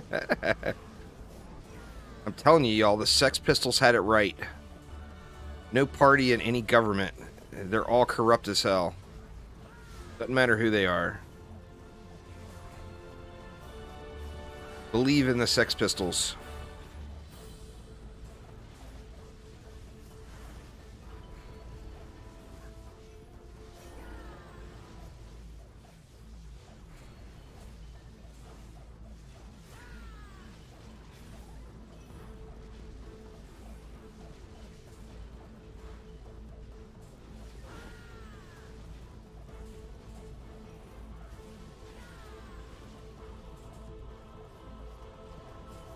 Do I have a favorite game of all time? Man, that's so hard to call.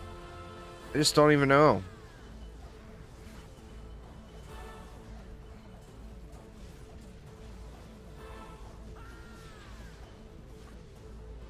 Yeah, I don't know. I just don't even know if I could say that. What my favorite game of all time is. It's so hard. I can tell you what my most played game of all time is. My most played game of all time is World of Warcraft. But like right now, I avoid World of Warcraft like the plague. But yeah, it's a hard one to answer.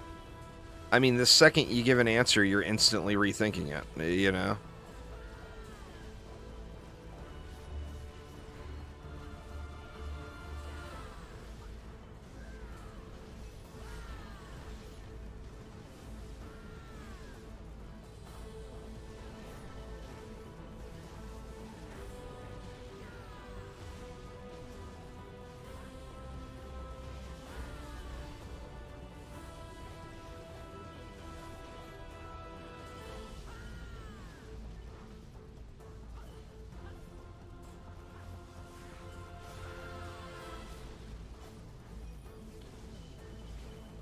I was spending too much time playing World of Warcraft. It was causing real life issues. going on there, guy? Tricks, what up, what up?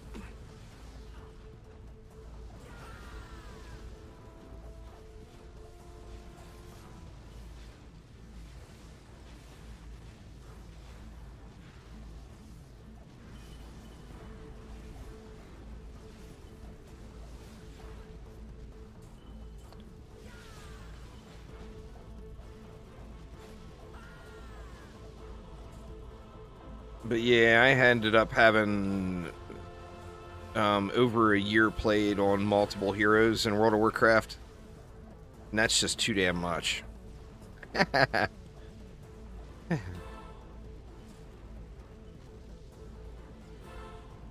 So recognizing the fact I am easily drawn in and addicted to that game, I completely stopped playing it and I avoid it at all costs now.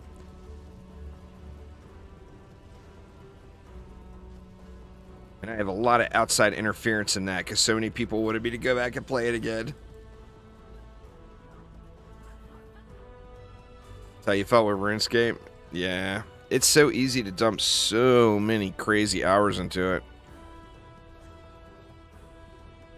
It's still, even, you can add together my playtime in Dungeon Defenders 2, Dungeon Defenders Eternity, and Dungeon Defenders Awakened, and it's still not at my World of Warcraft playtime. Adding all of the games together.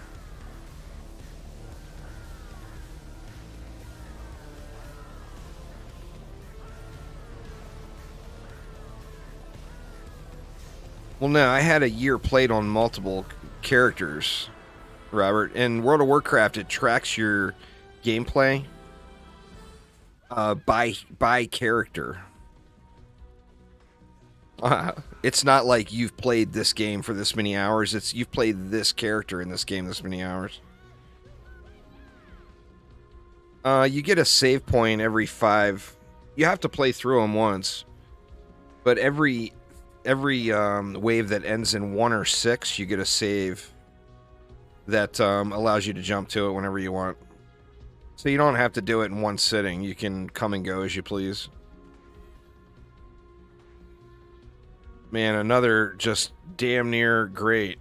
Exclamation giveaway and exclamation OG, just like it says in the title there. We'll get you links to both the giveaways. Range and range, Fort Power range. Crappy Kitty.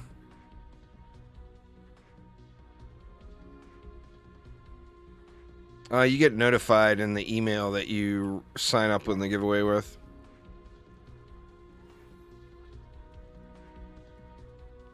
$50 days plus on multiple characters. I had 50 days plus in a bunch of characters as well. But I had my two main ones were over 365 days played. Just so crazy amount of time. Alright, there we go. Finally, the Demon Lord finally despawned. So it was another prop cat. It's not a bad prop cat, but it's not a great prop cat. I'll save it for now in case somebody still needs one during trading. And then same thing there. It's got a really good passive roll on it with that power. But then all the other stat rolls are super low. Kind of a bummer.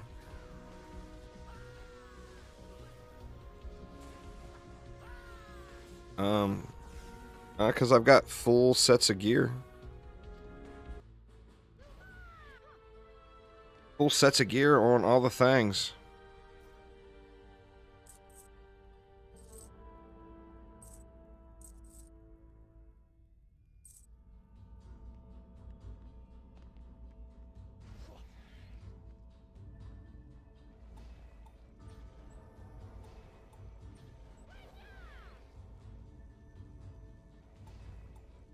Oh, what was my character on one map? So level 76 in one run. That's pretty good. And it was only like, what, a 15-minute run?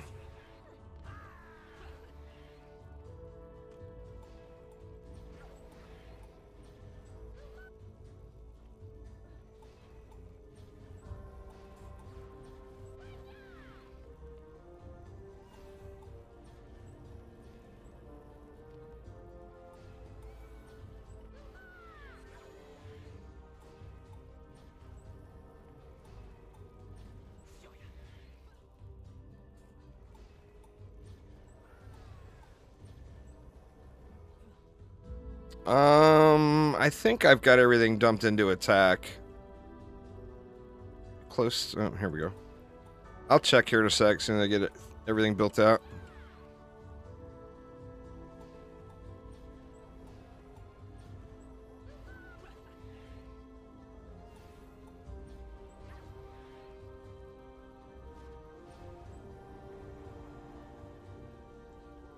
Finally got your electric auras on a fusion set. Nice, nice.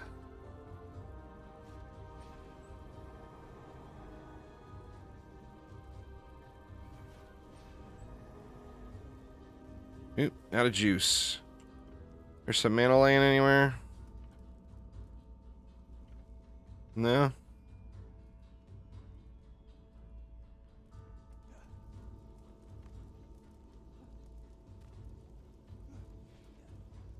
Or we get stiffed on the mana.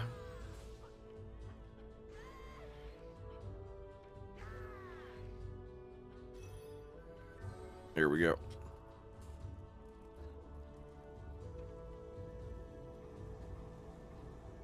Somebody else too. Wasn't just Phil.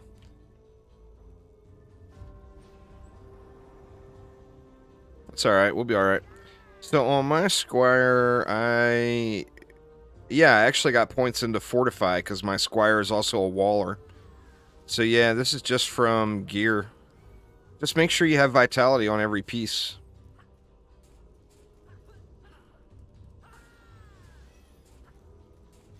So on your pet, on your weapon, and on your shield, you want to have Vitality on all of those.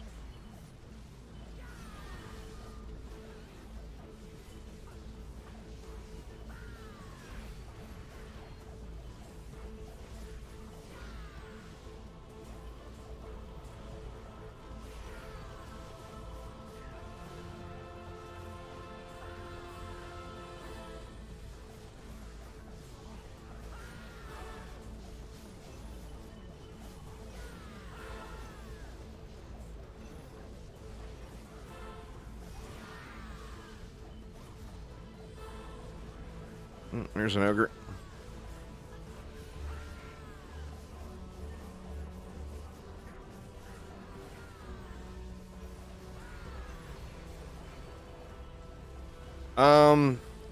Either wisps or DSTs, so either a guard set or a primitive set would be your easiest transition into Rift mode, in my opinion. And then for the second one, you'd want to go, you know, you can just, I know it gets boring, but if you just farmed guard sets as you started off, you'd have your wisps and you'd have gas traps squared away. And having those two things fused is so huge.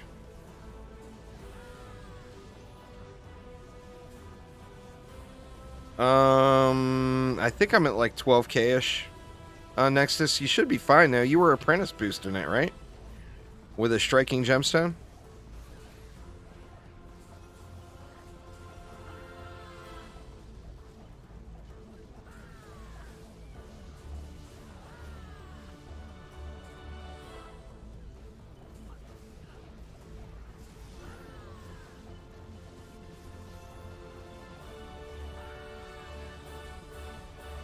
Yeah, having some crowd control and then having a good special enemy targeting like wisps or DSTs damage source is just really huge.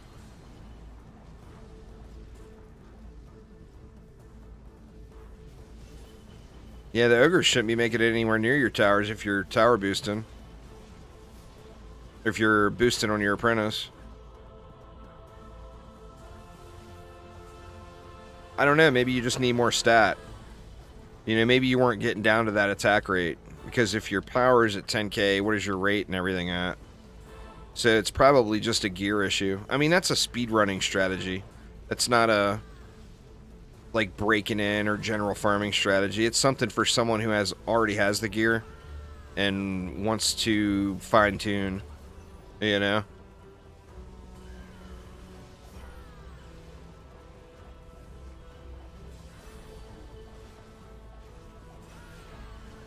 I would say go back to the wisp spam build, because that one is just super, super safe. Same exact build, except use a million wisps instead of the DSTs.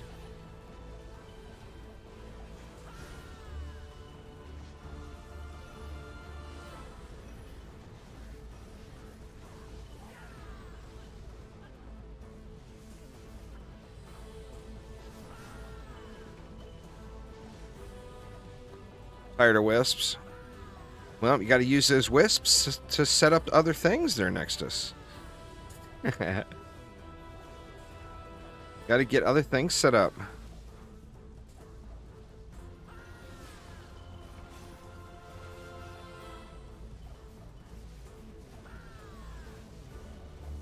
The DSTs just have that shoot through wall thing going, you know, so just makes them so good in a situation like that.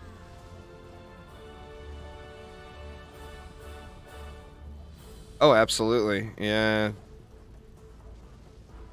Damage of enemies and the enemy's health all scales, and quantity scales with more players.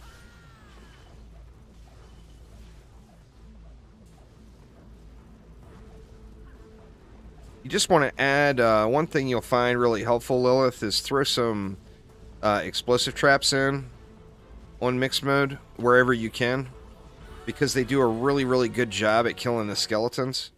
And all of those skeletons, you actually have to kill them twice. So, you know, the faster you can get those burned out, the better off you're going to be. There's a 105 shield just dropped. You get more loot, but it's not a loot quality multiplier, no. So, more players equals more loot, but does not mean better loot. So, what it does mean, though, is since it's more loot, it's more chances at getting good loot. Well, yeah, but I just mean it'll speed... Adding an explosive trap in will really speed things way, way up.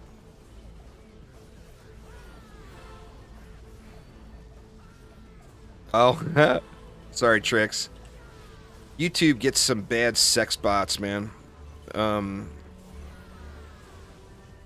When you're live streaming on YouTube, your chat ends up getting spammed with, come visit hotsexyteachers.com.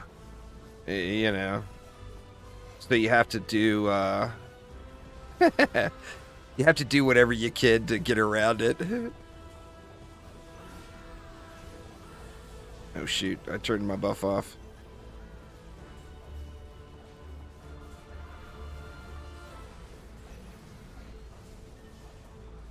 Farming a little wizard. Nice, nice. I took a few more shots at one last night, and that map is really chill. You know what that map is good for? It is so good for Netflix, man. If you got something you want to watch, it's a very, very chill map to run. You know? On survival, of course. So yeah, I spent a little time on that map last night as well. I didn't get it. All my little wizards were shit. Sadly.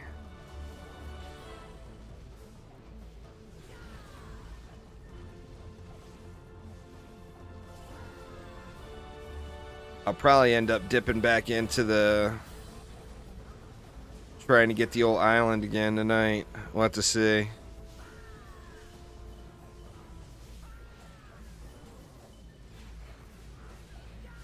Last night, though, we went out to dinner, had steaks, and you know, I had a couple of refreshments and everything, so I just did not feel like doing anything but turn it into a vegetable and staring at flashing colors on screen.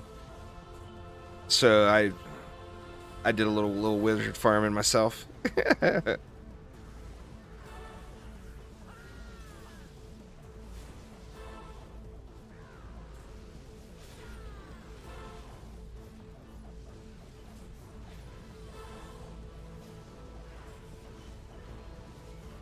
Well, yeah, I mean, it's a super grindy game. I play a lot off stream, but off stream I usually play pretty AFK. Unless I'm like hard grinding something. You know, if I'm hard grinding something, then I'm always, of course, trying to go as fast as I can at whatever I'm doing, but most of the time I'm very, very semi AFK off stream, either watching a movie or like, you know, firing a wave up and walking away from my computer and just letting it run. I don't know when, Marco, but I do know that it will get it. It's just not there yet. There's quite a bit that has to go through certification and everything on the Switch.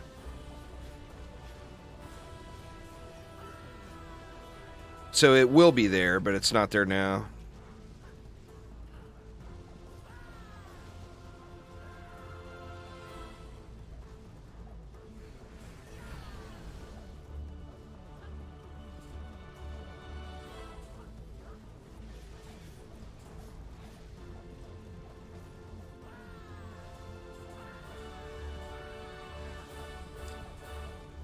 Well, putting text on the screen is a lot of work. I mean, do whatever you're comfortable with. Yeah, it's different. Every wave is different. That's what makes it mixed mode.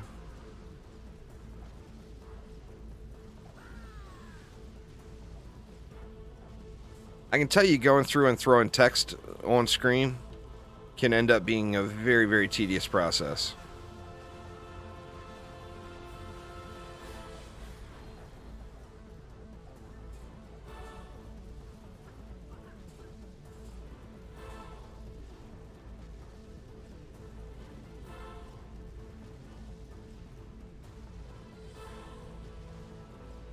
Bunch of junk. We still got one more wave anyway. I was thinking this was 25.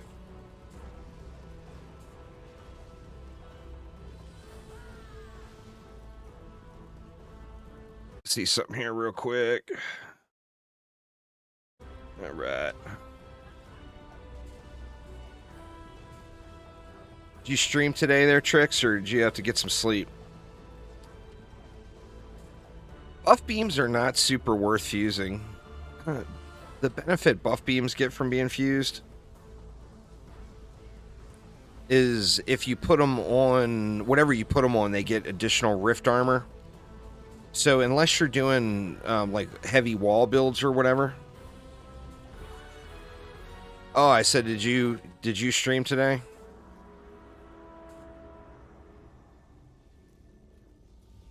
If you're doing like heavy wall builds or whatever, then buff beams are really good for them. But they don't get a huge benefit. I can tell you when the next update comes, I'll be setting an EV up for 6+ hours. Nice. I'll be setting an EV up for that new defense, and then just placing non-fused buff beams on that hero.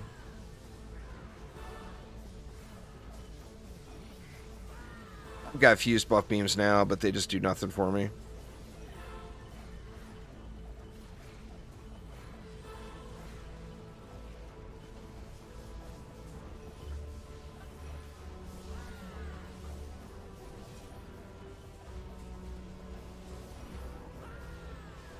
Yeah, that's what this one is too. Like 13. I think I'm like 13k for it, something like that on this guy.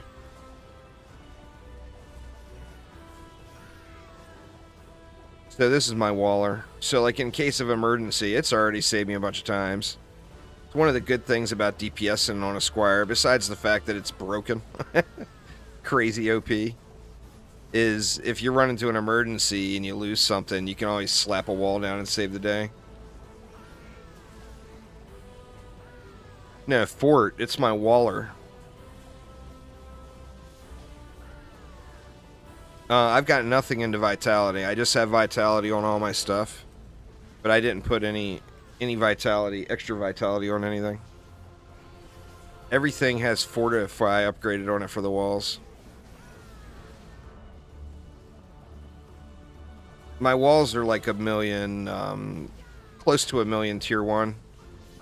Not quite 1 million, just shy, sadly. Need to get over the hump. The good thing is just wallers are super easy to put sets of gear together. All those sets of gear that you find that you're like, ah, man, so close, this piece sucks. But it's like a really high rarity or whatever. A lot of times those pieces are going to have double fortify on them, so you can slap them on and get crazy, crazy walls.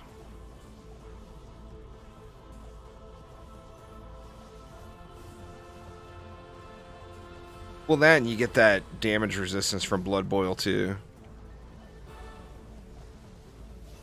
There's still serious survivability issues in DDA, in endgame.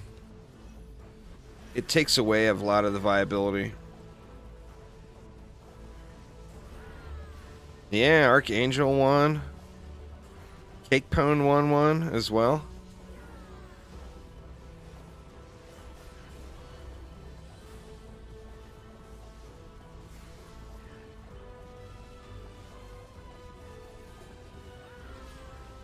Keep getting that one enemy that never spawns. I don't see that very often, but it does happen.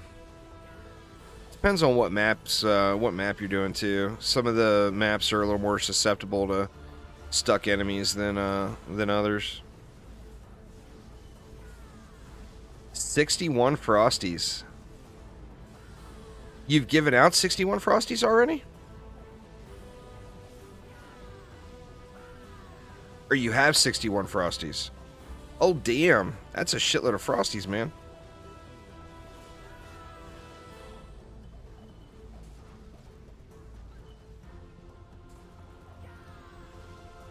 Gotta go get Chewy's pet, too, there, Archangel.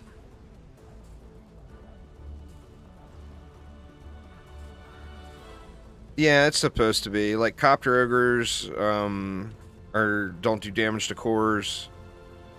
And... skeletons don't do damage to cores. Oh yeah, the monkey is very, very stonks.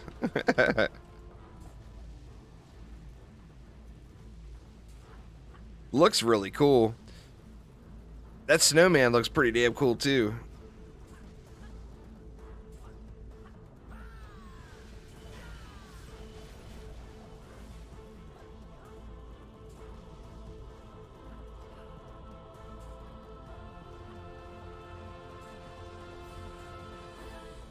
Well, what makes my Squire so tanky is not the 1.1 million health, because that's really easy to get to on a Squire. But I have massive, massive health regen. So, and as I say that, I run face first into a kobold without Blood Boil up. But if I have Blood Boil up, nothing in the game can one-shot me. And I've got crazy health regen, so it just regens right back up to full really fast. Now, for those derpy moments where I turn Blood Boil off, oh yeah, it's over.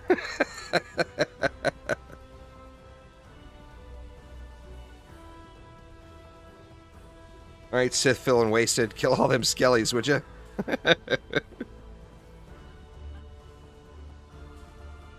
Yeah, every accessory has mana regen and health regen.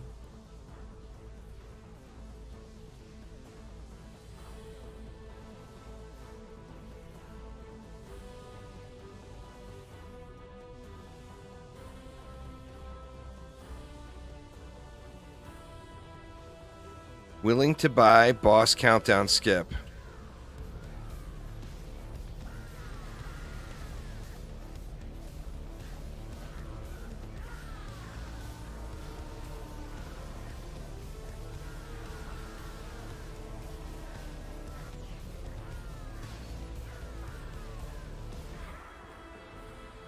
Get wrecked, you big old demon lord.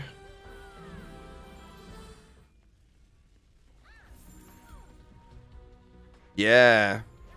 That's such a nice quality of life feature.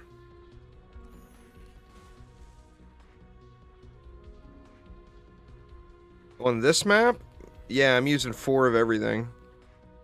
Ensnare, electric, explosive, inferno, and gas.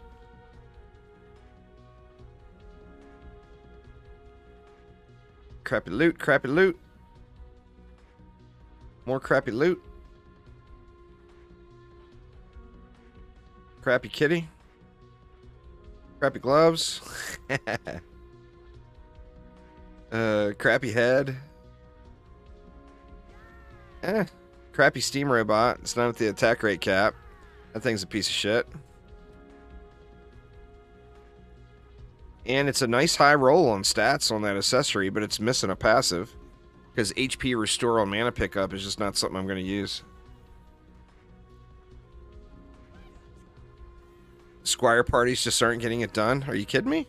The thing melted like so fast.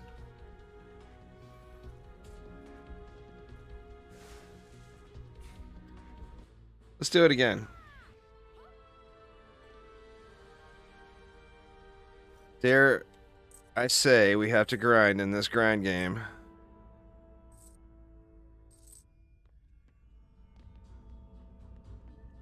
So we go explosive trap, gas trap, inferno, ensnare, and electric. And don't throw buff beams down until you get everything placed, or if you got decent range, you're not going to be able to get everything down.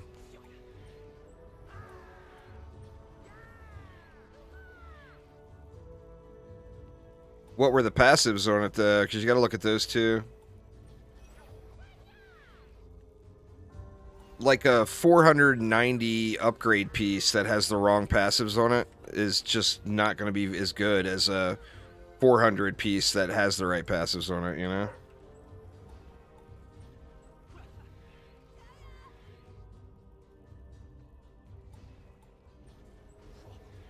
Yeah, there's some good stuff coming.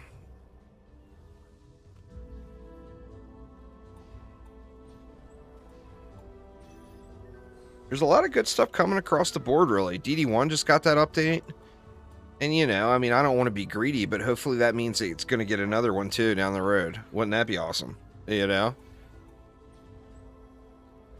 And then after you get all of those laid down, throw your buff beams in and just full up. You got enough mana to fully upgrade every buff beam.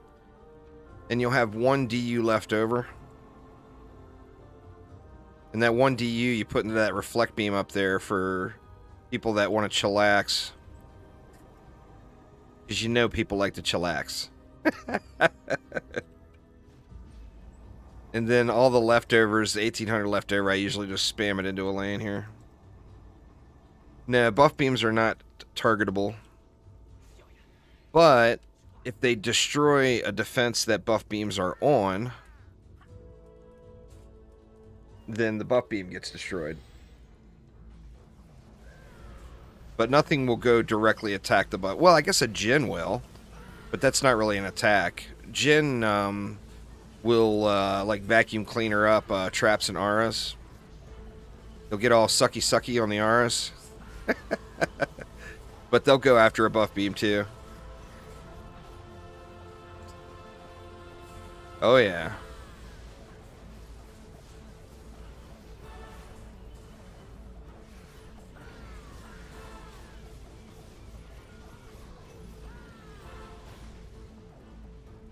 Actually, don't need to be working this damn hard. I could just chillax it out and wait for ogres to come. You know, a couple of weird little bits of framiness. I think it's probably when somebody's ability is going off. Get rid of that guy, though. I ain't gonna have him up here, all up in my face. Crusty maggot.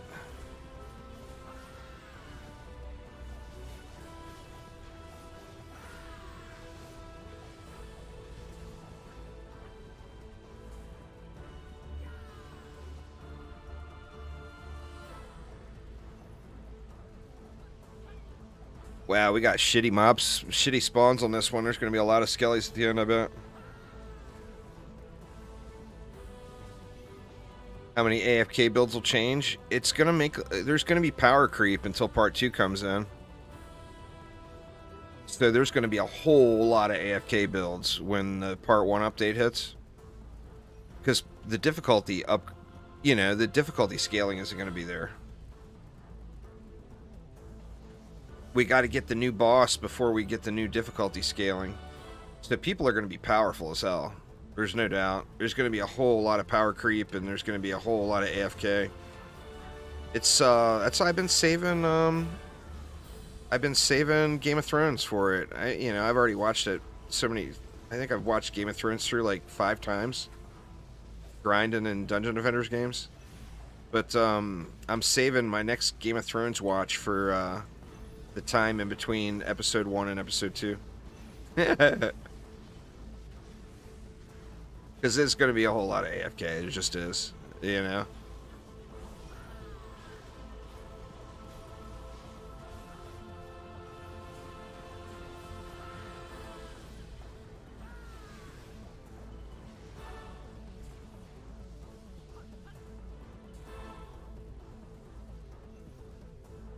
Well, I mean, that's fair. Real life happens.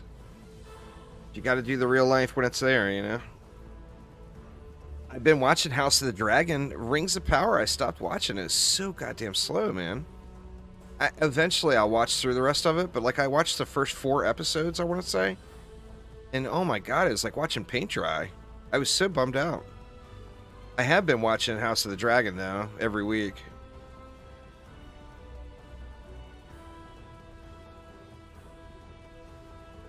Well, that's the thing, is the original books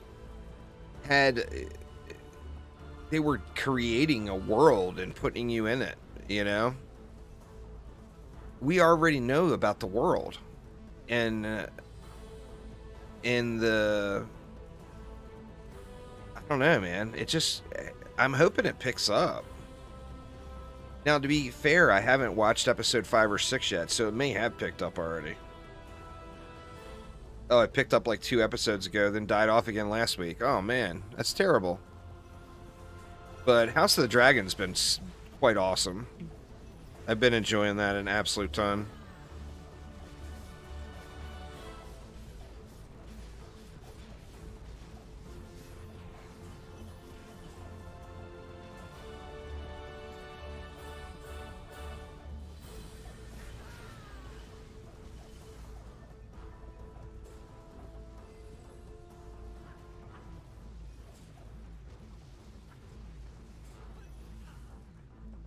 It was probably 5 or 6. Somebody else told me that one of the episodes it really picked back up. I don't remember which one they said it was, though.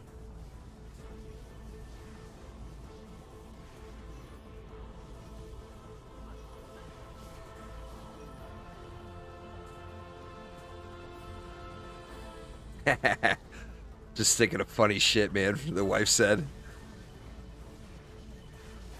Not anywhere remotely like any of those other shows, but if any of you ever watched that that comedy Claws, I don't even know what network it's on.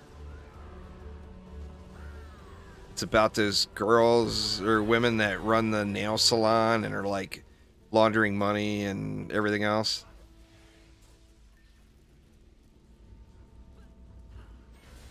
Anyway, there's a character in it. It's like seriously redneck.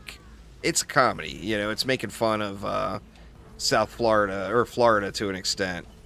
So there's some Florida mans in there, and there's one guy in there that's like the local mob boss that they call Uncle Daddy.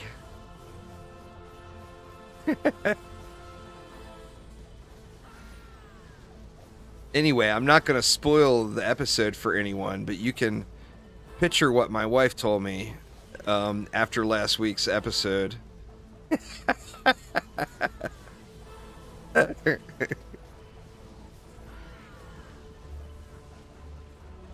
It was just funny.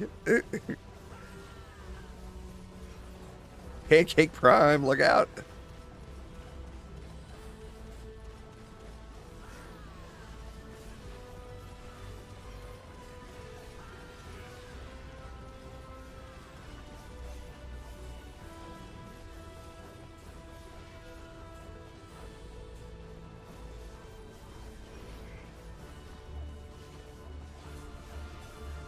But yeah, I'm looking forward to see what happens on tonight's episode. I don't have the HBO. I watch it. My son, a lot of you guys know, was in the. He's actually out now, but he was in the Navy for a long time. And there's a deployed naval personnel live streaming service. That before he got out and went to school, he ended up renewing it for like 4 years so he could have it. But they add a bunch of Disney and HBO and all kinds of stuff to it. So I'm still using that.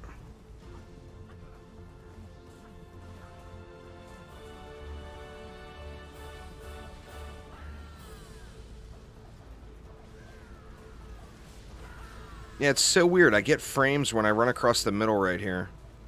Not every time. Just like every once in a while. Maybe it's when the Inferno is going off. Could be. You know, I never watched Ozark. Well, no, it's not those. It's a different streaming service that's available to Navy personnel. And they have a lot of shows from HBO and Disney and Netflix. They put all kinds of stuff on there. They don't have everything, though. You gotta have to take what you can get, but the super popular stuff like House of the Dragon and all, they got all that on there. And it's for, you know, naval personnel when they're deployed. You know, every one of them brought their Xbox or Switch or phone or tablet or whatever with them, so they can watch movies while they're deployed and shows and whatnot. It has a lot of stuff. It's really good. I think Disney, like Disney and HBO and all that, they use that as a tax write-off, I'm sure. I heavily doubt they would charge the Navy for it.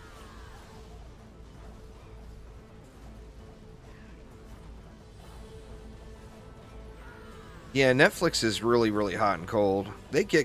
They'll make a decent show every now and then, but it's definitely hot and cold.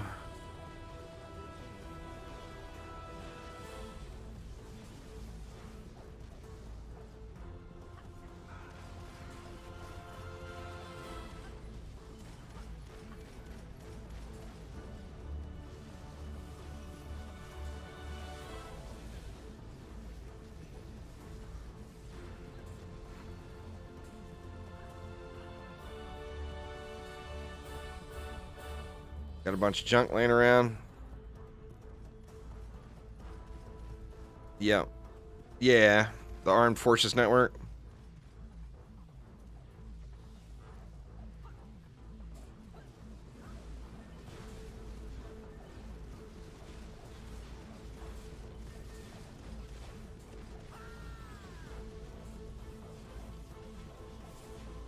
About gods versus humans?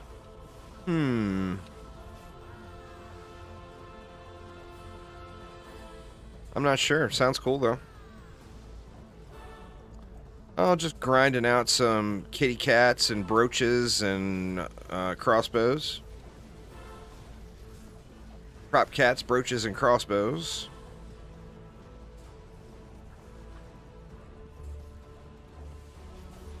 The quality of Netflix here is really good, where I live.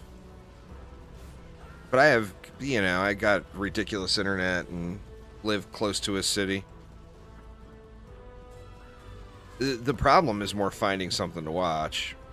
The quality for me has always been good on Netflix, but sometimes it's hard to find something to watch there. Like, you see all the good stuff and then, you know, you run out. And they got a bunch of stuff, but they got a lot of stuff that's just not great.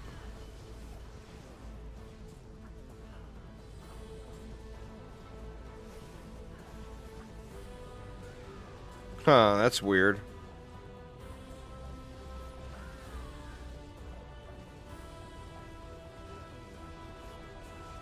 They always blame us, RNG. They always blame us.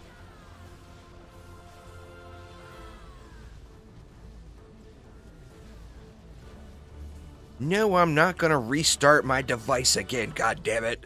I've already restarted the damn thing 6,000 times, for fuck's sake. But yeah, they always try to blame us.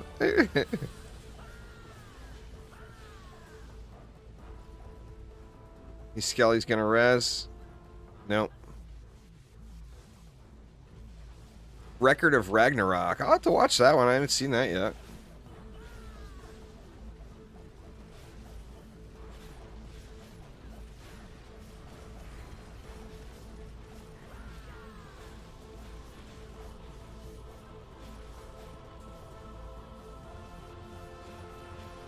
The Skelly spawns are excessive.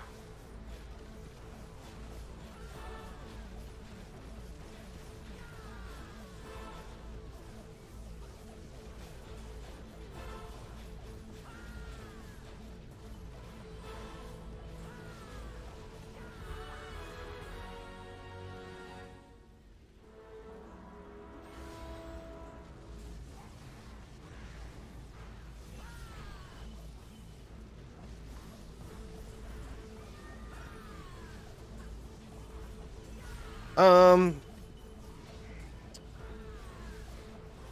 like, Game of Thrones I just talked about, but I like Vikings. I like The Walking Dead through most of the first seasons, but it's kind of gone a little meh. That Viking show that was on Netflix, I don't remember what it's called, Kingdom of whatever. Wasn't that called Kingdom of something? I thought that was good. I actually like a lot of really old cheesy shows too. The old Monty Python stuff and like the Prisoner. Don't laugh at me. That old British TV show, The Prisoner. I can't get enough of that shit, man. I don't know why. I'm not a number. I am a free man.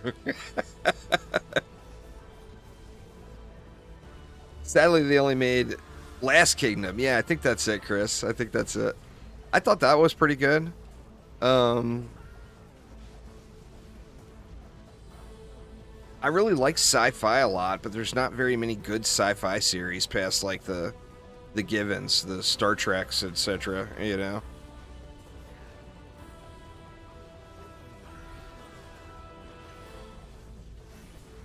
All of the, well, I don't want to say all. Most of the Star Trek and Star Wars stuff I've really enjoyed. Yeah, Firefly was good. I was more into Star Wars, personally, but I did like Star Trek. I didn't dislike it, but I was definitely more of a Star Wars nerd than a Star Trek nerd.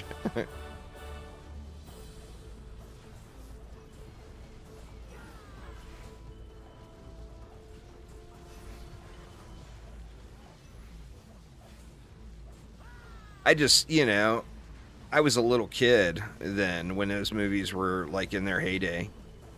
So it was a big deal to me. It's like, oh my God, best thing ever.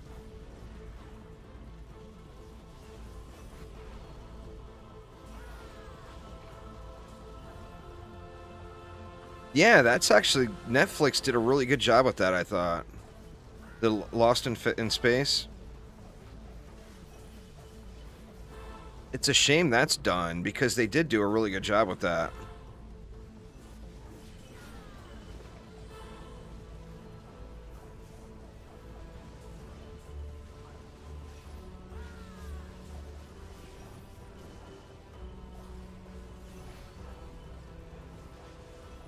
Yeah, The Punisher. I think The Punisher suffered from budget issues, and I thought it was really good too.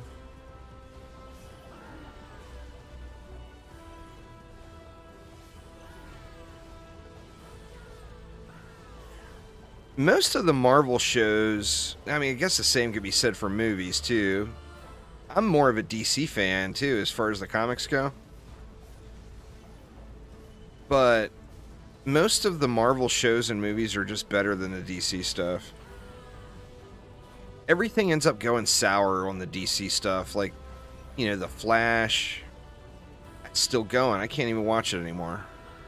It's just so meh. You know? What's going on there, Arn? No real major luck today, sadly. No super shiny pieces.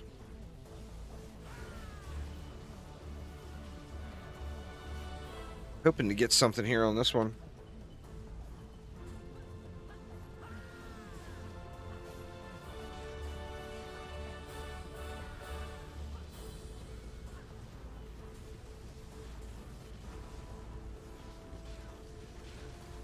You haven't watched anything since Endgame? Just don't like the fact that everyone seems to have the same personality now? Yeah. The Thor Love and Thunder was not good, in my opinion. I was kind of amazed that it got the reviews it got. I mean, part of me was like, WTF. They could have turned that... Yeah, Loki the series was pretty good. They could have turned Love and Thunder into an actual serious Thor movie.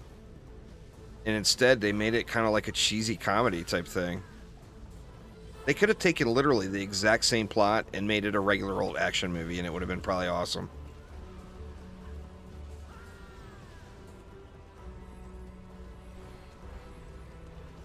Good kitties are all you can get. Well, I mean, if you're taking up all the good kitties there, Archangel, then, you know, what's going to be left in there for me?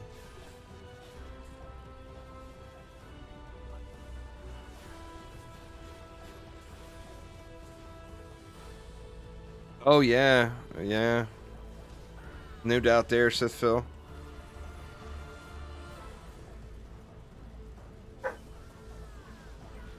I like the other Thor movies, just the Thor Love and Thunder thing. I first was like seeing the plot, Natalie Portman and all that stuff. I was stoked. I thought it was going to be awesome. And then it felt like a cheesy comedy to me.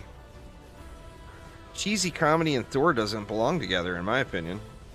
I want some action, man. I want some ass whooping and, you know.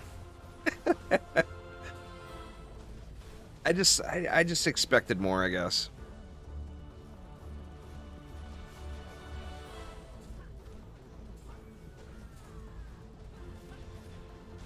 My God, the skeletons.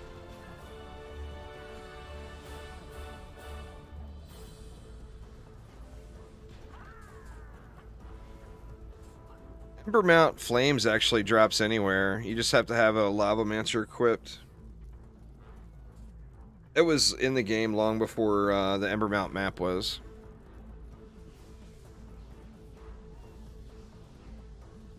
Well, I mean, I've already got a good cat, so I'm looking for an exceptional cat. So for me, it would have to be 400 plus upgrades with all 3 stats is what I would classify as good. But I've already got a pretty good one, you know? So I'm looking for the God tier.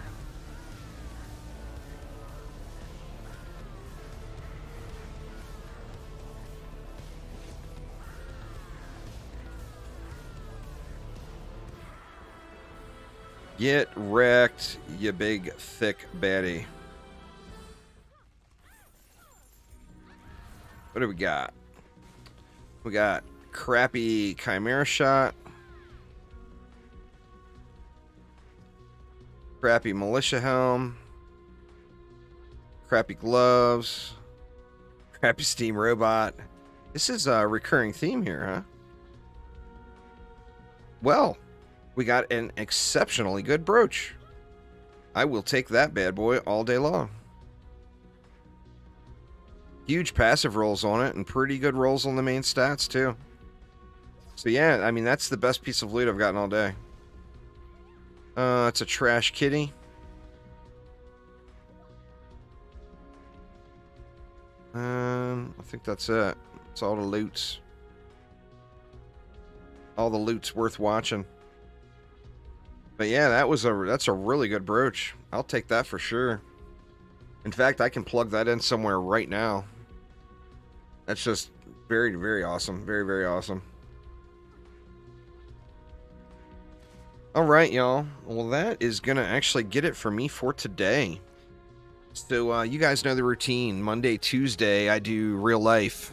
So won't be streaming Monday or Tuesday, but I'll be back Wednesday at 2 p.m. Pacific time. And then next week on Friday, we got the Halloween event starting, so I will be going ham on that thing. But anyway, thank you all so much. I do appreciate it an absolute ton.